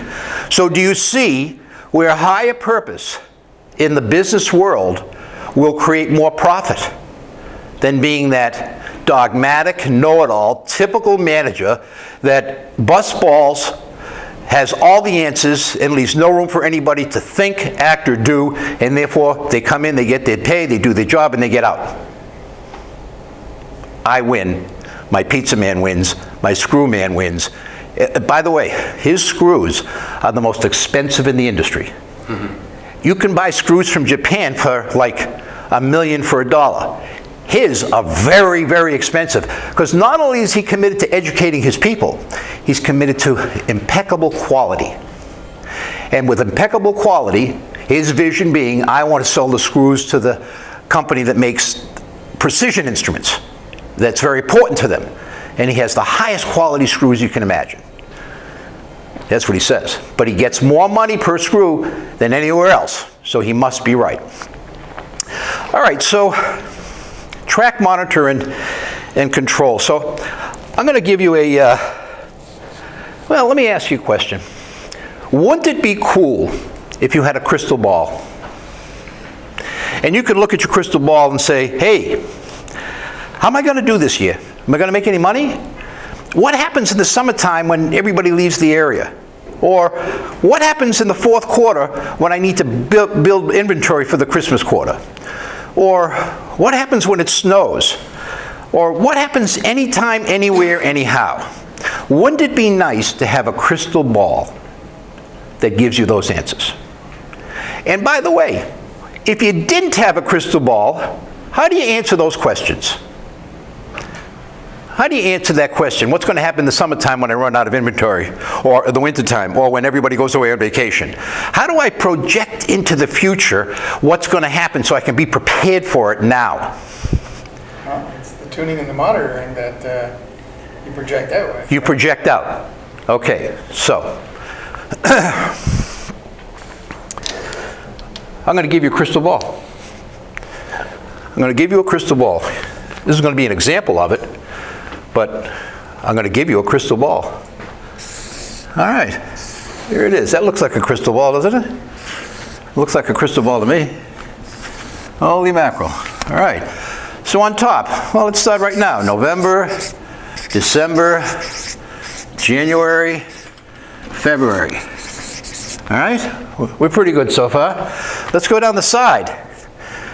Payroll, rent, I don't know, insurance, taxes, cost of goods, or maybe cost of service, if there are costs associated with it, repairs, you get it. Marketing and advertising? Oh, marketing and advertising. How could I forget? Marketing and advertising. Anything else anybody want to put in there? Sales? Of course. Whoa, whoa. Well, that was up here. Revenue. Okay. I meant, there it is, see? Revenue. All right, so this is the beginning of what I'm going to call a cash flow pro forma. Right? Another word for it is crystal ball. Because when I put in my money here, my rent, my insurance, my taxes, and I bottom out the bottom line, and lo and behold, son of a gun, wouldn't you know it? It says 1,758. And what color is that? Red. And what does that mean? Yikes. Yikes, that's right. It means you lost money. So I say, whoa, well, I'm not done with November yet, so what am I going to do? Well, I could look at my cost of goods. I could look at my marketing. All right, I'm going to cut my marketing by $2,000. I now forced myself to be profitable. But if I cut my marketing $2,000, I may lose my revenue. My revenue may drop. So maybe I don't want to do that. All right, well, let's look at my payroll. This is my favorite item, my payroll. What is the ratio is a tough word, ratio of payroll to gross revenue. All right, you're just going to divide. This isn't a biggie. Just divide payroll ratio. And I come out to a number like 65%. Well, you might as well shut the door right this second and go home. Because when payroll is 65% of your gross revenue, you are going out of business. It's just a matter of what day. So I look at that and I say, well, it's 65% and I lost $1,700. That's no surprise. What should it be? Well, if I do the math, it should be 40%. Service industry. I can accept a 40% payroll. I can even accept a 50% depending upon my profitability. But let's say 40. So I cut this down, I take 30% out of it or 20% out of it, and lo and behold, this now becomes profitable. Here's a good one for you. I make sales over here of, $10,000. Those are my sales for November. So I put $10,000 there mistakenly. Why? Well, when am I going to actually receive the cash? Am I going to get it in November? No. Is anybody here in business ever? Anybody here in business? What is your accounts receivable collection cycle? How long does it take you to get paid? It depends on the contract, so it's even very hard to predict. Well, whatever it is. Let's say the contract says net 30. What are you going to get paid? In 60 days. Net $1 million. Net whenever. A million days. Right. Because collection is a big deal, and you never get your dough. So I might have billed 10,000 here, but 5,000. Now I paid for it. I got nothing this month. I got 5 in December and 5. And the reality is, I probably only got 4, and then there's 1,000, and actually some of it will never get paid. Well, now I'm beginning to create this crystal ball because now I really see what my numbers are looking like. And by the way, my losses went up because I didn't get that 10 grand there. That was baloney. I got no grand there. And, I fill this all out, and I've got red, black, red, and I say, whoa, this isn't working. This isn't working. So what am I going to do? What can I do? Go home? Call my wife? Take away her credit card? What am I going to do? Tell her to get a job? Oh, God. My wife has my credit card. And you know something? She can spend it anytime she wants because I make enough money to afford her. All right. So what are you going to do? Come on, I'm losing money. I'm hemorrhaging. Modify. So tell me, what's that look like? I don't know, maybe find a different place to rent, lower rent, different... Right. I take a pencil, I erase the numbers, and I put new numbers in, and now I'm profitable. So hear this out. I can make any business profitable anytime I want. Any business profitable by doing this exercise it takes a little bit of time and effort. I can force profitability based on sales, accounts receivable. And by the way, let's look at this account receivable because that's a killer. That's a killer to any business. So I say to people, well, why are you letting your clients pay net 90? And what's the answer? Why do I let my clients pay net 90 on a net 30 billing? My competitors do. Oh, man, I love you. That's right. That's answer number 1. Give me another answer. Oh, if I don't allow them that, they'll take their business elsewhere. You got it. That's a good one. 2 for 2. Give me the third one. It helps them afford it. Okay, that's a little bit about what he's saying. All right, but how about, I don't know. I don't know. I don't know. Okay, were you to ask me for my book, Embrace Change, it will give you the system that you need to never let that happen again. And I invite you to email me, and I will send you Embrace Change, my 4-pillar system, which has all that information in here, how to never let that happen again. I'm not going to tell you now because Rosen took away some of my time, so I can't give you everything that I wanted to, but that's all right. All right. Well, it was worth it. All right, so masculine presence in business. I couldn't have do this if my ego was in control. I couldn't have done this, payroll. I wanted to redo, well, what about Martha? Martha's been with me for 10 years. She's got 2 young kids in school, and her husband ran away with the next door neighbor. And I want to cut her down. I want to take her away. I want to kick her out the door. And what do my clients all say to me? What do they say? That's right. You can't do that. It's Martha. So I say, okay, I'll tell you what. Here's my answer. Line up your employees, have them count off by twos. 1, 2, 1, 2, 1, 2. Send all the 2 homes and keep the 1s in. And they said, well, I can't do that. I said, okay, send all the 1s home and keep the 2s in. The point is, and I'm sorry to say it, Bernie Sanders would not like this, but employees are replaceable if I am not emotional. And if I remain emotional, then I will be out of business by February and everybody's going to go home. Bigger law. So if my ego controls and if emotion is going to let me make that decision, then I'm not going to do anything except go out of business. Now, wait, how much time are you giving me? 8 minutes. 8 minutes left? Yeah. Are you out of material? No. All right, I will run through it. This is called management by the numbers. There's not a reason in the world for a business to ever go out of business or not make profit if you manage by the numbers, not by emotion, not by ego, by what the numbers tell you. And this, by the way, is how you know what the numbers are going to tell you. 2 other thoughts. Key indicators. Key indicators. I have specific key indicators in my business. How many new contracts a month? How long does it take me to get paid? What my monthly billings are. These are key indicators to them, and I watch them every single day. Because if I see a trend, I do something about it. If it's going up, then I know I'm doing something right.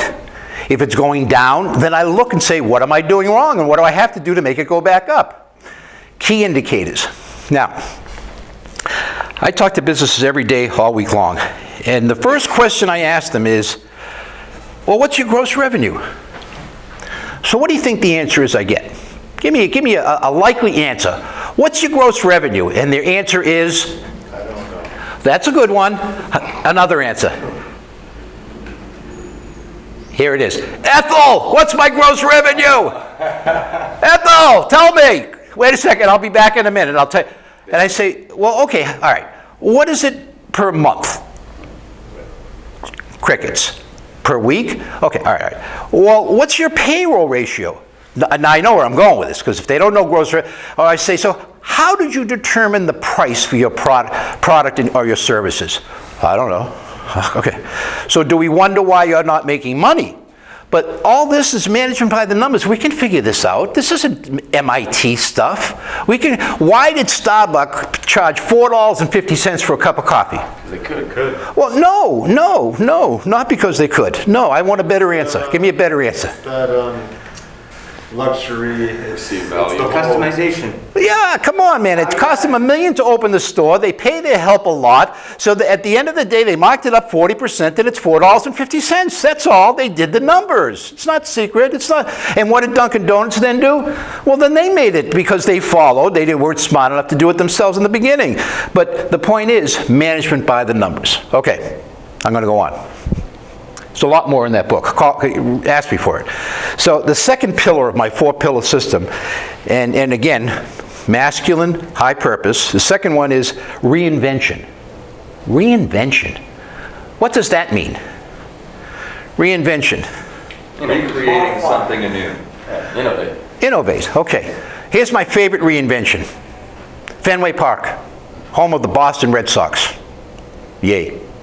Yay. David Ortiz, Big Papi. All right. So for 100 years, they played baseball there. Well, you know, the world is expensive. So now, there's hockey in the winter. There's concerts on Sunday. I went to a Billy Joel concert there. It was packed. It was fantastic. You can get married in Fenway Park on certain Sundays of the summer on home plate. I mean, is that the coolest thing you ever saw in your life? They're making tons of money using Fenway Park for things other than baseball. That's reinvention. All right, I'm going to give you some key words on reinvention, because not everybody has the opportunity to recreate something special. Okay, so find a niche. Find a niche. Be the biggest, the best, the widest, the smartest. Be something that your competitors aren't. That's a reinvention. Give courses, put the thing together, guarantee it, pick them up, drive them home. Whatever it is, own something that nobody can touch. But do not compete on price ever. Ever. Don't discount anything. perceived value. I think you said that word. If I think I'm getting more, I love to go shopping, man. I go where they take care of me, and I don't care what the price is. It's not relevant. If I have a store that takes care of me, I'm going there because I want the perceived value. Okay, -5? You mean I have 5 left? 5 left, okay. They're killing me here. Lee, I'm still getting the same paycheck. You got it. All right.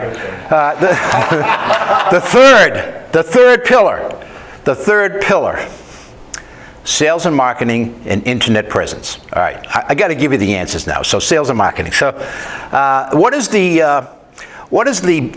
most common sales and marketing program in America? Maybe not in Canada, but in the USA. The most common one.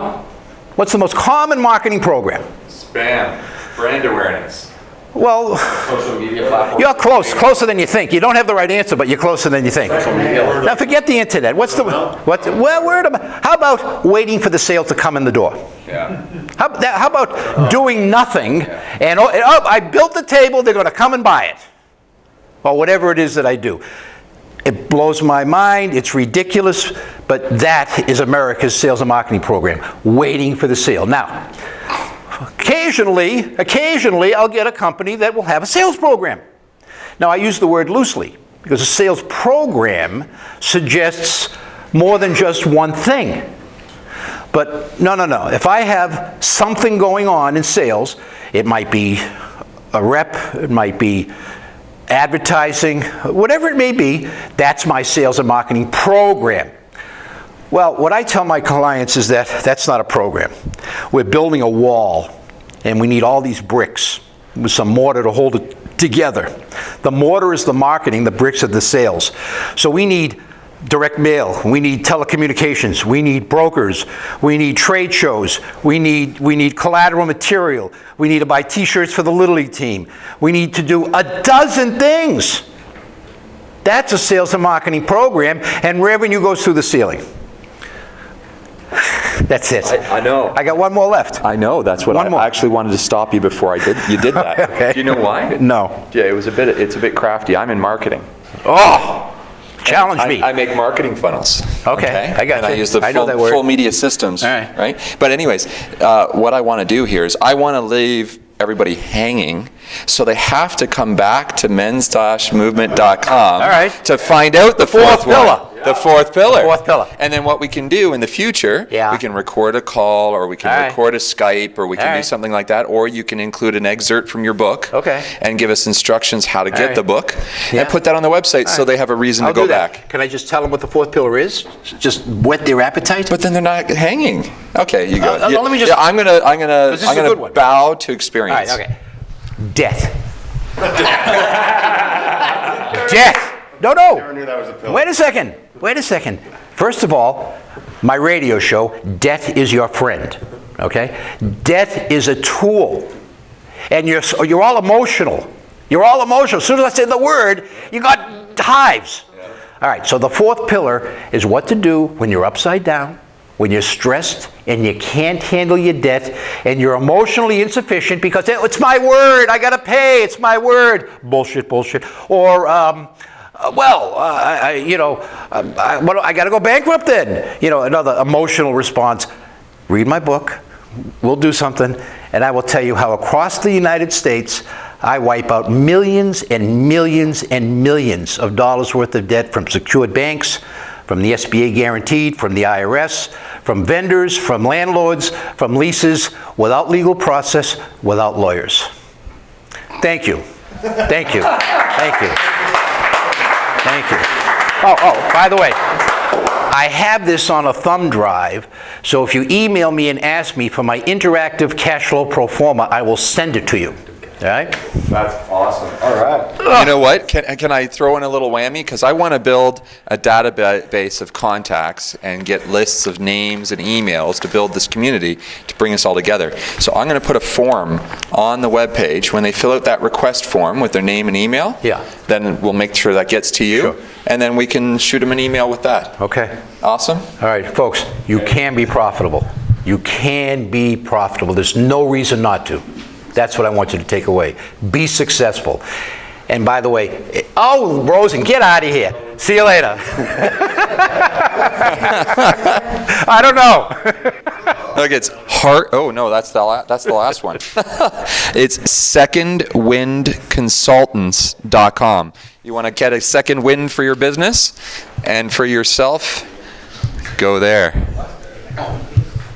Well, I have to say that was very, very appropriate for the ears that were in this room, because I think several of us are in business for ourselves or looking to build our business, and tapping into a strong, mature, healthy masculine presence is critical there. And what we learned about the whole competition thing, I think he just brought it to the rubber hits the road, like he said. Thank you, sir. Next up, I got to speak with this gentleman for a little while on the phone, and 15 minutes quickly turned into 30.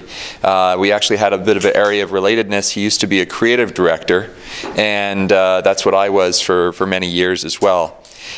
His name is Robert Leung, and he's going to be Skyping in with us today.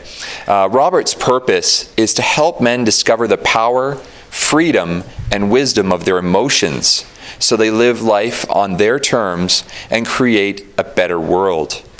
Mr. Leung has a past filled with men's work, 25 years as a leader in the East Coast Sterling Men's Division, 25 years on a men's team, speaker and personal workshop facilitator, certified life coach, creator of Heart of Man Coaching. The topic today is the heart of man. By teaching men how to engage in the power of their emotions, we can change their lives and change the world. Emotions are the fuel and the compass that drives our engine and directs our purpose toward the goal of being the men we always wanted to be. We deny the truth of our emotions at our own risk. And if you go to heartofmancoaching.com, you'll be able to learn more about Robert and what he has to offer. So thanks again, Robert, for taking your time and tuning in today. And we're going to flip it over to you now, and we really look forward to hearing what you have to say. Well, thank you, Justin, for that great intro. Can everybody hear me fine? Yeah. Yes, sir.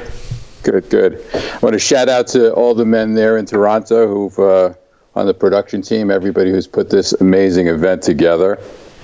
And I want to welcome all of those who are joining us remotely, as I am. It's an honor to be here and to speak with you today about what I believe is the most important issue facing men today. As Justin said, my topic is the heart of man.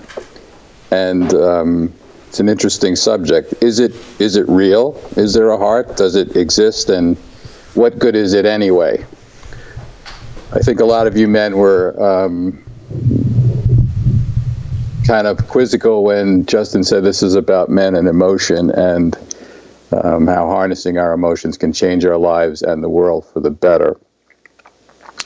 Well, I'm here to tell you that the heart of man is real. It does exist, and it can do an incredible amount of good if we let it. I'm here speaking with you today because I want to help men harness the enormous power of their emotions to transform themselves and change the world. That's not too big a goal, is it? Your emotions are a critical part of your identity and your power. Because if you don't know how you feel, you don't really know who you are or what you really want. This doesn't mean you act on every emotion. It means you pay attention to what they're telling you. Emotions are meant to be a guide. They guide you and they empower you, but they can't help you if you refuse to listen. As hunters and warriors, men have evolved to control and deny their emotions so that they could survive and endure hardship in early life. Being able to control our fear is an important survival skill. We see it as a sign of bravery and courage, and it does enable us to accomplish many great things. But we're not meant to be cut off from our emotions. That's unhealthy and dangerous. Many men deny their emotions and try to decide things based on logic and pure reason, And they end up operating from their head alone, and we all know where that gets us. If you're operating from your head, then you're likely to be in your ego, and that's a poor place to make decisions from. It becomes about what's right and wrong instead of what is. I've mentioned emotions and heart in the same sentence, but this is not going to be a touchy-feely conversation. This is about evolution, the next giant step for men. Real emotion is more than angels and incense. Real emotion is about the power of possibility. It's about tapping into the raw energy and forging it to make tools we can use. Because the world has changed. And we haven't. You are no longer required to kill a Tyrannosaurus to survive. The world has changed, and we haven't. Physical strength is no longer the trait that guarantees survival of the fittest.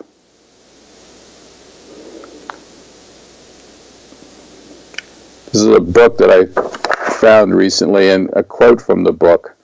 The post-industrial economy is indifferent to men's size and strength. The attributes that are most valuable today are social intelligence, open communication, the ability to sit and focus, and are not predominantly male.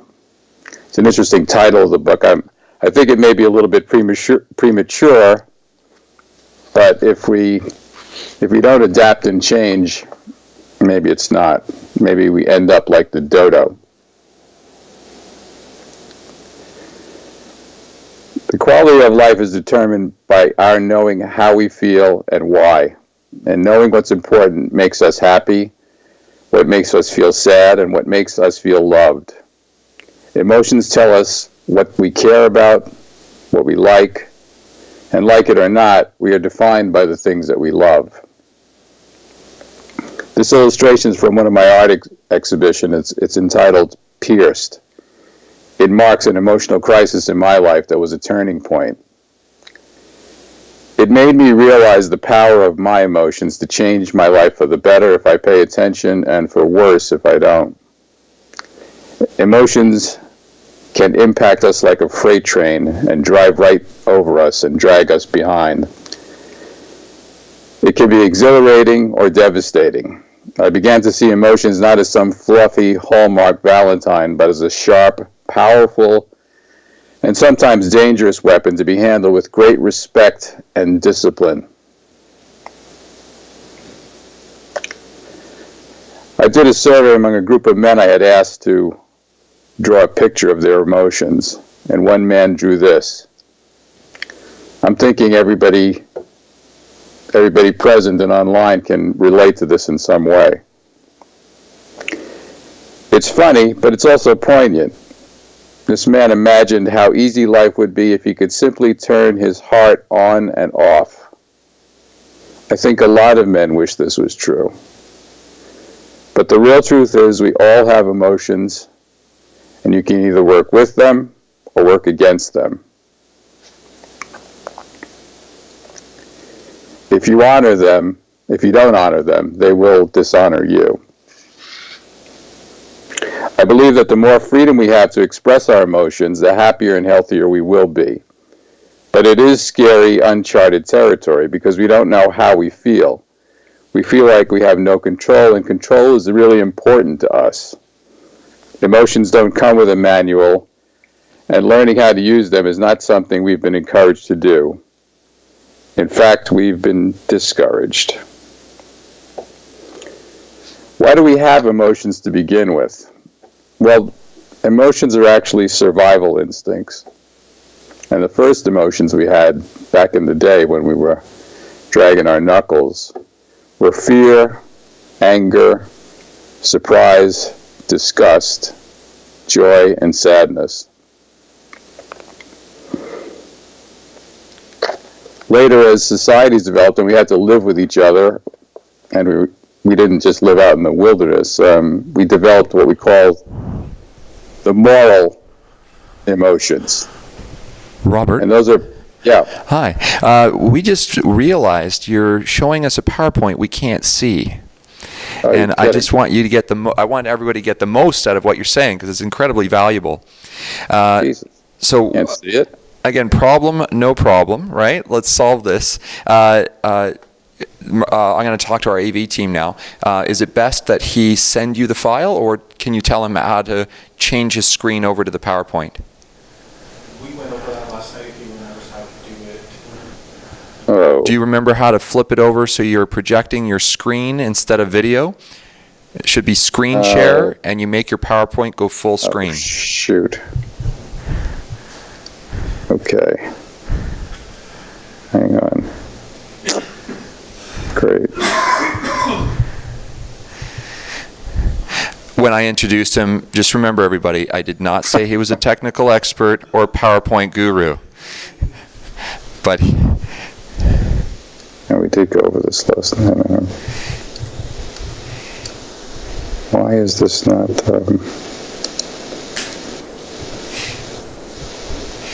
in the meantime, for anybody online watching right now, so far, based on Robert's been talking about emotions and such, does anybody have any questions? Throw them into the chat. We haven't been seeing much action come through that in the last hour or so.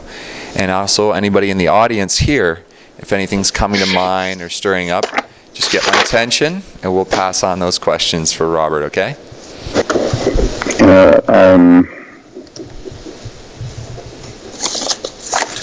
Can you email it to you, Martindale?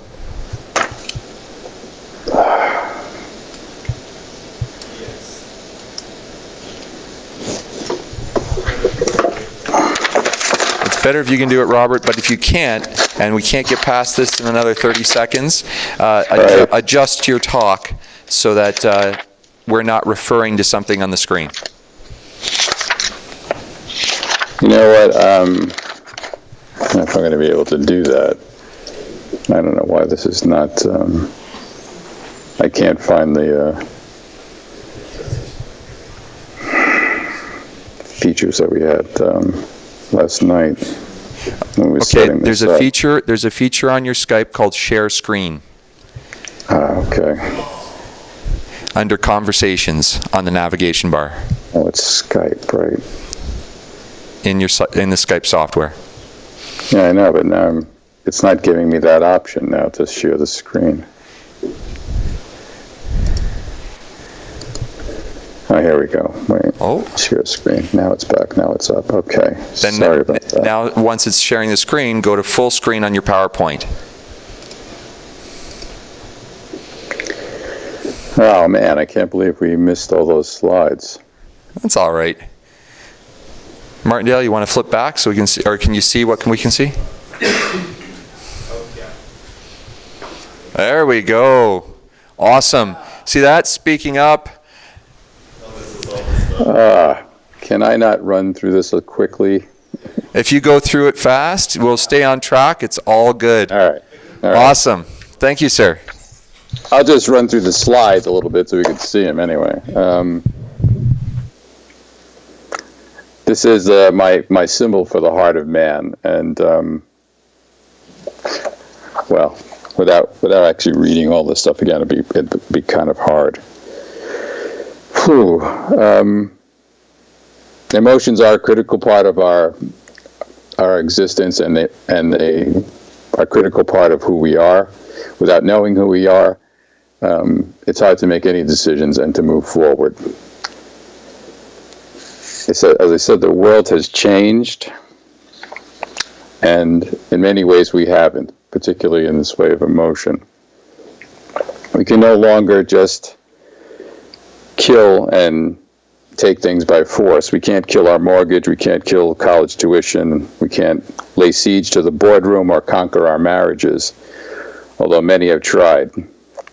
We must evolve other skills. This was a book that came out recently, and I think the prediction is a little hasty, but if we refuse to adapt, we could end up like this, like the dodo. That was what I was talking about. The post-industrial economy is indifferent to men's size and strength, the attributes that are most valuable today: social intelligence, open communication, the ability to sit still and focus, are not predominantly male.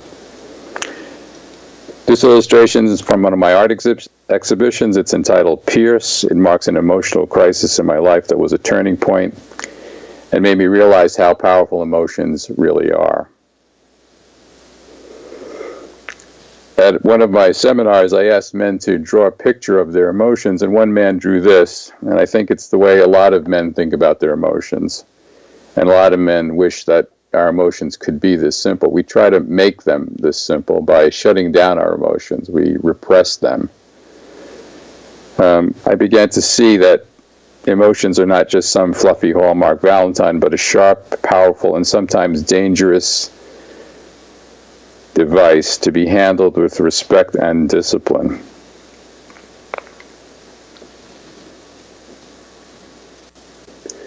If you don't honor your emotions, they will dishonor you. We all have them. We can't avoid them. Our best plan is to learn how to use them to our advantage.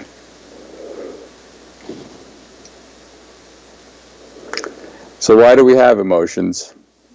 Well, emotions are actually survival instincts, as shown here when we are dragging our knuckles. The basic survival emotions were fear, anger, surprise, disgust, joy, and sadness. Fear and anger obviously were powerful. I mean, fear taught us when to run, and anger helped us fight when we had to.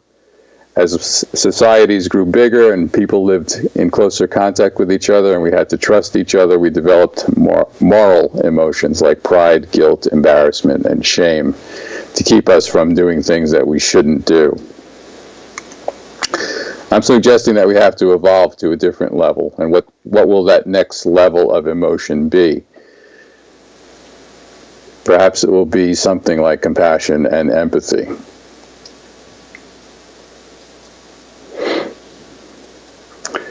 It's the definition of emotion, and there are many definitions of emotion. Emotion is a conscious mental reaction, such as anger or fear, subjectively experienced as a strong feeling accompanied by physiological and behavioral changes in our bodies. That's a long way of saying emotions are physical and psychological, which is why they have such a powerful effect on us, and they can affect not just our mental state, but our health as well.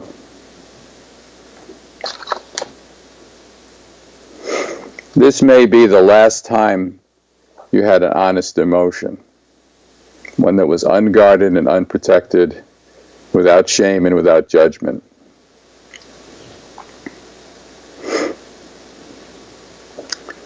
I call this the big boys don't cry syndrome, and it's one of the reasons our emotions are repressed. It starts when we're very young, and it's not a deliberate attempt to repress us, but because there's no context given, we just take in the fact that it's bad to express our emotions. The big boys don't cry syndrome. What are you, a baby, a mama's boy? You're not hurt, rub some dirt on it, act like a man. Are you gay? Are you a little girl?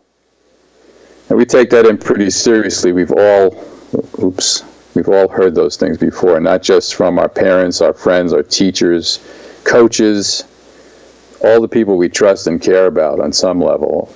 They want to make sure we don't get hurt, and that's why they tell us that. They don't give us any context, like saying, it's okay to cry sometimes, because we all feel sad, but right now I need you to be strong and help me take care of things. That context, or some context, would make a big difference in what we do with our emotions after hearing these comments. We don't just hear them from the people in our lives, we hear them from our entire culture. Newspapers, magazines, TV, radio, movies, social media, every aspect of our environment reinforces this dynamic that men are more manly if they're not feeling, if they don't show any emotion. That's the powerful place that we need to come from, whether we really want to or not, and that's a lot of pressure. It creates a lot of stress to keep that facade in place.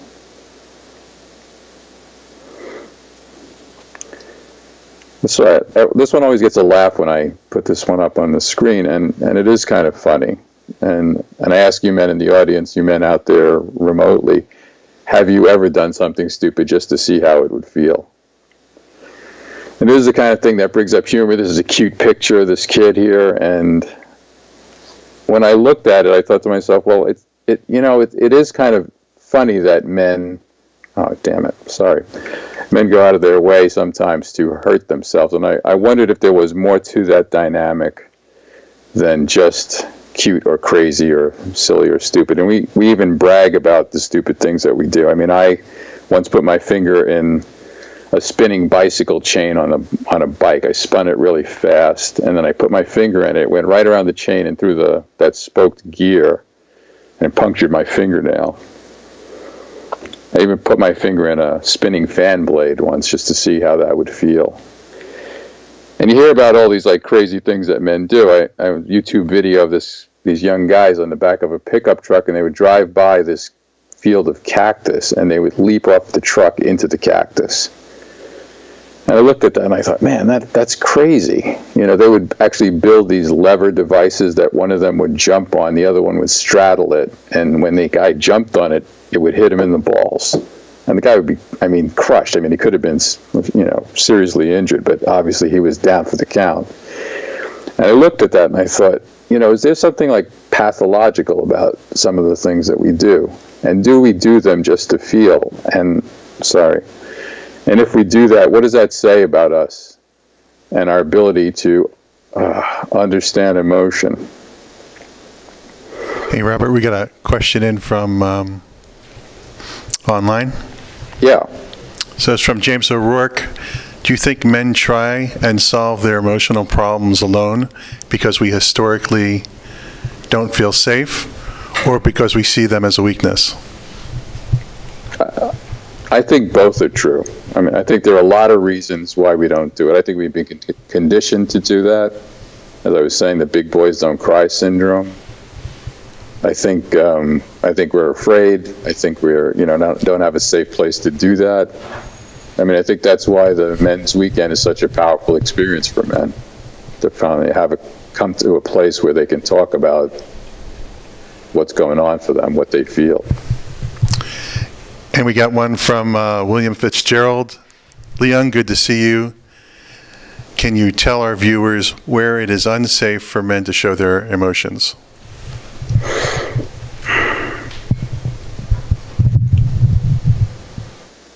Well, I think it might be unsafe to show your emotions if you're enraged, depending on the situation, depending who you're dealing with. I think it might be unwise to show how you feel in certain business situations or even personal situations where it's not going to be helpful to the conversation. So it's not like you just have a blanket pass to express your emotions in any way. You've got to be responsible about it. I'm not advocating just expressing anything you feel at any time. But unless we understand our emotions and have some experience with them, we're likely to just lash out and say something, out of context or hurtful or damaging to a relationship, whether it be personal or business. So it's important for us to have experience with them, and the only way we can have experience is to feel them and express them. Does that answer your question? Yeah, thank you. Where were we? We're left with this kid with his tongue stuck to a pole.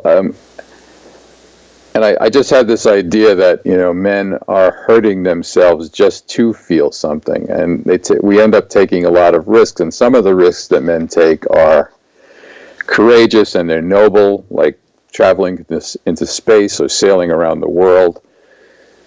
But a lot of us take dangerous risks. It's not just sticking your finger in the fan. It's drinking and driving too fast, or taking drugs, playing with guns.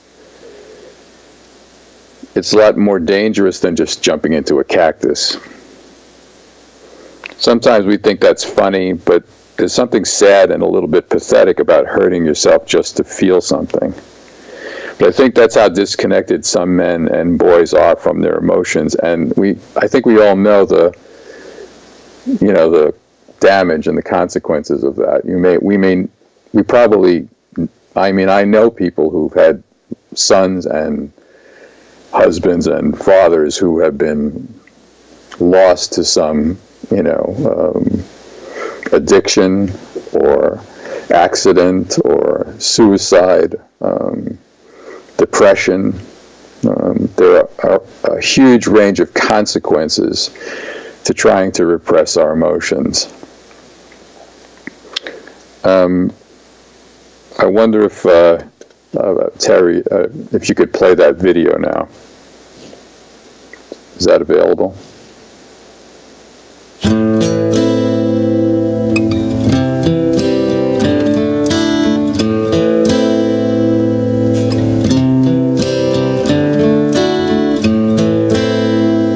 I hurt myself today. Hello? To see if I still feel. I focus on the pain, the only thing that's real. The needle tears a hole, the old familiar sting. Try to kill Can you men hear me? all away, but I remember everything. What have I become? My sweetest friend. Everyone I don't think that's gonna work. It's playing just fine. We can all see it. You just can't. And you could when it's finished. have it all. My empire of dirt. I will let you down. I will make you hurt.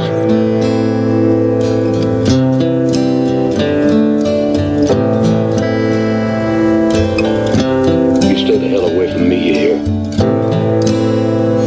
I wear this crown of thorns upon my liar's chair, full of broken thoughts I cannot repair. Beneath the stains of time, the feelings disappear. You are someone else. I am still right here. What have I become? My sweetest friend. Everyone I know goes away in the end, and you could have it all. My empire of dirt, I will let you down. I will make you hurt. If I could start again, a million miles away, I would keep myself. I would find a way.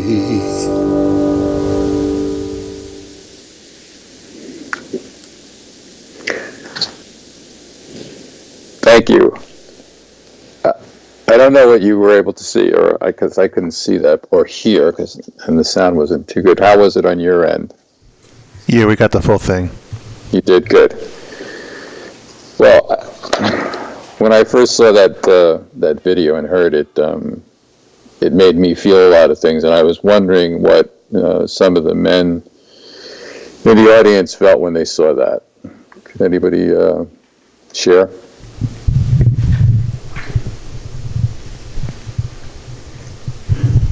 How did it make you feel? What do you think about those men?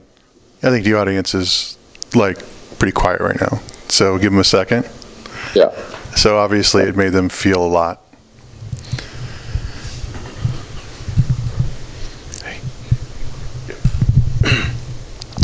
When I was watching it, I thought of my 8-year-old son, and how he hits himself in the head and just wants to do wild and crazy things. And it just made me wonder, is that the only acceptable way for him to feel? And, am I giving him the big boy syndrome? Don't cry, get up. And it just makes me question myself and just be more aware of allowing him to deal with his emotions in a positive way instead of, having to be a madman to get some feeling out of life. Yeah. What's your name, man? Steve Anderson. Nice to meet you. Yeah, nice to meet you. Thanks for sharing that. Yeah, can you relate to some of that yourself from when you were growing up? I can. My father died when I was 9, and I put my feelings away and decided, I need to be the best in the world at what I did, to prove myself. And it's, I don't always give myself the opportunity to feel. So I'm supposed to be a man, right? Yeah. So I can relate to that. Yeah. Yeah, I think it's when we're not in touch with our emotions, we end up doing other things to try to prove that we're worth something. I think that's a good point that you brought up, because when you don't love yourself, when you're not in touch with your emotions, it's hard for you to love yourself. So you end up doing things to try to prove that you're worthwhile. Yeah. And it's a little bit of a rat race doing that, like a hamster on a wheel. Yeah, I know that. Thank you. Thanks. Robert, it's Justin. Something that I've been confronted with is how emotional I am. And I don't know if it's because I was raised by a single mother and I was surrounded by emotion regularly and drama and good, bad, and ugly. But every day something happens that can trigger emotions that could overwhelm me. And what I found is that if I'm alone, or if I'm in a safe space with men, that I can let down my armor and put down my defenses that I've got up to go out there in the business world and deal with clients and lead my son and the people in my life. I have to put on this armor to cover up the emotions, but I found that I get really ill if I don't express them. And right. So I'm becoming stronger and stronger and more confident now, and feeling that, I am not weak because I cry. And I think it's perfectly fine. But I do have to know when it's appropriate for other people. Yeah. I think you said that really perfectly, Justin. What did you feel when you watched the video? I felt tears behind my eyes. I felt connected to the pain or the intensity of emotion that each one of those photos was showing. I completely relate. And I think that it's part of the human experience. And I think by hiding it or making it wrong is not natural, and it's not healthy. I think a healthy masculine presence actually should completely express its emotion. But again, the responsible, mature male will do it in an appropriate time and place with the proper people. Especially since I know when I'm being my best around the women, whether it's my ex-wife and still serving her so she feels safe and secure as my son's mother when she has to take care of him, or my mother who's starting to, get up there and she doesn't have a man in her life. She needs to feel safe and secure and taken care of. And if I fall apart crying in tears in front of them every time I get emotional, it's not going to serve them. But when I join my men's team or I'm around friends, that it's safe and I'm not taking away or hurting them, that it's perfectly fine. So I thought it was beautiful. That's what I felt during the video. Thank you. I appreciate that.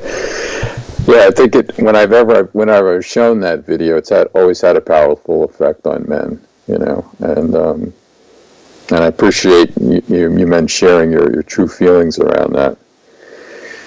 I think, the truth is that there is a certain amount of us hurting ourselves and taking risks, and sometimes really dangerous risks, just to feel something, and that's an unknown dynamic that exists in our culture, that how many men and boys are just hurting themselves in some way because they can't openly feel their feelings, and how much damage is going on that we don't really, we're not really aware of, and that this is the cause of that, so I encourage every man to find ways to express their emotions in a responsible, healthy way, like you said, and I hope that more men will do that as a result, perhaps, of seeing some of this presentation today. So repressing those emotions, holding them in, denying them is repression, and it causes this slide, which I've gone back and forth to like several times already. But what is repression? Repression is avoiding thoughts or emotions that conflict with our ego. And this has particular resonance for men who've done the Sterling Men's Weekend, because we know about the dangers of our ego. Repression is to subdue by force, to restrain, prevent, or inhibit. So that gives you some idea of what we and other men are doing with their emotions. And as I said, I think emotions are a critical part of how you feel about yourself. When you repress something that is a reflection of you, what does that do to you? How much damage does that do? Well, one of the pieces of damage that it causes is stress. And today we know that stress is what weakens our immune system and leaves us vulnerable to any number of diseases, physical and diseases psychological. It's odd that the result of us trying to appear strong and fearless and unfeeling is the very thing that, in fact, weakens us on virtually every level: physical, psychological, emotional, spiritual. And yet we can't see that. We're caught in the images that we have to present, as we all just said, to the world and our society at different points in time. And so where do we go for relief?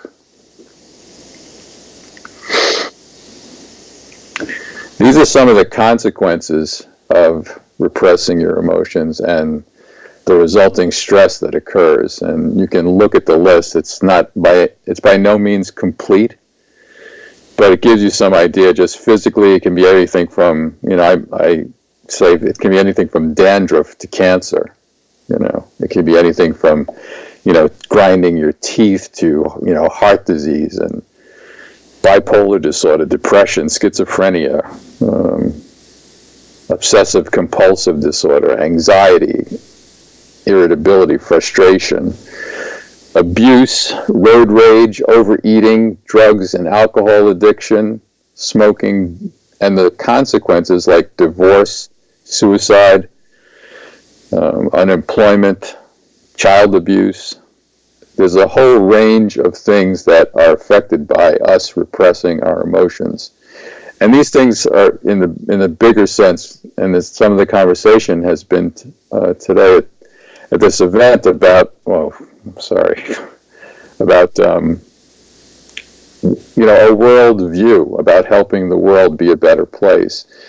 And think about what the world would be like if we could reduce some of this just by being willing to feel our emotions, just by willing to express our emotions, to not be afraid of them. I mean, I've been in this circle with men, I've talked to men as a coach, and we're terrified of feeling. We're more afraid of showing our emotions than dying in some cases.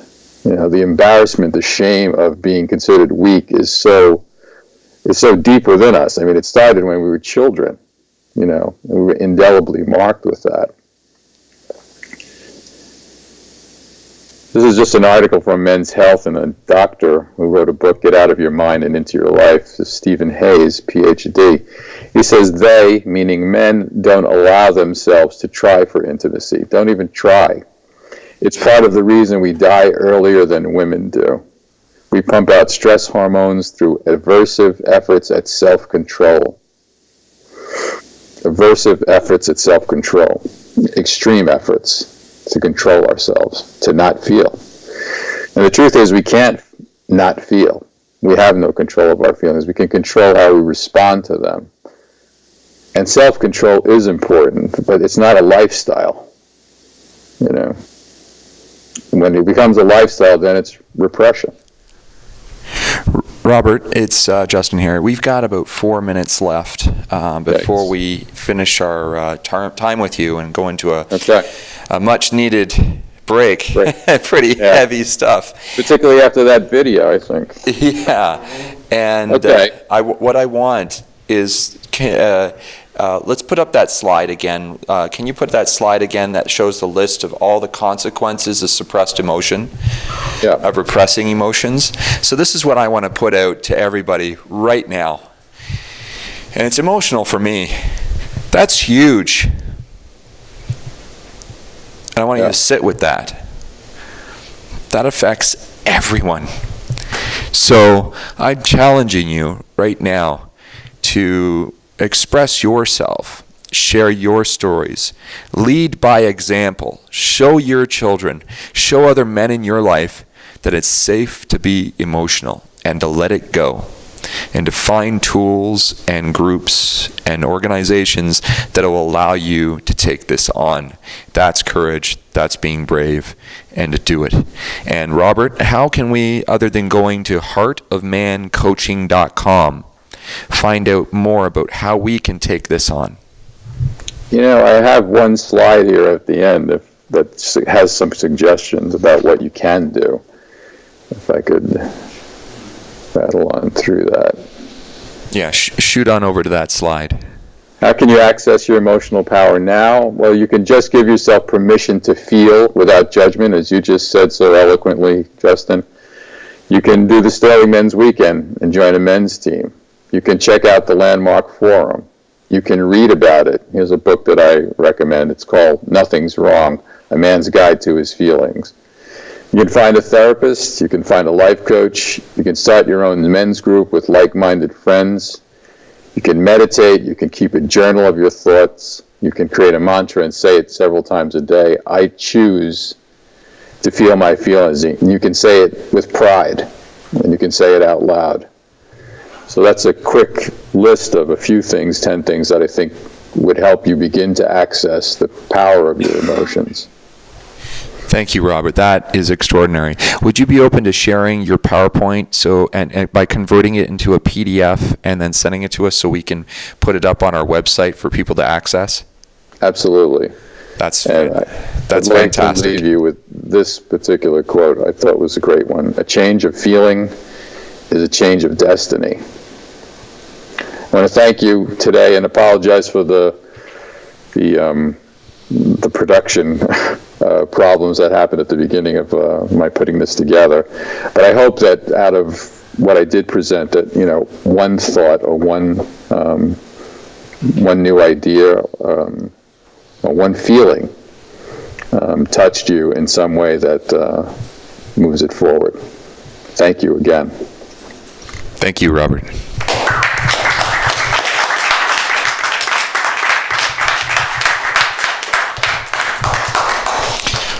Wow. Technical difficulties, who cares? Problem, no problem. It's 4 o'clock. We're right on track. We're going to take a 15-minute break right now. Take your time, enjoy, share with somebody that's around you or with you. Release some emotion, good, bad, or ugly. And we'll see you at 4:15.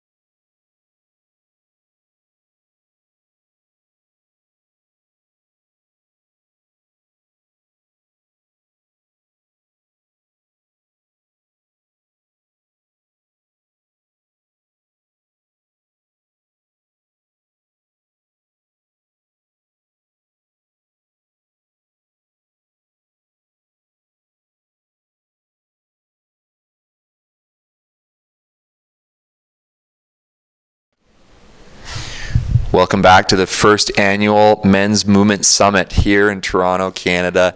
We're at Volleyball Canada, headquarters for our beach volleyball team, the women's team, I believe, for the Olympics. Everybody, all the Olympic players for the beach volleyball, that's awesome. It's amazing to see the courts out here, and guess what?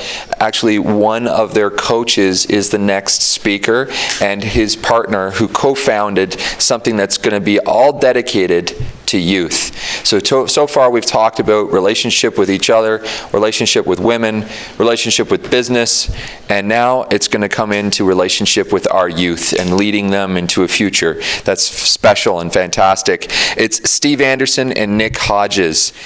Steve Anderson is the co-founder that initiated in 2014 that serves the next generation of leaders by providing sacred space and experimental learning for boys, young men, and men to align organizations that serve young men in order to identify opportunities to collaborate and magnify the benefits.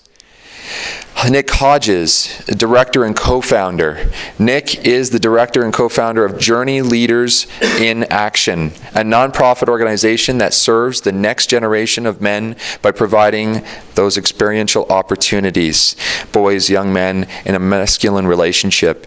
Nick seldom saw his own father growing up and is passionately committed to giving boys, young men, and adult men opportunities to discover and celebrate the higher purpose in order to unleash inner strength, creativity, and self-awareness. Today their topic is going to be, right here, young men. The description of this is basically the initiation and rite of passage for young men, a pathway to masculine presence. They are involved with the summit to align organizations that serve young men in order to identify opportunities to collaborate and make this a bigger cause, reach more people. We're going to start out today, before they come on and speak and give us their experiential lesson, with this short video.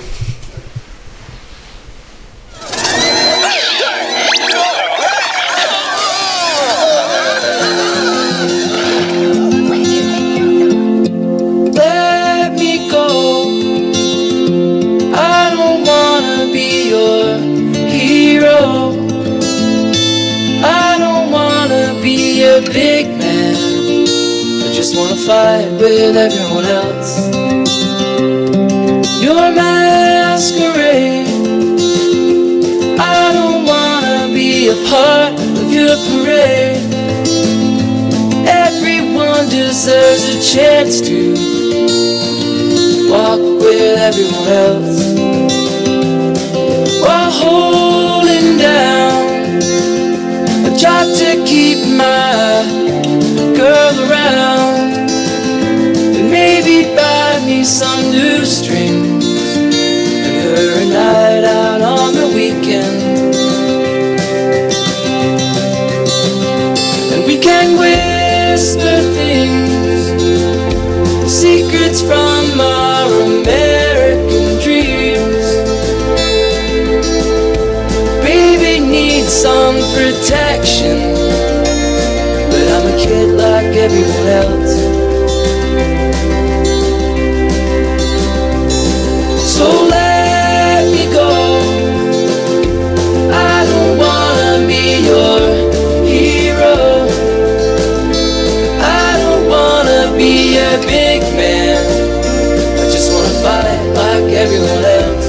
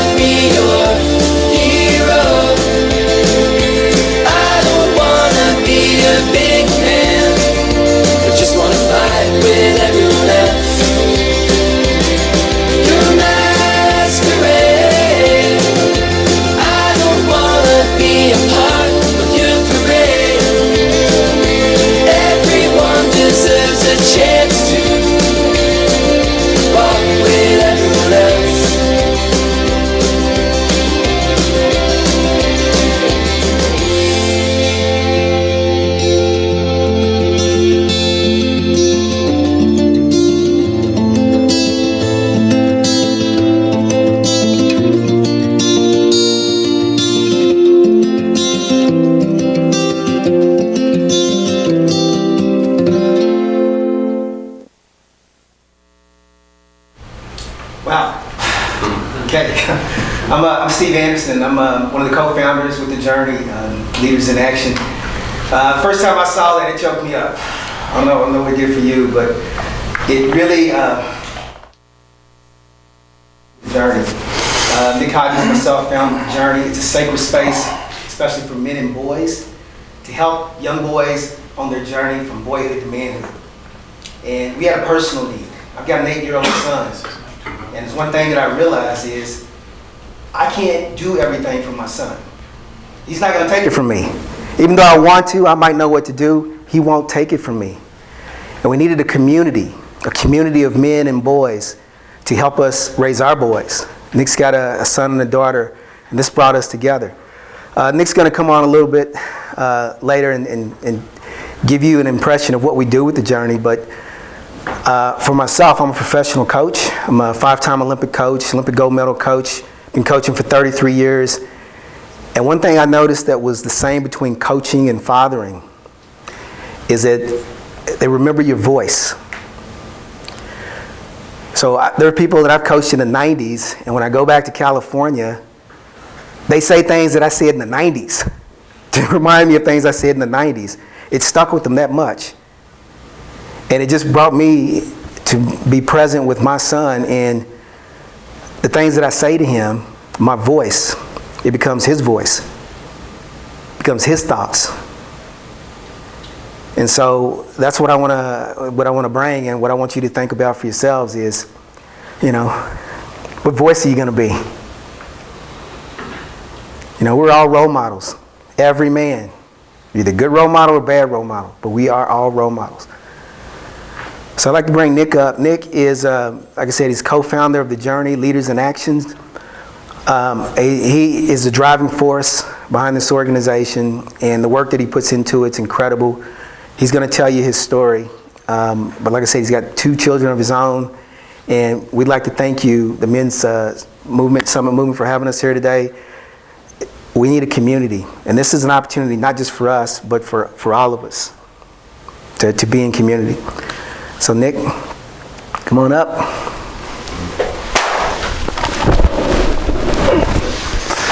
Thanks, Steve. Yeah, I just have to say that clip from the movie Boyhood, I watched it this morning with my daughter, and I was in tears. And I've seen the movie. If you haven't seen the movie, I highly recommend watching it. It's a phenomenal story. The actors in the movie that you saw at the beginning as children, they're the same people, the same actors at the end. So that movie took about 15 years to make and to film. It's just an incredible story. And what it does for me, it brings me back to my adolescence, my childhood in such a visceral way that it literally brings me to tears. So thank you, Steve, for showing that for everyone. I want to thank the organizers of the summit today for having space on the agenda for young men. They're the next generation of men, and I think it's an important topic to have on this agenda, so I really appreciate that. What I'm going to talk about today is a few things. I'm going to tell you about what teenagers want outside of girls and screens. I'm going to tell you about why mothers can't bring young men into manhood, despite everything that they are capable of, which is everything. Mothers are phenomenal. They can do anything that they want to, that they can put their minds to. But one thing they cannot do is usher young men into manhood. And the third thing I'm going to talk about today is fathers. And I'm going to tell you about why fathers cannot bring young men into manhood if they do it alone. So fathers have an advantage in this because they're men, but most fathers don't use that advantage to full effect in ushering young men into manhood. So, young men, they are our next generation of leaders. They are our next generation of creators, of entrepreneurs. of fathers and of sons. I have a remarkable hope for young men. I have a son Callum, who's 7 years old right now. And everything that I do in Journey Leaders in Action is in service to not only my son, but to all boys like him. But there is an issue, there's a problem here. Despite the fact that these boys are going to become our next generation of leaders, they are also that same pool of boys and young men that are out there right now today. They're also going to become our next generation of men who abuse alcohol and drugs, who abuse themselves, who will have mental disorders, depression and anxiety. It's going to get so bad that they're going to kill themselves, literally. They will commit suicide. They will overdose on drugs. They will suppress all of their pain to the point that they harm themselves very seriously. And so that's why we do this. You know, the invitation is to consider, as a community of men, a broader definition of what it means to be a father. It's not just being a father in your own home. As Steve said, you're leading by example whether you do it well or do it poorly. And the reason for that is that boys and young men, they're always watching. They're always watching grown men. So everything that we do as men, they're watching us.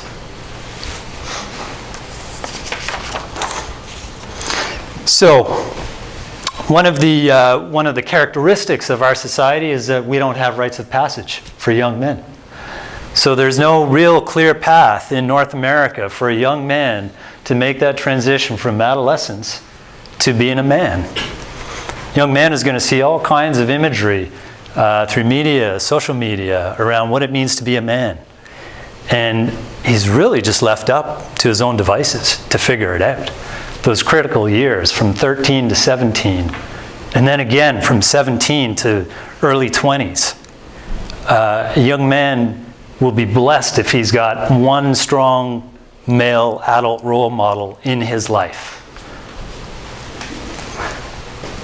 So the question I have for fathers is, fathers in the audience, is what is your role as father beyond parenting your own children?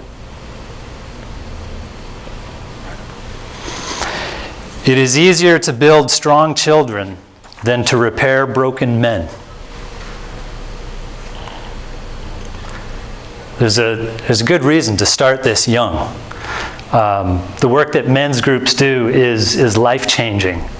And imagine if we brought that intention to young boys. So what do young men see? I'm going to describe 4 types of masculinity that young men see. I'm going to describe hyper-masculinity. This is a man who generates his identity based on aggression and violence and physical presence. Winner-take-all masculinity. This would be a man who uses dominance and control to get his needs met. We can maybe think of some examples of that. And then passive masculinity. This is a man who is really just living a relatively small, quiet life.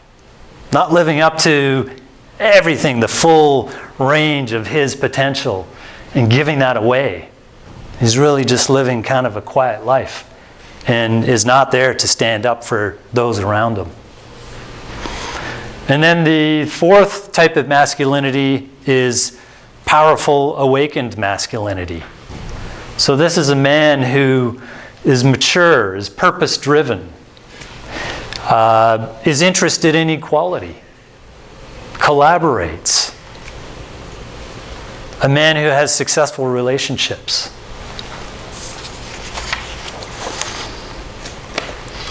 A boy who lacks trust in men is confused.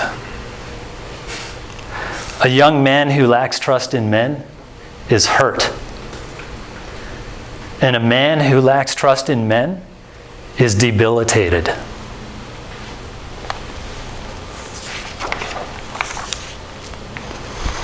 So, what do young men want? I mentioned that in the opening. There's three things outside of girls and screens and friends and all of that. But there's three important things that young men want. So, young men want respect. They want to be respected. Young men want to have meaning outside of themselves. They don't want to be stuck up here in their head, even though that's where they may spend a lot of their time. And being stuck up in your head can turn destructive very quickly, either to yourself or to people around you. And the third thing that young men want is they want to be valued. Young men want to know that they implicitly have value for who they are. So I'd like to take a few minutes and invite you into a journey back to your adolescence. For members of the audience, I'm going to ask you to close your eyes. And if you're driving a car, don't do this. Just listen along with your eyes open. So this exercise is called The Voices You Heard. And see if any of these voices, if you recognize them. Good job, son. I'm proud of you. You did that really well. You can be proud of yourself. I know you'll do what you say you will. I have faith in you. You did your best. It's okay to fail. What were you thinking? You didn't do that right. What's taking you so long? You're lazy.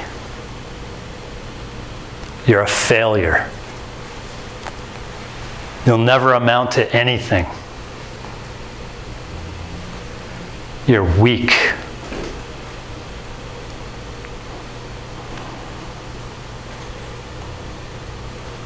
So, do you remember your voices?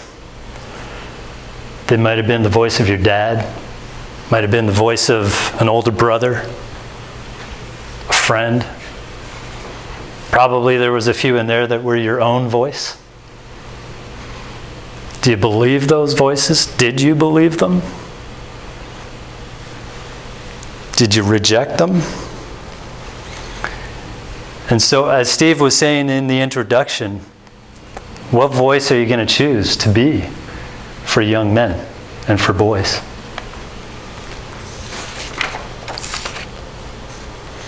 See, what's happening right now with adolescence is that it goes on and on and on because young men don't have that clear path to manhood.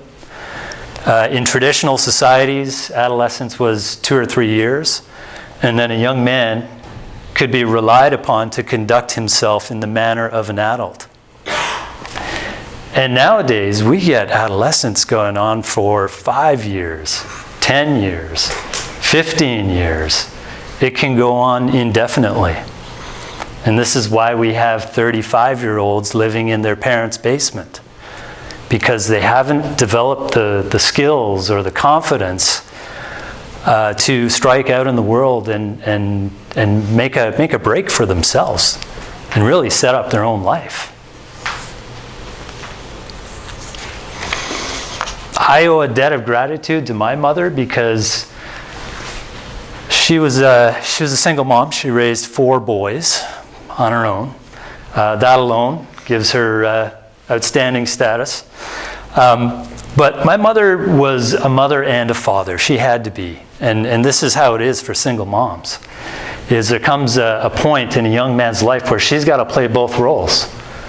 And for me, it was when I was 17 and I came home from school one day and I said, Mom, I'm dropping out of high school. And she said, okay. She said, yeah, that's fine. If you want to drop out of high school, you do that. But she also said, and if you do that, then you're also able to start paying rent. So no more free ride here. And that snapped me to attention because I wasn't expecting that at all. I thought I was just going to hang around the house, and I don't know what I thought I was going to do. I was just going to hang out. So I actually returned to high school. I decided that I was not ready to grow up. I wasn't ready to get a full-time job and pay rent. That was foreign to me. So I went back to high school as an A student. And I completed my high school diploma, and I had never been an A student in my life prior to that. So I thank my mother for that. And I thank her for everything that she did for me. But there's one thing she couldn't do. She couldn't usher me into manhood. See, a mom can't make a young man feel safe and valued and respected in the company of men. And it's difficult for a father to do that on his own. A father in isolation is going to have a hard time achieving that same result. And the consequence for me was that I felt like an outsider. So I became, 18, 20 years old, and I could see my peers were growing into adults. They were growing into men. And I wasn't. There was something inside of me that kept me on the outside of that. And it went all through my 20s, well into my 30s. I still did not consider myself to be an equal to men. And it wasn't until I had my own initiation into manhood that I was able to regard myself as an equal to men and stand among men. And so this is the key thing for young men is they need company of men. They don't need just one good man in their life like their father. Young men need company of men because we are just wired that way. Maybe it started with the hunting parties. Groups of men going out into the woods, going hunting. Men have always organized themselves in groups, squads, companies. And we need that. And young men need that.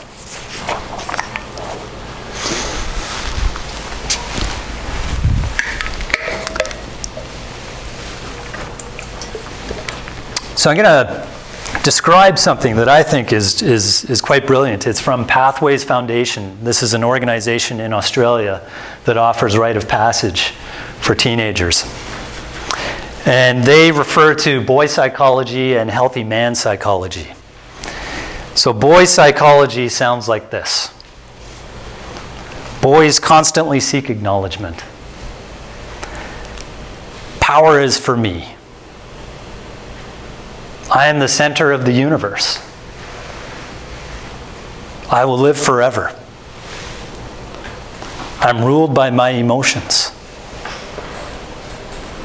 I take no responsibility for my actions. I want a mother. So imagine a young man taking that psychology into chronological adulthood. I mean, we've all seen it. We've probably all done it. 20 years old, 25 years old, 30 years old, and still behaving out of this boy psychology. So what does healthy man psychology look like? Healthy man psychology has a mission. Power is for sharing. I am part of the universe. I know I am mortal. I can stand with my emotions. I take full responsibility for my actions. And I seek relationships with the feminine. So how does a young man get from boy to healthy man psychology? Well, one of the ways is initiation and rite of passage. It serves as the bridge between boyhood and manhood. So initiation is crossing a threshold from which you cannot return. That's what initiation into manhood is, a very specific and intentional activity. It doesn't happen by accident. Actually, it could happen by accident. That's not true. It could happen by accident. But it is not likely to happen by accident in most young men's lives. A rite of passage is a ceremony or a celebration signifying the passage from one place to another. So after a young man has been initiated, it's important that it's acknowledged and witnessed by the community, and that's what the rite of passage is. So if a young man is initiated and goes back to his life and his parents aren't aware that he was initiated or don't have any investment in that initiation, and they just treat him the same way, the effect of that initiation is going to be reduced severely. Traditionally, it was the uncles of the village, the so-called village, that initiated young men. This is why fathers cannot do it on their own. Steve said it in the intro. His son is not going to take it from him, and my son's not going to take it from me. It takes the uncles of the village to initiate the young men. For the last few years, I've been volunteering on the production team at the Young Men's Adventure Weekend, YMA, in British Columbia. It's a phenomenal event. It's been running for nearly 30 years, and every year they initiate a group of teenage men, young men, into authentic, awakened manhood. And there's all kinds of adventure and leadership and challenges and things that are available through other organizations all over the place. It's not that uncommon. But what's different about YMA is the initiation into manhood. There is an opportunity for young men to stand shoulder to shoulder with adult men and express the full gravity of their grief, their sorrow, and their anger. And this is what other organizations are not particularly set up to do. It's not in their mandate. But a young men's rite of passage is very specific about this component. And this is like drawing the curtain open, inviting the young men in to the company of men and saying, as a man, where you're headed, this is what you are going to feel. This is what you're going to experience. And if you don't get it out, you're going to repress. You're going to do all those things that Robert Lung showed us about. Repression. It was a very long list. And it will debilitate. And it may kill.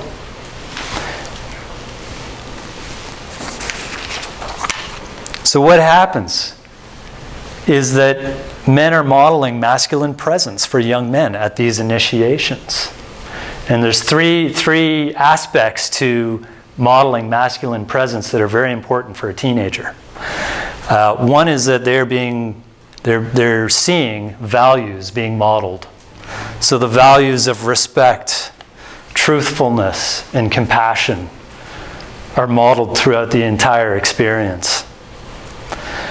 It's character building. These young men are going through all kinds of challenges, and they're seeing the production men going through challenges too. And they're seeing that men are taking responsibility. They're not shirking their responsibility. They're not blaming others. They're doing what needs to be done and doing it with a no-problem attitude. Things went sideways, fix it. Problem, no problem. The key thing is that they are in the company of men. So the young men, it may be the first time in their life they've ever held company of men. And they will develop that sublime camaraderie that happens when a group of men get together and they're truthful with each other and they're authentic. It's absolutely marvelous. And that's where the foundations of trust and loyalty and honor come in, and these young men get to experience that firsthand. See, the power of assembling a group of men is that it's a safe place, a container where men can put down their swords and shields, and they can be real with each other and actually talk about what matters. Because that's often not happening in the other conversations that men have. These initiations give young men their men. It gives them that identification that groups of men are a positive, powerful force. It gives young men the opportunity to lead and to follow, to learn how to follow as well.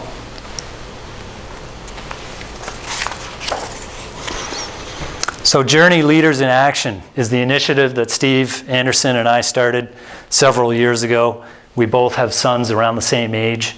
And we said, we've got to do something here in Toronto for our sons and all of their friends and all the other boys who are growing up in Toronto. There's 9 million people in this area, in the Golden Horseshoe. That represents a lot of boys, a lot of young men. So we got together and we said, well, let's create this initiative. Let's get boys and men together and do crazy fun things. Do stupid things, do risky things, and do things that their moms are probably going to be really uncomfortable that they're doing. And we'll go to the woods and we'll do it. And so that's what we do. We take groups of boys and, as fathers and sons, uncles and nephews. I know Steve has brought a few boys who don't have their dads. And what we do is we do all that fun stuff. And in doing that, we create that sacred space where boys can be boys and they can learn from men. I call it the transfer of masculine molecules. So this is what happens when a boy is in the company of men, and those men are in action. So those men are in purposeful activity. That boy will learn so much. And no words even have to be spoken. No words have to be spoken. Yeah, Nick, could you give us like a specific, so we get the flavor of it? Yeah. Yeah, sure. I mean, I can think of all kinds of things. The first one that came to mind was my son last week. I mow the leaves to mulch them up and leave them on the grass. So I invited my brother over to mow the leaves. And I was on the rake, and my brother was on the lawnmower. He's mowing, and my son comes out. He's 7 years old, and he's looking, and he runs into the shed, and he gets the other lawnmower, which is a push mower, and he gets it out, and he's right there beside my brother, and they're mowing the leaves together. And I went inside and got my camera and took a picture of it because it's a very simple thing. You could easily walk past that and think nothing of it. But actually, that was a moment where my son was learning, he was modeling the behavior of a grown man. And they didn't say anything. They didn't have to. So that's the first example that comes to mind. That's great. Yeah. Ceremony. We always do ceremony at Journey events. We have opening ceremony, we have closing ceremony. Our closing ceremony is that we publicly honor our sons. We raise them up. We always get a box. Actually, the first event was in this facility, and we got one of the coaches' boxes that the volleyball coaches stand on. And one by one, we brought the boys up and stood them up, and they were looking down on us. And we said honoring words for them. And I believe that they took that in, and they'll carry that for the rest of their lives.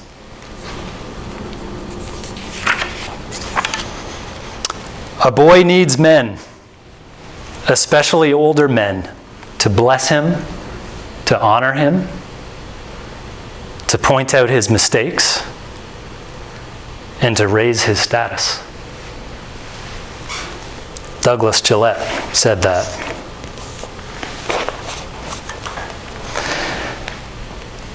I want to talk a little bit about father deprivation, and I don't just mean households where there is no father.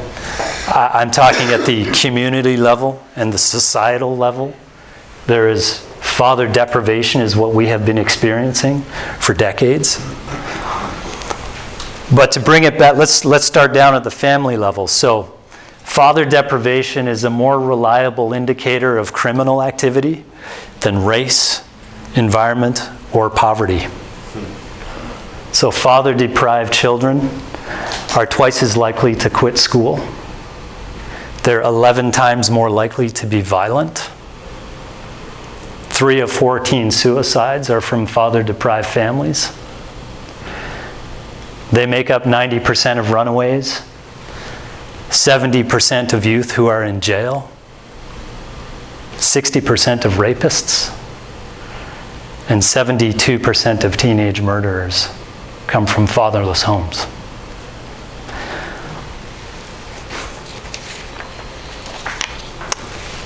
In some ways, my upbringing, I didn't have my father nearby. I grew up in Canada. My father was in Australia. In the 1980s, that left very little room for contact between us. And through my adolescence, I abused drugs and alcohol. I dropped out of school. I went through the juvenile court system. I was all of some of those statistics. That was me. And my mother did a great service to me in forcing me to choose between high school and paying rent. She did a massive service to me. And I benefited from mentors and teachers. And at the time, I didn't know they were my mentors. I had a big brother, Brian Brown, from Big Brothers and Sisters. And he stood by me from the age of 12 to 17. And if Brian is listening right now, I thank you, Brian. Brian was a rock in my life. I didn't know it at the time, but I can look back now and know that. Peter Gardner, my landlord when I went to college, he was like a father to me. I lived in his home. He role modeled values like hard work, respect, honoring your word. Also taught me how to do woodworking. So rich is the man who has many fathers. That's why we need to surround our young men with the uncles of the village. It's to give them many fathers.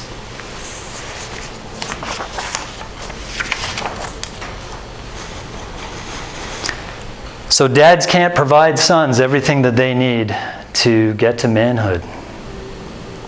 That'll come as a blow to the ego of dads all over the place. You can't do it alone, though. Young men need the company of men. And it will take the uncles to pull them from adolescence into adulthood, because they will not go willingly. They will not go willingly. It will take a very concentrated effort of men to bring teenagers into an initiation and rite of passage experience. And I see that as not only a duty and an obligation, but an absolute honor to be able to play that role for young men. I mean, none of us got to be a man without first surviving boyhood and adolescence. But what if it were more clear? What if it were easier? Not that it has to be easy. There's always going to be challenges. And it has to be hard. It has to be the hardest thing you do in your life. But what if it happened when you were between the age of 13 and 17, as opposed to 30 and 40? So again, what do young men want besides girls and friends and movies? They want to feel a sense of belonging. Young men want to be part of a tribe, a squadron, a group. They want the company of men. They yearn for it. They want to be part of a community or a cause. Young men want to have a purpose. They want to know that their life has meaning beyond the walls of their temples. They want to have value and impact in the world. And young men want to be respected. They don't want to be treated like kids even if they're behaving like kids.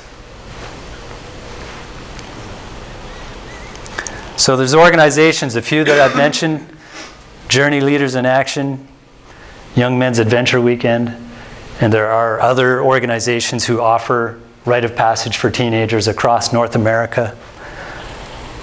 Young Men's Adventure Weekend, Boys to Men, Young Men's Ultimate Weekend, Mountain Wisdom, and there's more. My vision is to leverage all of those organizations so that we provide young men everything that they need, that clear path to manhood. We provide it everywhere. It's not just in isolated geographical places. We provide it everywhere.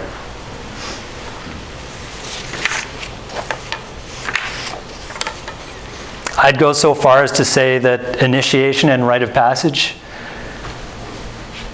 is a form of harm reduction, because when young men are initiated into manhood, it will lead to greater self-awareness, greater respect for themselves and women and other men.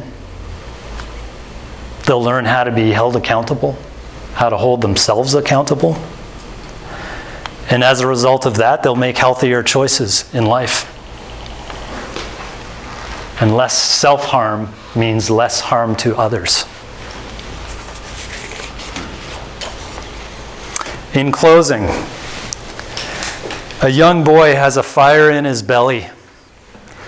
And if a community does not show that boy how to tend his fire for the good of the community, he will burn it down. Thank you.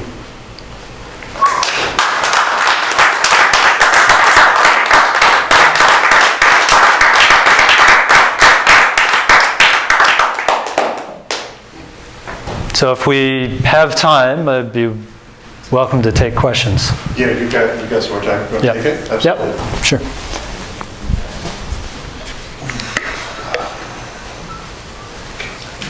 So it's time. Anyone from anyone online to ask questions to Nick or to Steve?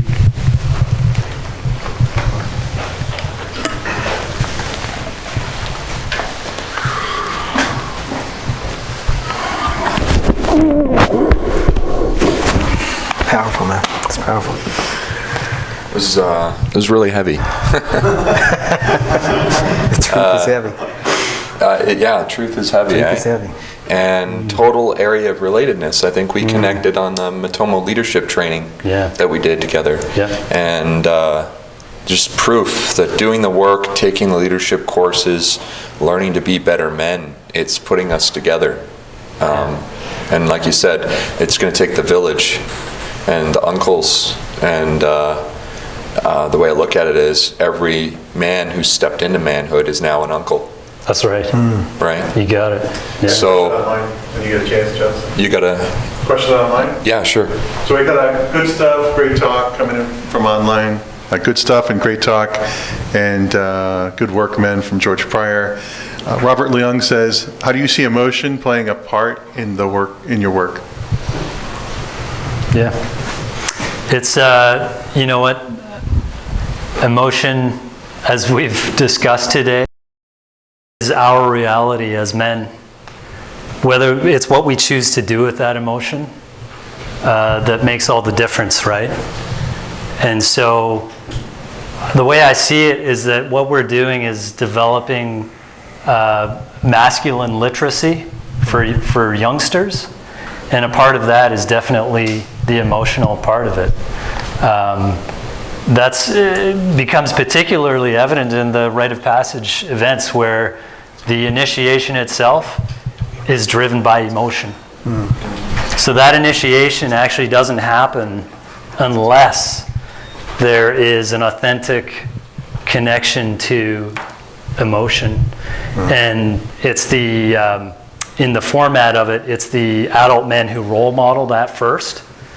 And then after a period of time, the young men are invited to join in and express that emotion. So it's the foundation. Yeah, we men get confused because we think that we're not supposed to have emotion instead of being able to stand in our emotion and to manage our emotions. And I think Robert actually said it himself. And so that's one of the things we play. It's not just about having fun.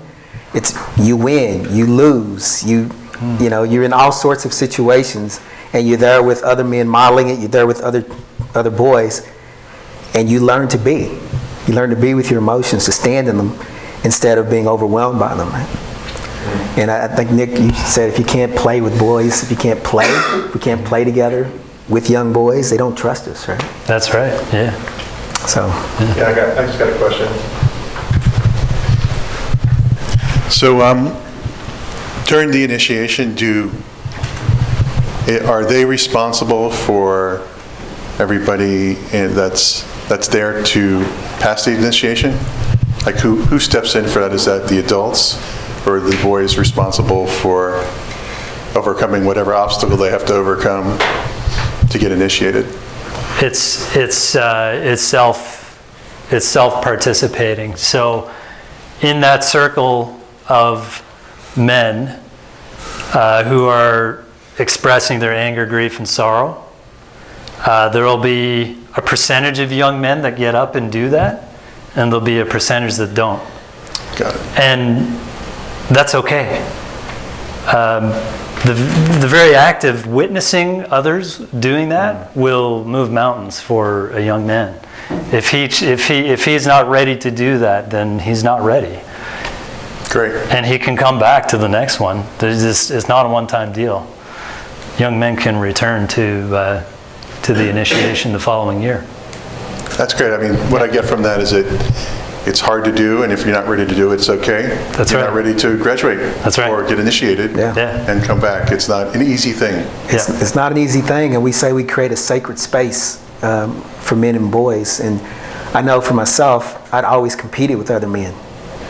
And being in a space where I'm not in competition and I can be who I am and see other men, boys do that, it opens up a space for me to go someplace I wouldn't necessarily go in the company of men or even by myself, right? So I think that sacred space helps people to go through that journey. Thanks. It's impressive work. It's something that's missing. I got to get back up here with you two men because there's something else going on. And I don't know if you are aware of this, but this is International Men's Day, right? Mm-hmm. And it's in 70 countries around the world. Mm-hmm. And that's why we were like, yeah, let's do this Men's Movement Summit on that day. What I also found in my research was that tomorrow is International Boys' Day. Mm-hmm. Wow. Okay. Right? So one of the major reasons that today is so important is because it's to capture this content, get this community together, create a hub for communications through the Men's Movement website, right? Which we're going to publish all this stuff coming up. But it's also an opportunity for us to start planning next year. Nice. Right? So I'm thinking, I challenge you, men, to come out, and we're going to do a 2-day event next year. And the first day will be for the men, and the second day will be for the boys. We'll bring the boys. There you go. Bring the boys. Yeah. So, and bring your boys, bring them. I don't think there's any space in today's content that's not safe to share with your boys and your family, your friends, your community. And I think it's a really healthy thing to do, is share this stuff. Absolutely. So, is another question? Yeah, we got multiple questions if you got time. Awesome. Let's do it up. So Robert has the first one. Robert Leung, one of our previous speakers.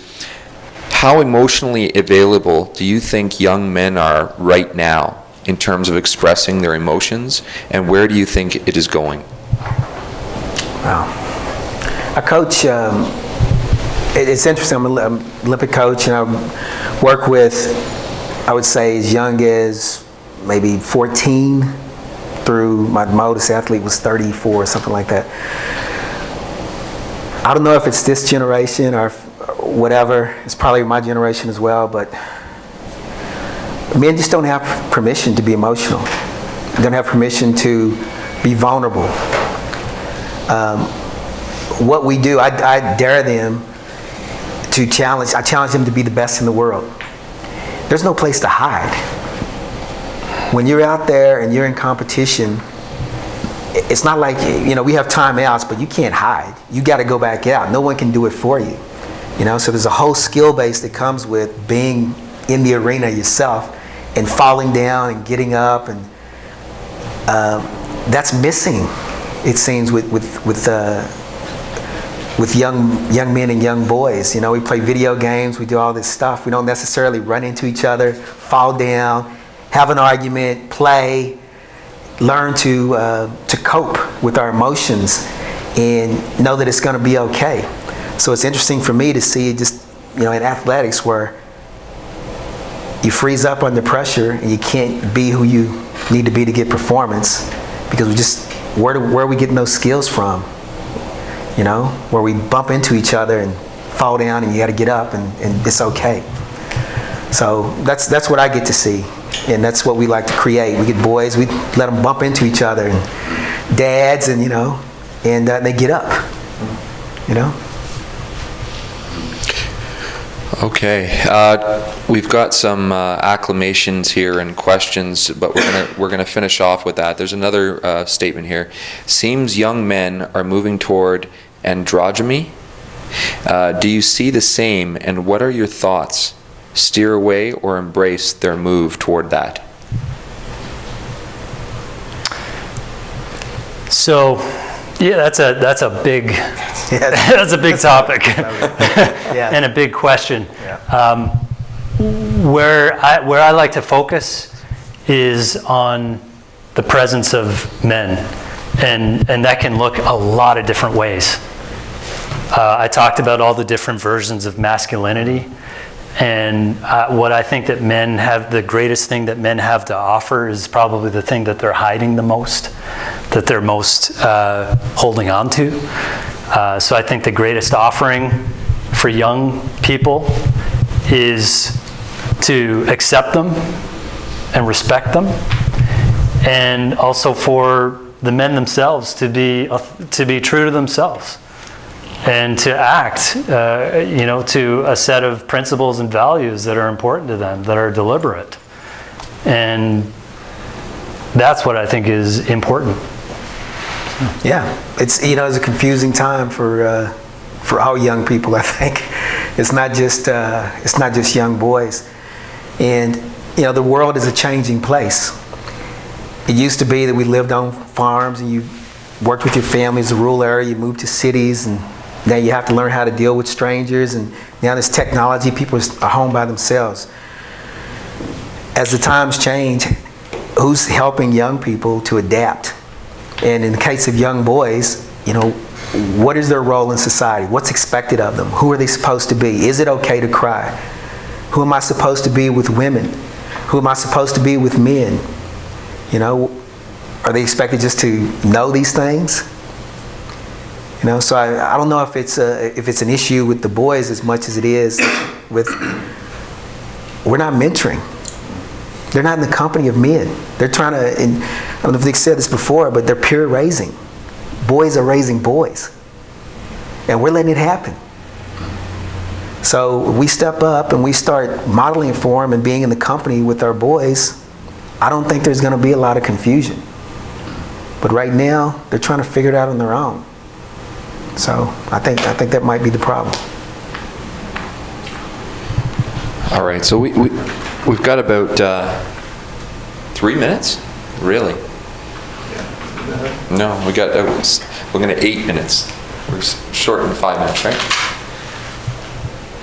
I hope I know where I'm going here. on the schedule all day there. Yeah, you're ahead of me. Okay, so with 8 minutes, is there more content that you want to deliver, or do you want to start to give some information about where we can go? Somebody said there, Fitzgerald said, awesome work, brothers. You know, where can we go to find more information about these programs, about this, you know, this support? Can I offer one thing? Just, can they hear me? So we got one of the men that are working behind the scenes. There's a group of men working behind the scenes who's able to watch this. Jonathan Peterson is one of those men. This is powerful. It says a lot. He says thank you. Thank you. Thank you. And he's doing some selfless work, making this happen. Awesome. That's awesome. I think Nick's the man to answer that. He's so fully invested in volunteering and going all over the country, and you know, to be with. But one thing I'd like to say before he gives some information is, I brushed upon it. Men's Movement Summit. As men, we work in isolation. As organizations, we work in isolation. It's our way's the best way, right? The amazing thing about this is there's so many different organizations who are coming together for our boys, for our men, for our families. That's a huge thing. So it's not just about one organization, it's how are we going to collaborate and come together as a community to get this work done, right? So, you know, Nick's got a wheelbarrow full of organizations that you can get it done. I can speak to that. You can speak to that? Yeah. Excellent. And what I'd love to be able to do is, though, if we can leave the audience with at least one solid, if there's a website that sort of has a lot of links and available, and if not, if you can give us some kind of PDF or something that we can add to the Men's Movement website. Yeah, I can definitely provide individual contacts for organizations. I'm not aware of an umbrella website that would list all of the organizations that I'm familiar with, but yeah, I can certainly provide that after. What I was going to say is that, you know, my son is 7, and I've been doing this work for a few years, but I consider myself a beginner. And where I've learned a lot of this is through my mentors who operate under the umbrella of Kingmakers. And these are the men who, for decades, have been producing rite of passage and initiation events for young men. And so I'm speaking of Brad Leslie in Vancouver and Jay Zipperman in Georgia. And these are men who have been, not only have they initiated literally hundreds, if not thousands of young men, but they're holding a torch for anyone else who wants to do that. And they are a vital link to an archive of experience and information that runs back 30 years. And I would encourage anyone who is interested in working in this space to get to know those men and get onto the Kingmakers team. Kingmakers is a team that meets every 2 weeks virtually over the phone lines. You get men from all over North America phoning in. So that's really, you know, I would say that's the shortest path to the most concentrated repository of knowledge and expertise in this field. Beyond that, there are, you know, the events that they run. So it is the Young Men's Adventure Weekend in Vancouver, the Rite of Passage events in Georgia, the Young Men's Ultimate Weekend in California, Boys to Men. You know, there are a number of organizations working in this space. So I want to take a lot of the wisdom and elements that I've taken from today, what I've heard, and I want to bring it here right now into this moment. And I want to say mentorship. We've recognized this in our own organization. And we lost a tier at the high level of our region positions, which we identified was taking away the mentors, which had a chain reaction all the way down to the bottom. And it's affected every aspect of the organization. And we're seeing this in society and community and stuff like that now, right? Because of technology and the shifts. Okay, so mentorship. And I think mentorship begins, obviously, with our choice and the way we behave in front of everyone, moment to moment right now. Mentorship can also happen through these programs, right? So instead of just talking about it, well, you said you don't know of any umbrella website? Well, now we you have can one. collect that information, and we're going to Yeah. put that information up, and let's make the umbrella. Yeah. So I think the higher purpose here is we're going to do the work so that we can be better men, and that by doing that, we will be mentoring our youth. So it's 2-for-1 combo, right? And so we've got our higher purpose there. Let's take actions together. Let's make commitments. Let's take full ownership of that. And let's that make every man in this community be molded to what's necessary to make this a reality. And I didn't hear Toronto on the list of those events for initiation events. That's right. So hoorah! Let's get the. Let's. I know it's ballsy, but let's get that event here on International Boys Day next November 20th, 2017. Let's bring it to Toronto, where we've got the most multicultural city in the world, where we can have the opportunity to see if we can broadcast any parts of that as well, and make it a safe environment to be able to broadcast and get permission and do what we can, so we can capture wisdom of it and then share our mentoring with the rest of the world. Deal. Deal? Yep. Deal. All right. Nice. All right. Cool. Awesome. So, fantastic. I think we're down to probably 30 seconds or something like that.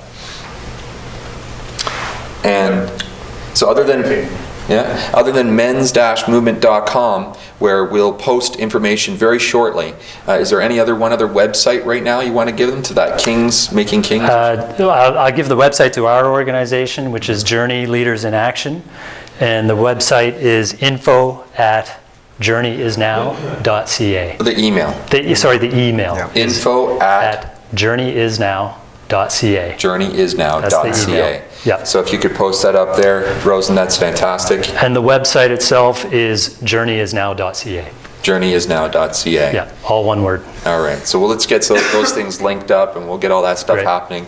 And I want to thank Steve and Nick for all you do, not just for being here. Yeah. And thank you very much, man. Thanks for having us. All right. Thank you. Thank you.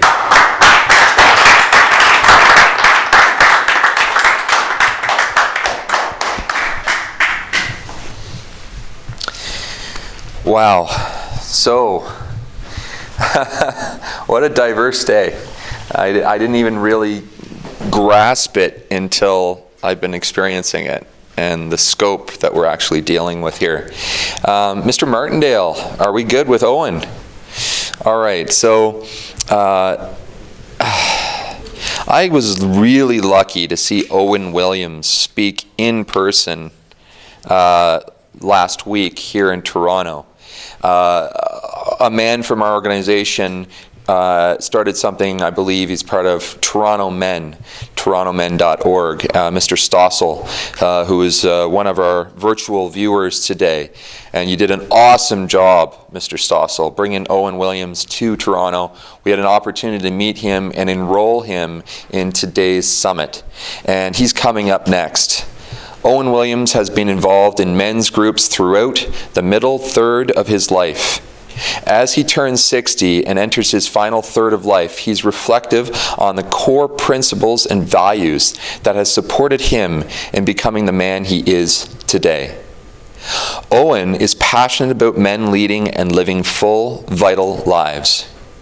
Here, you're going to hear Owen discuss the key structures that will support you as a man in creating a powerful life and legacy. Men attending this summit will leave knowing what they will need to do, as well as the obstacles they place in the way of having a great life. Owen has done a lot of stuff. I mean, there's a whole paragraph. I mean, hosted a Guy Talk radio show. He's been in all sorts of countless workshops and seminars, powerful groups. He's an author of The Relationship Revolution. He works with couples, and basically, as long as they're willing to take divorce and misery off the table, then he gets rid of blame too. The topic today is key structures for men key structures for a man to live in harmony with himself and his life. This is Owen Williams, relationship coach, coming to you on Skype.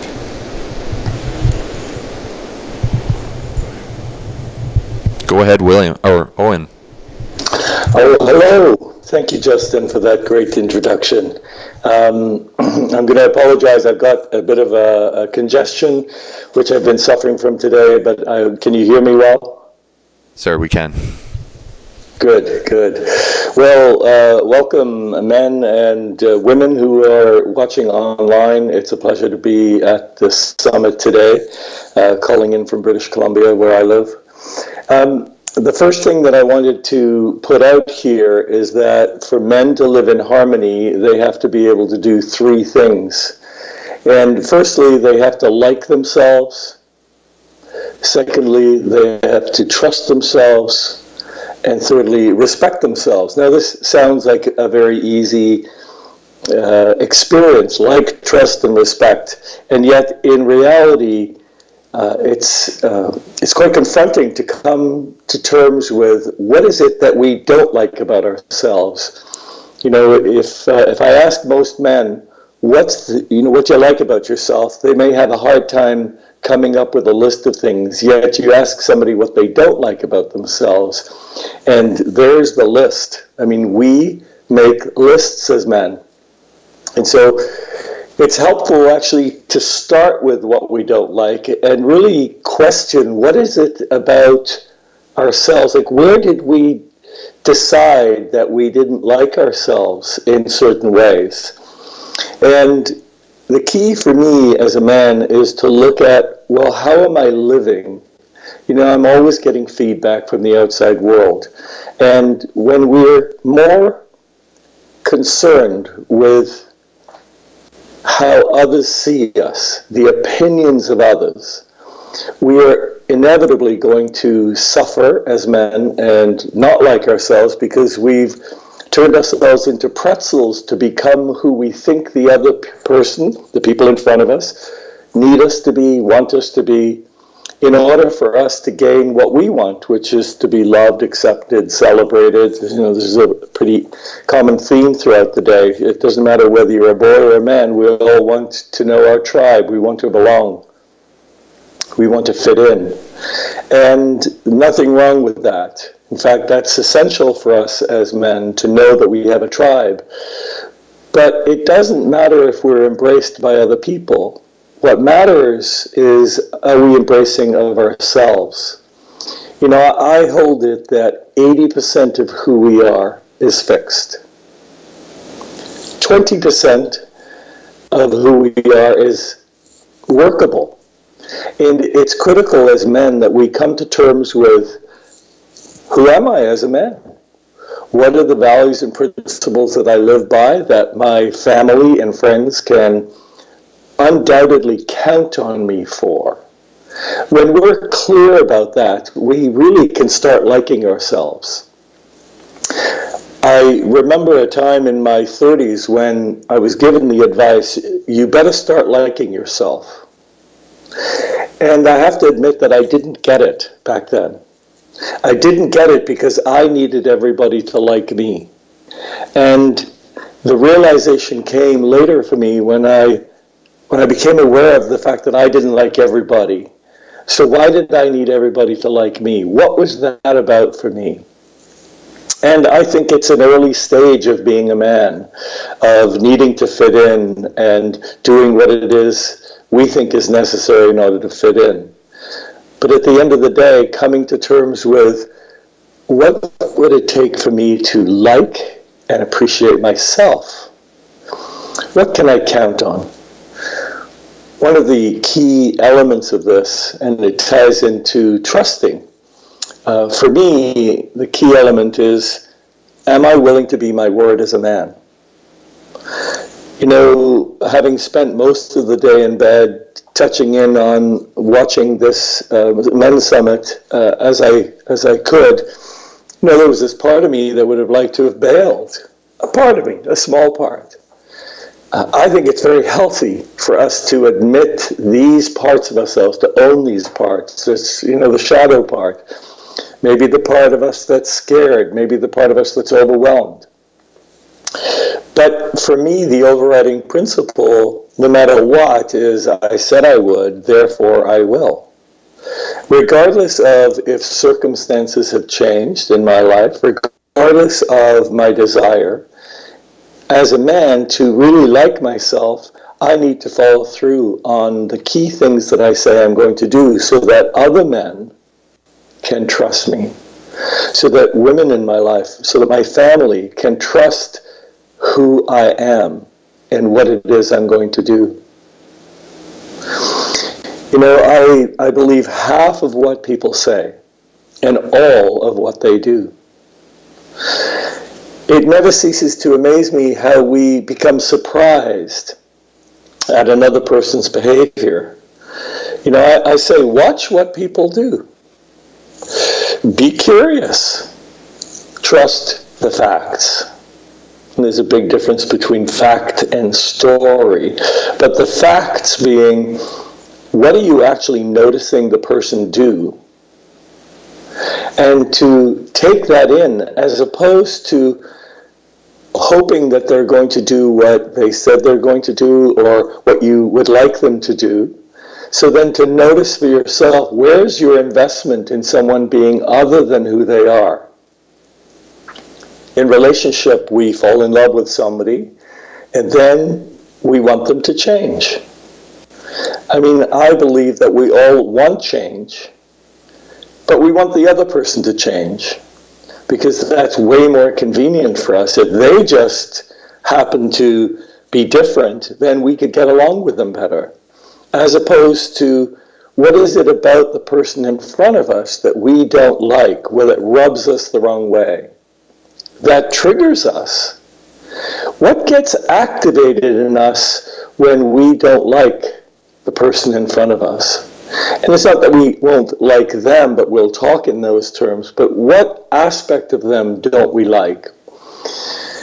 And so it's helpful for us to look at what the trigger is in us when we're not enjoying somebody's company or liking a part of them or how they're showing up.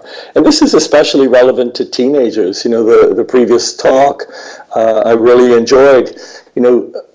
Teenagers, as was mentioned, they just want to know their tribe, they want to fit in, and they will go to their peers if they don't feel accepted by the men in their life.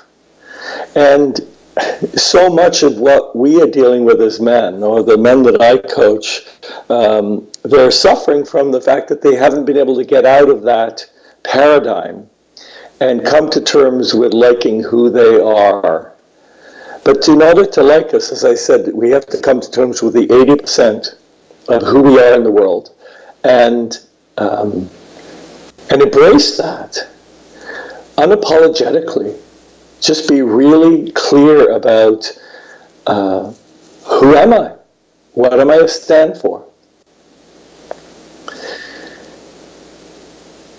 It's helpful to have other men give us feedback. As was mentioned by Justin there, I've been facilitating men's groups and participating in them for over 30 years. And without the love, the championing, the challenging of other men, I wouldn't be the man I am today. And so we need a handful of men who we can trust to give us feedback, not like they know the truth about us. Only we can know what's true for us. But we need to have our truth examined. We need to be able to open up in front of a handful of other men and explore what we think is true, and to be curious about how we arrived at the beliefs that we have, the paradigms that we live out of. And when we can do that, we can actually like more of who we are. This is also a key factor in coming to terms with liking ourselves, is getting this feedback from other men. The opinions of others, as I've mentioned, that is secondary. If you care about how others see you, not that we shouldn't care at all about the feedback of others, we should, but not that much. So to be able to distill and decipher for ourselves, what is it that's useful and what can we let go of?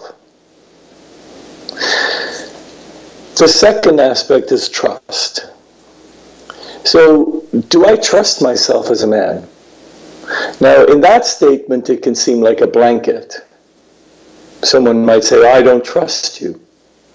In truth, there'll be aspects that somebody might not trust about us, or that we might not trust about somebody else. Having, excuse me.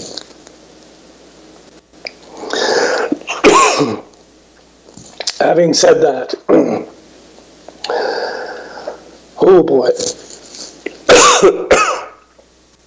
sorry.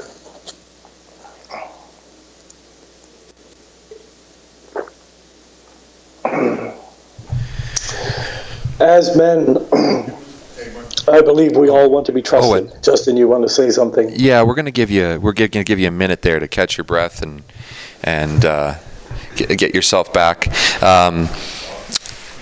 You're delivering a lot of really, really valuable content right now, and I think we should give ourselves a chance to get a little bit of interaction with the audience. And I was wondering if you could give us a question that would get us to all get anchored right now, the people in the room and the people online, with the subject matter that you're currently covering.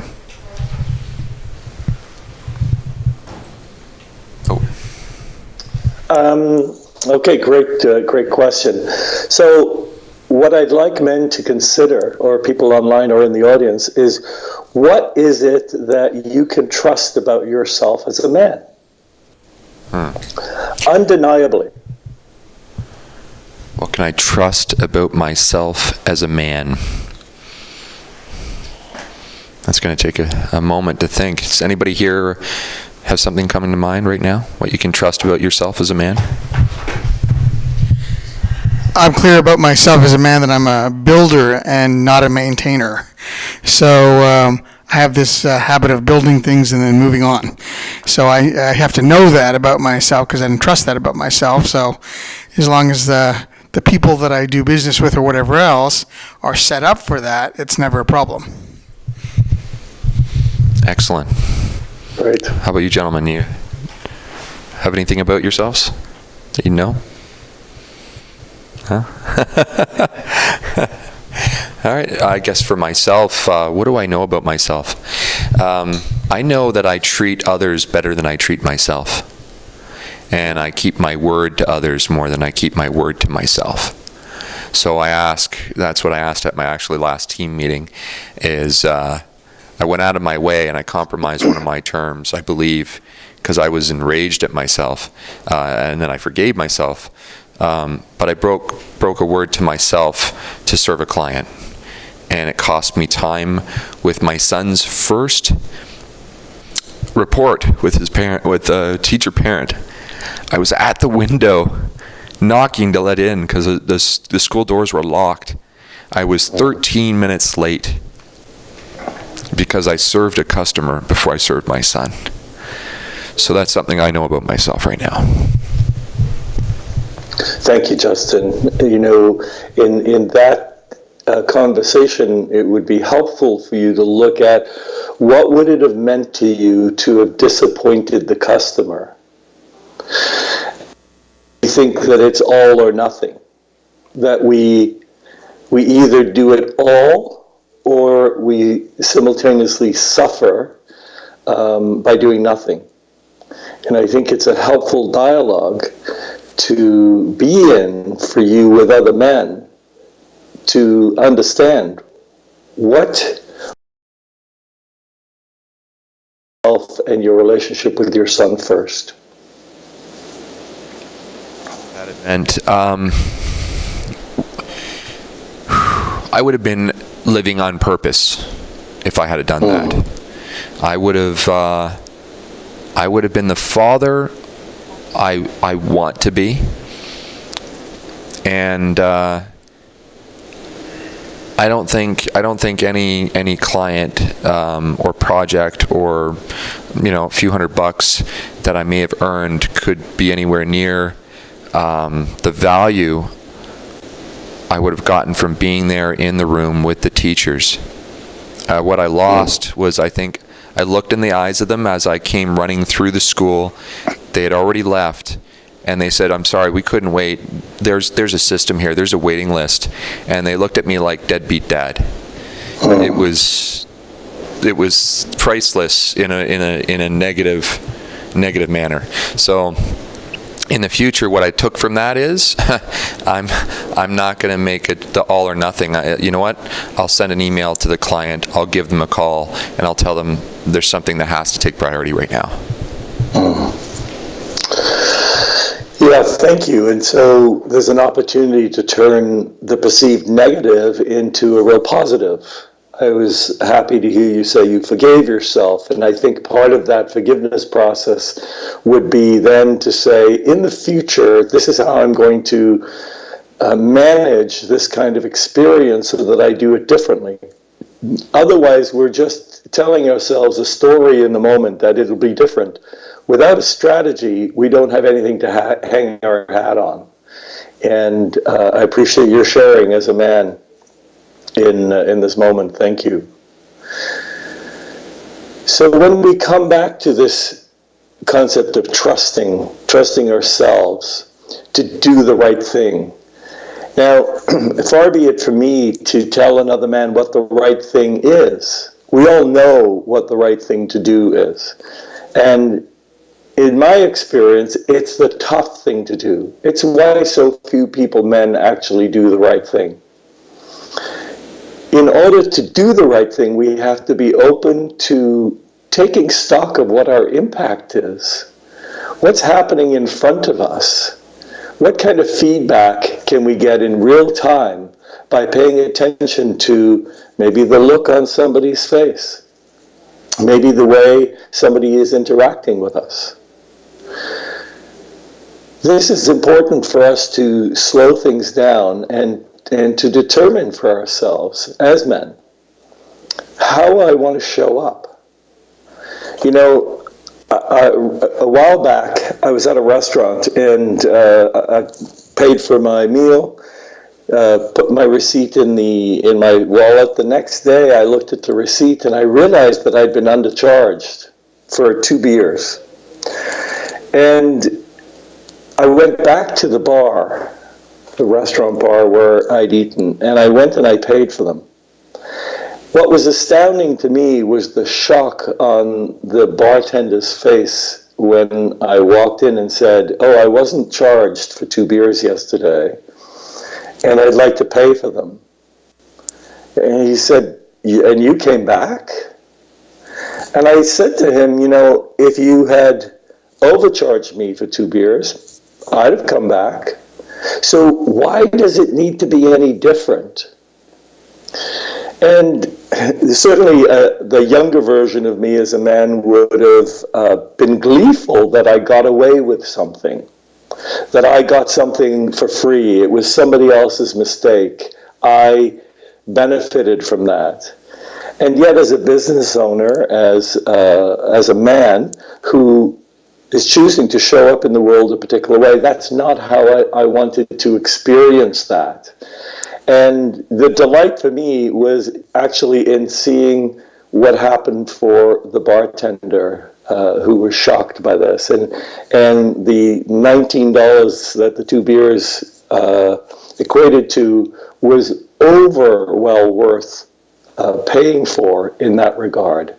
Because I think there was a real lesson, not just for myself, because it reinforced how I want to be in the world, but for him and whoever else he might tell about that experience. So trusting ourselves is about knowing these aspects of, am I doing the right thing? Am I my word? What is my relationship with time like? And what gets communicated through my behavior as a man when I'm being my word, when I'm showing up on time. It's the spill out effect of how we impact other people that really matters here. Again, I think trusting ourselves, liking ourselves, these aren't things that happen in our 20s. But by the time we hit our 30s and 40s, I think that it is critical that we start to cultivate these kinds of experiences so that we can be solid as men, so that other men in our lives can count on us to show up a particular way. There are few men in my life that I would go to war with. And I'm glad for the men that are in my life who I can count on. And it's a rigorous experience that we have as men to come to terms with, who am I? How am I showing up? Who trusts me? You know, I believe that women want to feel loved and men want to feel trusted. So another question to ponder for the audience here would be to look at how much does the woman or the lover in your life, the partner, the spouse, how much do they trust me as a man? You know, the feminine can relax when she's able to trust the masculine. And when the feminine relaxes, they blossom, they open. And we need that as men. We need that kind of experience. And it's entirely up to us whether or not we're trusted as men. So the initial liking, trusting, and then respect. You know, the word respect means to hold in high regard. And I like looking at the root meaning of words. And to ask ourselves, what is it that we hold in high regard? In a lot of the work that I do with couples, I see women who don't feel that they've been regarded or aren't held in high regard by the men in their life.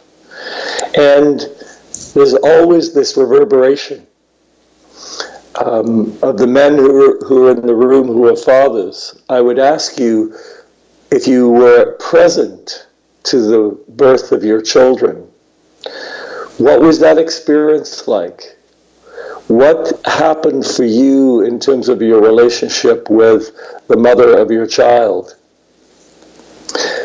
If your woman has forgotten that experience, if she has forgotten your regard for her as a mother having birthed your children, that's a real clue. What would it mean to speak to her through the lens, through the experience of the deep, heartfelt gratitude, emotion, the miracle of the experience of birth that you experienced, being present to, being witness to the birth of a son or daughter of yours? This can be a clue to how you want to show up in your relationship, what you want to bring forth in your relationship in terms of holding regard for.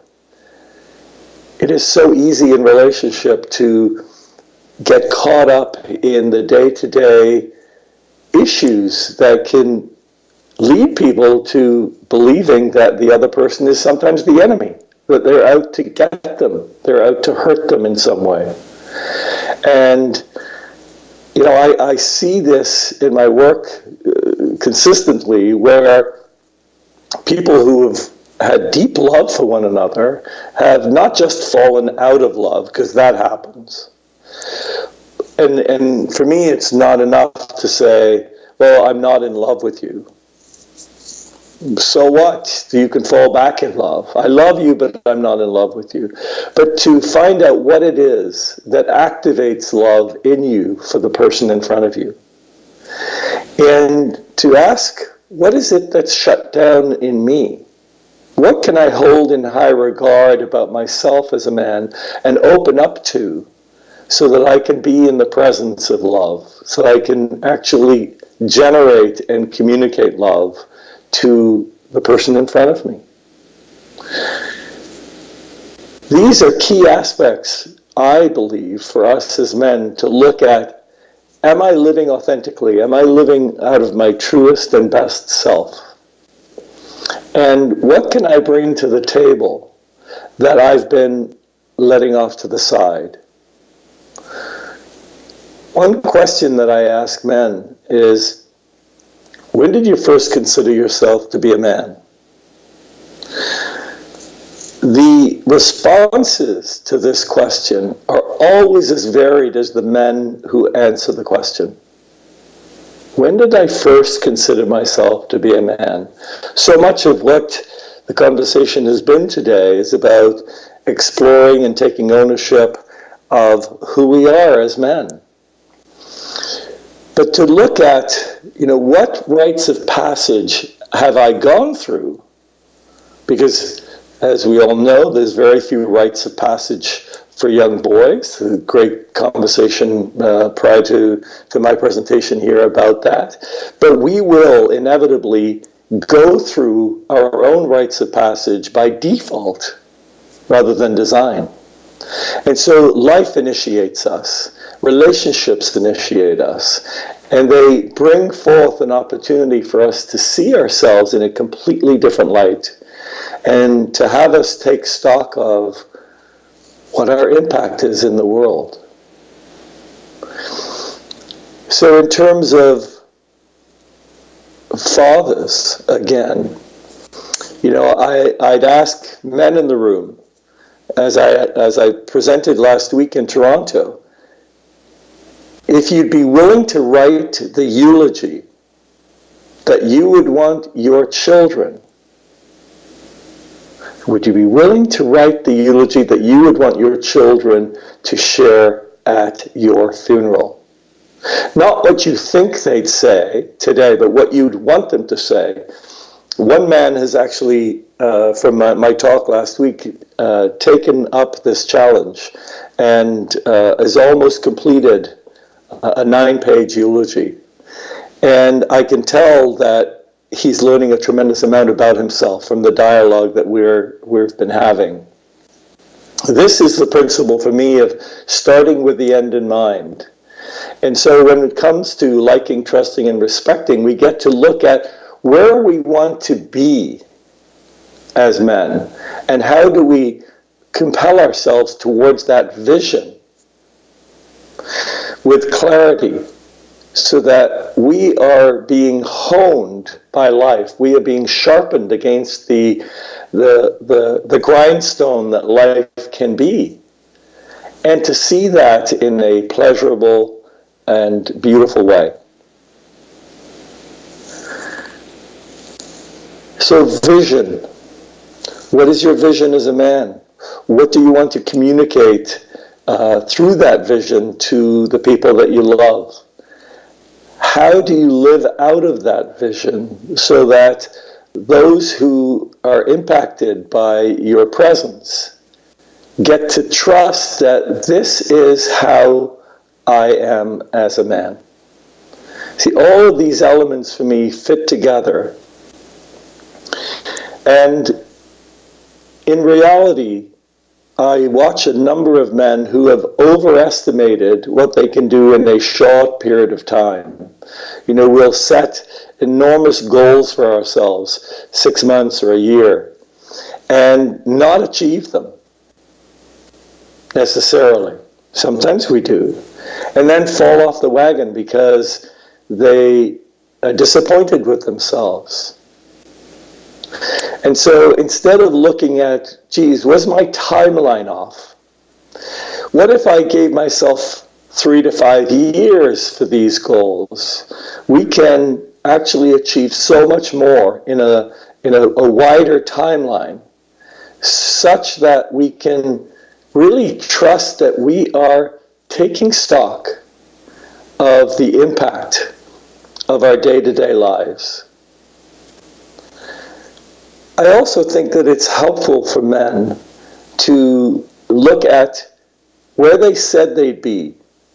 You know, we talk about the midlife crisis. You know, we have a midlife crisis only because the expectations we had for ourselves were out of alignment with where we are, or where it was possible for us to get to. And our ability to adapt, to change, to reinvent ourselves is key. I love the Oriental philosophy of get knocked down 10 times, get up 11. It's only in this kind of experience where we can say, what is life begging from me? I keep falling into the same hole. What would it mean to me to walk down a different street? What would it mean for me to take the experiences that I've had and to sharpen my saw against those things? To see them as perfect for my development. In reality, the things that have been the most painful for us as men have taught us the most. Yes, we're pleasure-seeking, pain-avoiding creatures, without a doubt. And yet, the opportunity for us to grow as men through these painful experiences, when we can authentically share and open up to other men about how these experiences are shaping us, have shaped us, what we've learned from them, we take ourselves out of the role of being a victim of life. And we get to say yes to it all, which I believe is so important. It's easy to say yes to the good stuff. But what would it mean to say yes to the stuff that really challenges us, that really calls forth in us an opportunity to step up, do the right thing, man up, take responsibility, become accountable. You know, I love the word accountable because it for me means to develop an account, to build an account inside myself.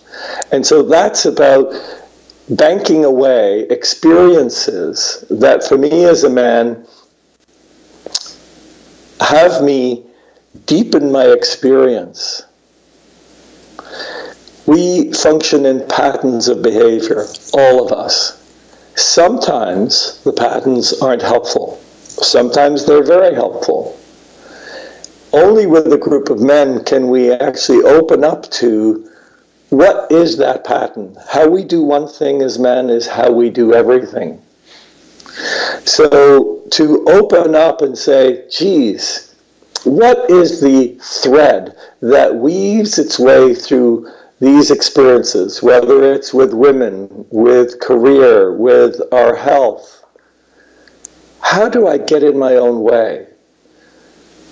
How can I reveal that to another man, like tell the truth about it, such that in the hearing of that, I can now listen for some clues about how I function, how I behave, and what I can actually do differently to liberate myself from my own limitations. So much of what we do, we are blind to.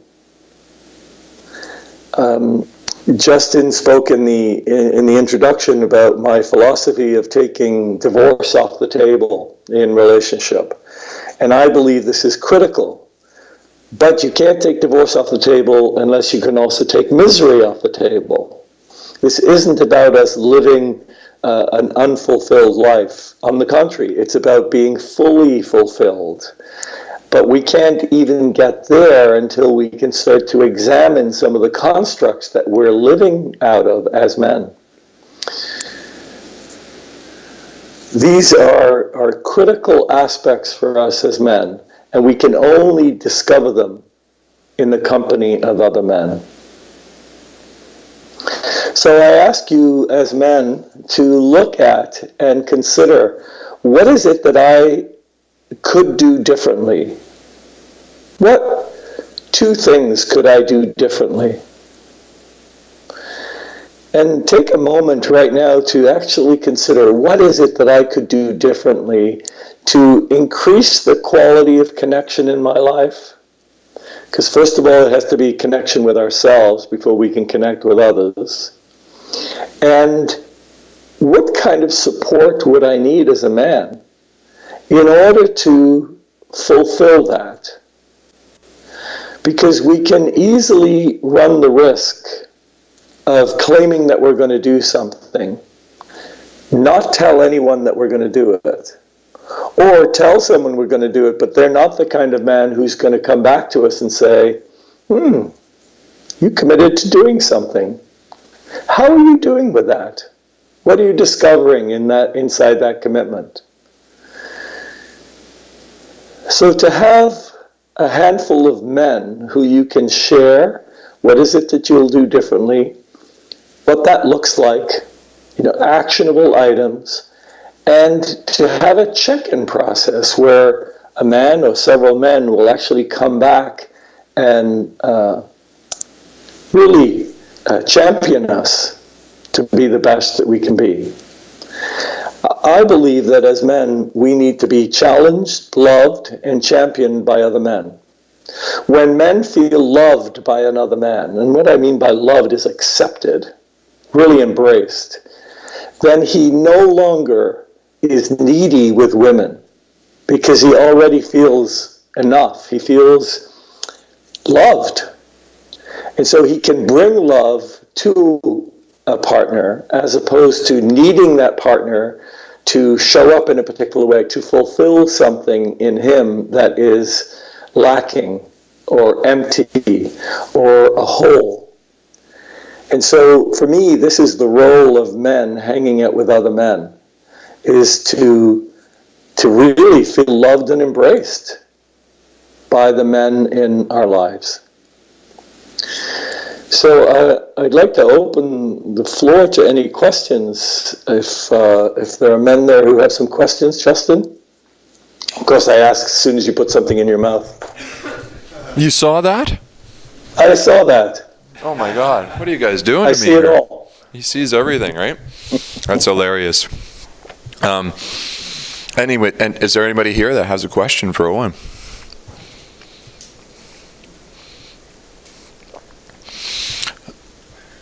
One thing that's coming to my mind right now, you said we have a need to feel love and acknowledgement from the men in our lives. Was that correct? Mm-hmm. That's correct. So this issue with youth, my own personal issues that I'm going through, I know, is that I didn't feel that from my father, I guess. Right. I didn't really have my father. I've seen him about 12 times in my whole life. And in some of the recent leadership training programs, it's come to my surface.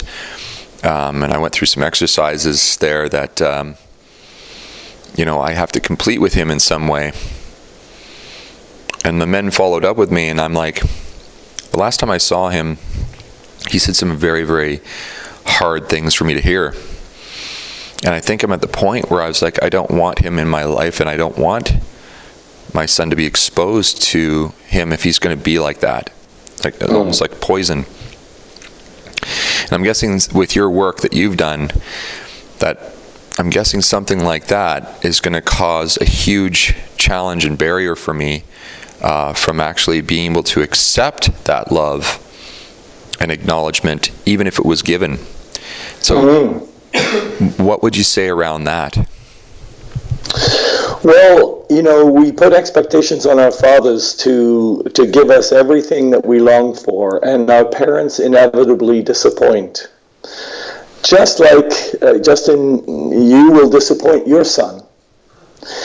However, the difference can be, can you hear your son's disappointment? It sounds like your father cannot hear your disappointment in him. And that's his limitation, not yours. It becomes yours if you own it. If you think that, well, if I was just a better son, or if I took everything he said that was harsh, hook, line, and sinker, then maybe I could just get his love. The man may not have the capacity to love you because he was wounded himself. And so for you to let him be who he is and allow other men in your life to bring love to you, to embrace you as you are, so that you can then model that for your son. That's absolutely fantastic. And it validated or verified what I'd already been deducing. There are a few men now that are in my circles where I'm doing my work and within my tribe, and who are working with me not only in the circles doing the personal work, but have started to work with me out in my career as a business owner. And one of them, I literally look at the man and I've hugged him and I'm be like, you know what? You'd make a great father. And I guess I'm getting that from the men. I'm seeking it. It's one of my needs. And maybe that's why I'm doing so much work with the men now.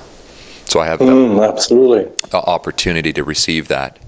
So it's good to know that this work can help me become a better model for my own son. And yeah. And I do think that it's important that you get honest with your son about his grandfather, because to just write your father off and not explain to your son what your process has been and how hurtful it's been will just elucidate for him that this is how sons are with fathers, and he's a son and you're a father. Even though you're a son, he's a son, your father is a son, it's the one piece that you all, the thread that links you all, links us all as men. But to get honest with the impact that your dad has had, or the missing, and to realize that he doesn't have it to give you because it wasn't given to him. It's not personal to you. The taking things not so personally, to care what others say, but not so much. So one of my affirmations, one of my beliefs and contexts I hold for myself now is actually to be a compassionate rock. And I learned that there was a gentleman that did a travel and spoke to about 1,000 people around the world, several people that are into the state of awakening and meditating for 30 years, the Buddha temples and stuff like that. And he said that they believe the highest level of awakening a man or person can achieve is a state of compassion for themselves and all others. And well, it has to be for ourselves first. For ourselves, yeah. And I think that's the hardest part for me. It's having compassion for myself when I do things like make a choice of the client and miss my child's teacher interview by 13 minutes. And I literally got high from the rage I had. I was yelling at myself so loud in the car, stuck in the bumper-to-bumper traffic on the way there. And I'm guessing I'm not alone in that. I'm guessing you're not, but I'd invite you to look at what would it have been like for you to have had compassion for yourself in that moment and say, every opportunity that I face as a man is an opportunity to learn about how I want to become as a man, as opposed to how I screwed up as a man. And I'm so glad because of this work, I got there within a few minutes. But beautiful. I released the emotions, and what I saw was a safe space inside my car by myself, you know, and I wasn't going more than 2 kilometers an hour with the red bumpers, the bumper traffic. And then by the time I got to the school, I was all focused on my son and what he needed. I wasn't focused about me anymore. Nice. Thank you. Is anybody else? Other questions? Have a question? Anything online, Rosen? No, we got acknowledgement from Robert Leon thanking us for all the work. That's it. Okay. Question, yes. Owen, thank you for the clarity, the courage, the conviction. I'm questioning, as much as we've spoke of younger men and boys becoming men, and we also spoke today of the wounds and that haven't healed. I have men in my life that are in their 60s and their fathers that are in their 80s, and it's sort of irascible curmudgeons, for lack of better words, with deep wounds, in some cases addictions, and I'm questioning. I've bumped my head against the wall trying to help, so I'm not doing that anymore. Good. And what I know about myself as a man is I don't stop caring about people and their potential for self-realization, for goodness, for finding peace. So I'm asking, as we've put so much attention on, not so much, appropriate attention, absolutely great attention on youth, what about attention for elders? That's such a great question, because it's my experience that men shy away from eldership, thinking that being an elder means that you're old. And it doesn't. Being an elder is really, from my perspective, about realizing what gifts we have to give. And one of the things that I've been practicing is speaking to youth, because my experience is youth don't see me as an older man. They block me out. But then what's also true is a lot of men my age block youth out. It's like they become invisible in the landscape to each other.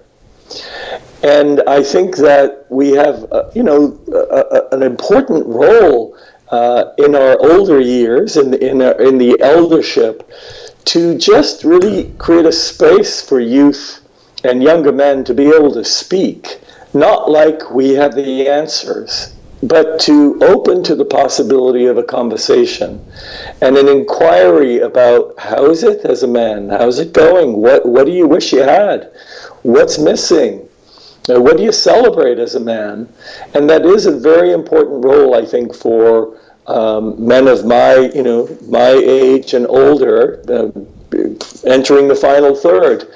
It's an important element that we have to bring to society that I find is very, very much missing.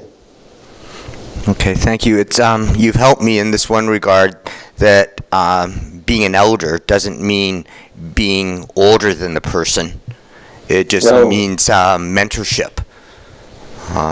Yes, and when we can own our strengths, we all have weaknesses, but can we own our strengths and just live from those? Yes. And allow people who have strengths that are different from us, bring theirs to the party, so that we're just bringing what we have to offer unapologetically. If I might share, one of my late friends, Sidney Bacon, passed last year. He was 105. Wow. And we were buddies. And he would, and even though there were daughters that were older than me and issues or challenges, he loved life and had passions, and at the same time he was able to confide that he was missing certain things from his youth. And I struggled to be a peer with him. And I realized where I didn't have enough courage to take certain stands with him, even though I had a personal friendship with him. Right. And so I'm just, there's huge opportunities for agelessness in all of us. Yeah. Great. Well, there'll be more opportunities coming your way. You can be sure of that. Thanks so much. Okay, thank you. Any other comments or questions? We've got about 5 minutes left, 3 minutes left. Owen,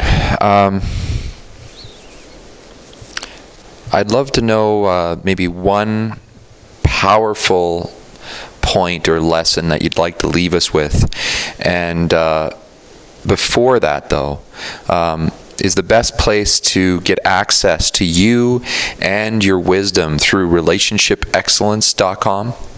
Yes, that's correct. That would be my website where people can send messages or ask questions. I'm open to hearing from anyone if they're challenged by anything, and I'd be glad to be of service just to help them through a bump in their lives, because life is bumpy for all of us. Then I'd also like to ask you in advance, would you be open to publishing any of your wisdom at mensmovement.com or to participate in our summit next year? Absolutely, I'd be glad to. Fantastic. Excellent. So relationshipexcellence.com. And what would be that last thing you'd like to close with us tonight? Yeah, Justin, thank you for this opportunity. I would say to men that if a man really wanted to transform his life, that he give himself 3 years to practice being his word, that whatever he says he's going to do, he practice that, because we fail at things, and failure is an opportunity to begin again. But that if a man decided that he really wanted to step up in his life, that he learn how to say no. Because if you're going to be your word, you're going to have to say no to lots of people and experiences. And saying no is very challenging for us, because we've all felt the sting of a no when we wanted something, in our childhood perhaps, or in adolescence. And so in adulthood, we rarely want to give somebody a no, because we don't, 2 reasons. One, we don't want them to experience that pain. But secondarily, we often want to be liked more than we want to do the thing that we're being asked to do. So my challenge to men would be to practice, and take 3 years to practice learning how to be your word. And to celebrate and embrace the possibility that can become in their life, who they can become by being a man of their word, by being rock solid with compassion as a man whose word matters. You know what immediately came to me was, I want to know how you would go through that process, because I just thought, keep my word on everything for 3 years. Well, I guess I'm going to break my word. I know that I'm not going to be perfect. So how do I deal with that? How do I deal with holding myself accountable and get through that? Do you use a buddy? Do you use your team? Do you use this? So I challenge you, if you wish, if you've got any content on that or a process around that, I would love to share that with our audience and everything. And we'll follow up with you about that. So thank you very much, Owen. Great. One last thing I want to address, a key piece that you put out there, Justin. If you commit to being your word, you're going to screw up. You're human. But the one thing we can count on in that is that you can clean it up. You can take ownership of it, and that's how we build the account. And yes, and yes to the men, to the team, to anyway, I will follow up with you about that. And I think that for me, this is the one thing that has turned my life into the life that it is, that I so enjoy, is being a man of my word. Thank you. Thank you, Owen. Thank you, everybody, for paying attention.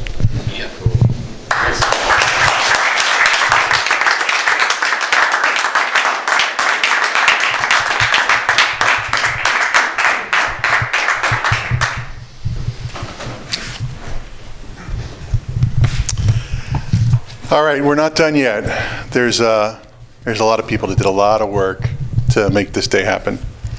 So first of all, thanks, Owen. I want to acknowledge all the speakers.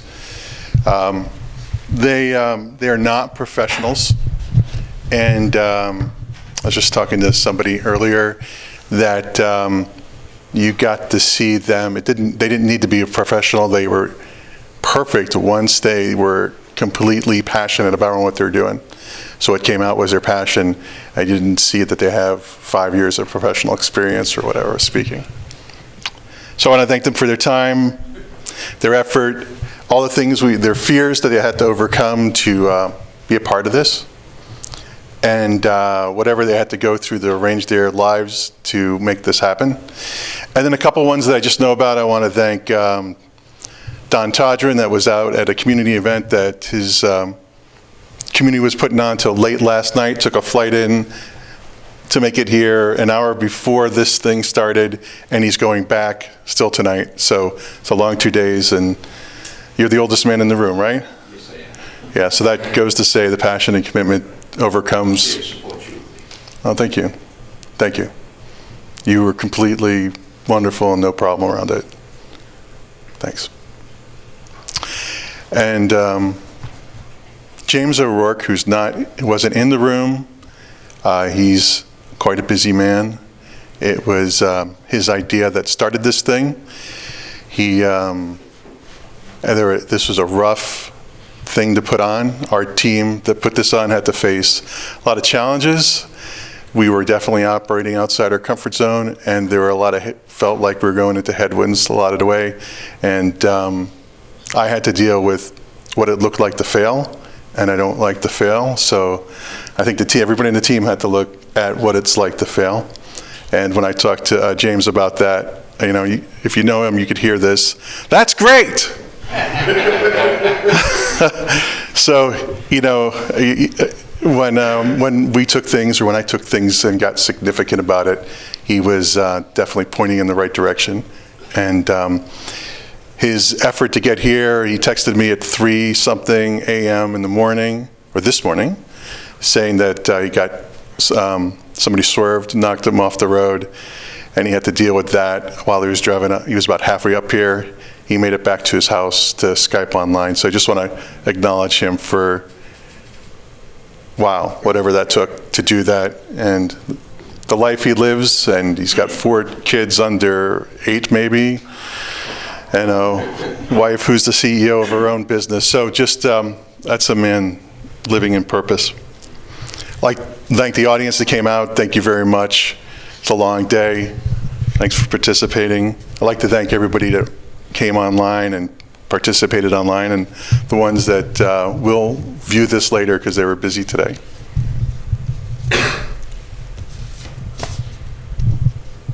All right, I want to thank my family. I think I got the oldest member and the youngest member that was viewing online. My son is 17. He's never really got an opportunity to see what I do. He sees the men around the house. He knows I'm on calls all the time, and he participated today. And the same with my dad. He's 88 years old, and he was online participating too. And I just want to say I love you both. My wife, who's always sees the best part of me, and deals with me traveling a lot. And we just moved, and she's home painting and taking care of things.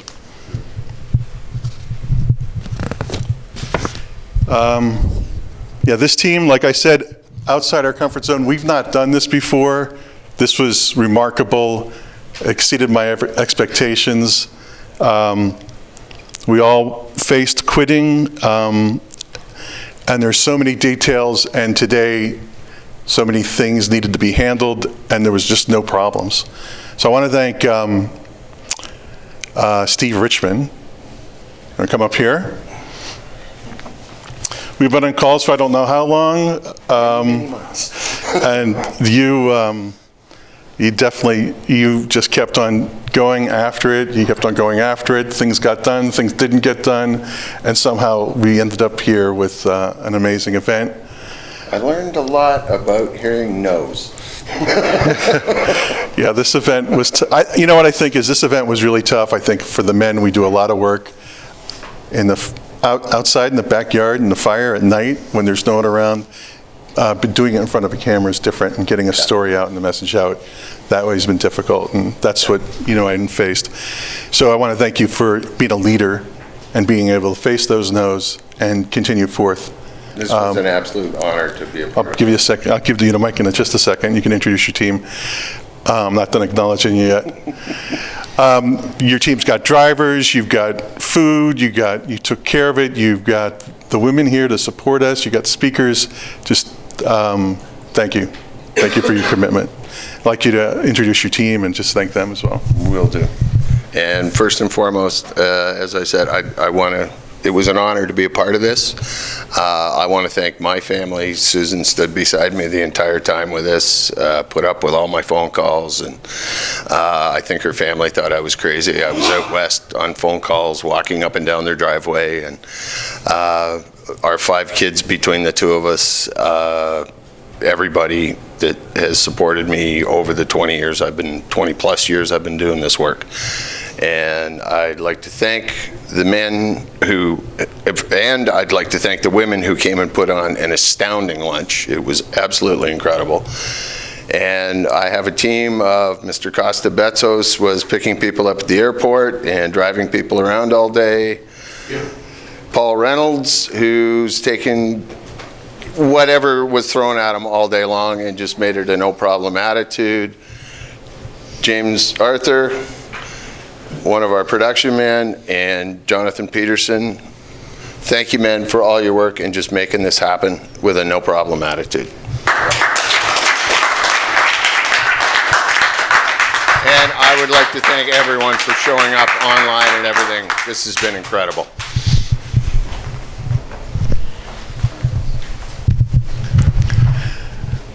Okay, Justin, stop what you're doing. You know, I think we work together, amazing at times, horrible at times, amazing at times. I expressed emotions. What a time to learn about ourselves. But thanks for all the work. Thanks for your vision. Thanks for your leadership. Thanks for setting a higher bar when I was wanting to quit. And I hope I set a higher bar when you wanted to quit. Yeah. So, you know, I just, you know, through it all, I really appreciate all your work. And you put on an amazing event. And the way you hosted and how real you were with all the speakers was impressive to me. It was, thank you. It was because of the men and the work, and literally, it's this. Mm-hmm. Like going from being a man that was afraid of men, that didn't trust men, and didn't have any men around. It's like, holy crap! You can be powerful when you've got this. When you've got this. So that's what I want to thank, and I want to thank everybody because you're the ones that made it real. And I'm a vision facilitator, and it's my purpose and passion to help people take an idea and actualize it. And that's what I'm dedicated to. And I was supposed to have my book published for this event and handed out, and it's with the editor. So next year, everybody's going to get a copy, and maybe I'll be lucky enough to be a speaker. So, right? Hoorah! Thank you, Rosen. Thank you. Yeah, thank you. Yeah. Oh, and you know what? Can you men come up here for a second? Take the earphones off, and I asked Mr. Martindale to help, and I asked him to own it and be a leader. And we just did this Matomo leadership program together, and when I saw this man speak at that, I was like, whoa, where did this come from? And you've been living it, and you owned this new technology, and it was like we literally have like a professional TV broadcasting station here, and you ran it, and you enrolled this other man, and I want to thank you, like, seriously. This is going to influence the world. And it's because of what you did, and I just want to say thank you. Well, thank you. It was definitely operating outside my comfort zone, but luckily I had my friend Andrew here who has done some web broadcasting before, and it was very helpful. I'm glad, Andrew, that you helped out today. One of the speakers earlier today put up a still of Richard Branson, who said, if someone asks you something impossible, I'm paraphrasing, don't say you don't know how to do it, just say you do and figure it out later. And I think that applies to a lot of people here today. I think of a lot of what you see on that table over there is people saying yes and then figuring it out later. Maybe on the floor of Terry's apartment with piles of cable, trying to figure out what the heck we were doing. But we made it look like we knew what we were doing. Excellent. Thank you. Thank you. Oh.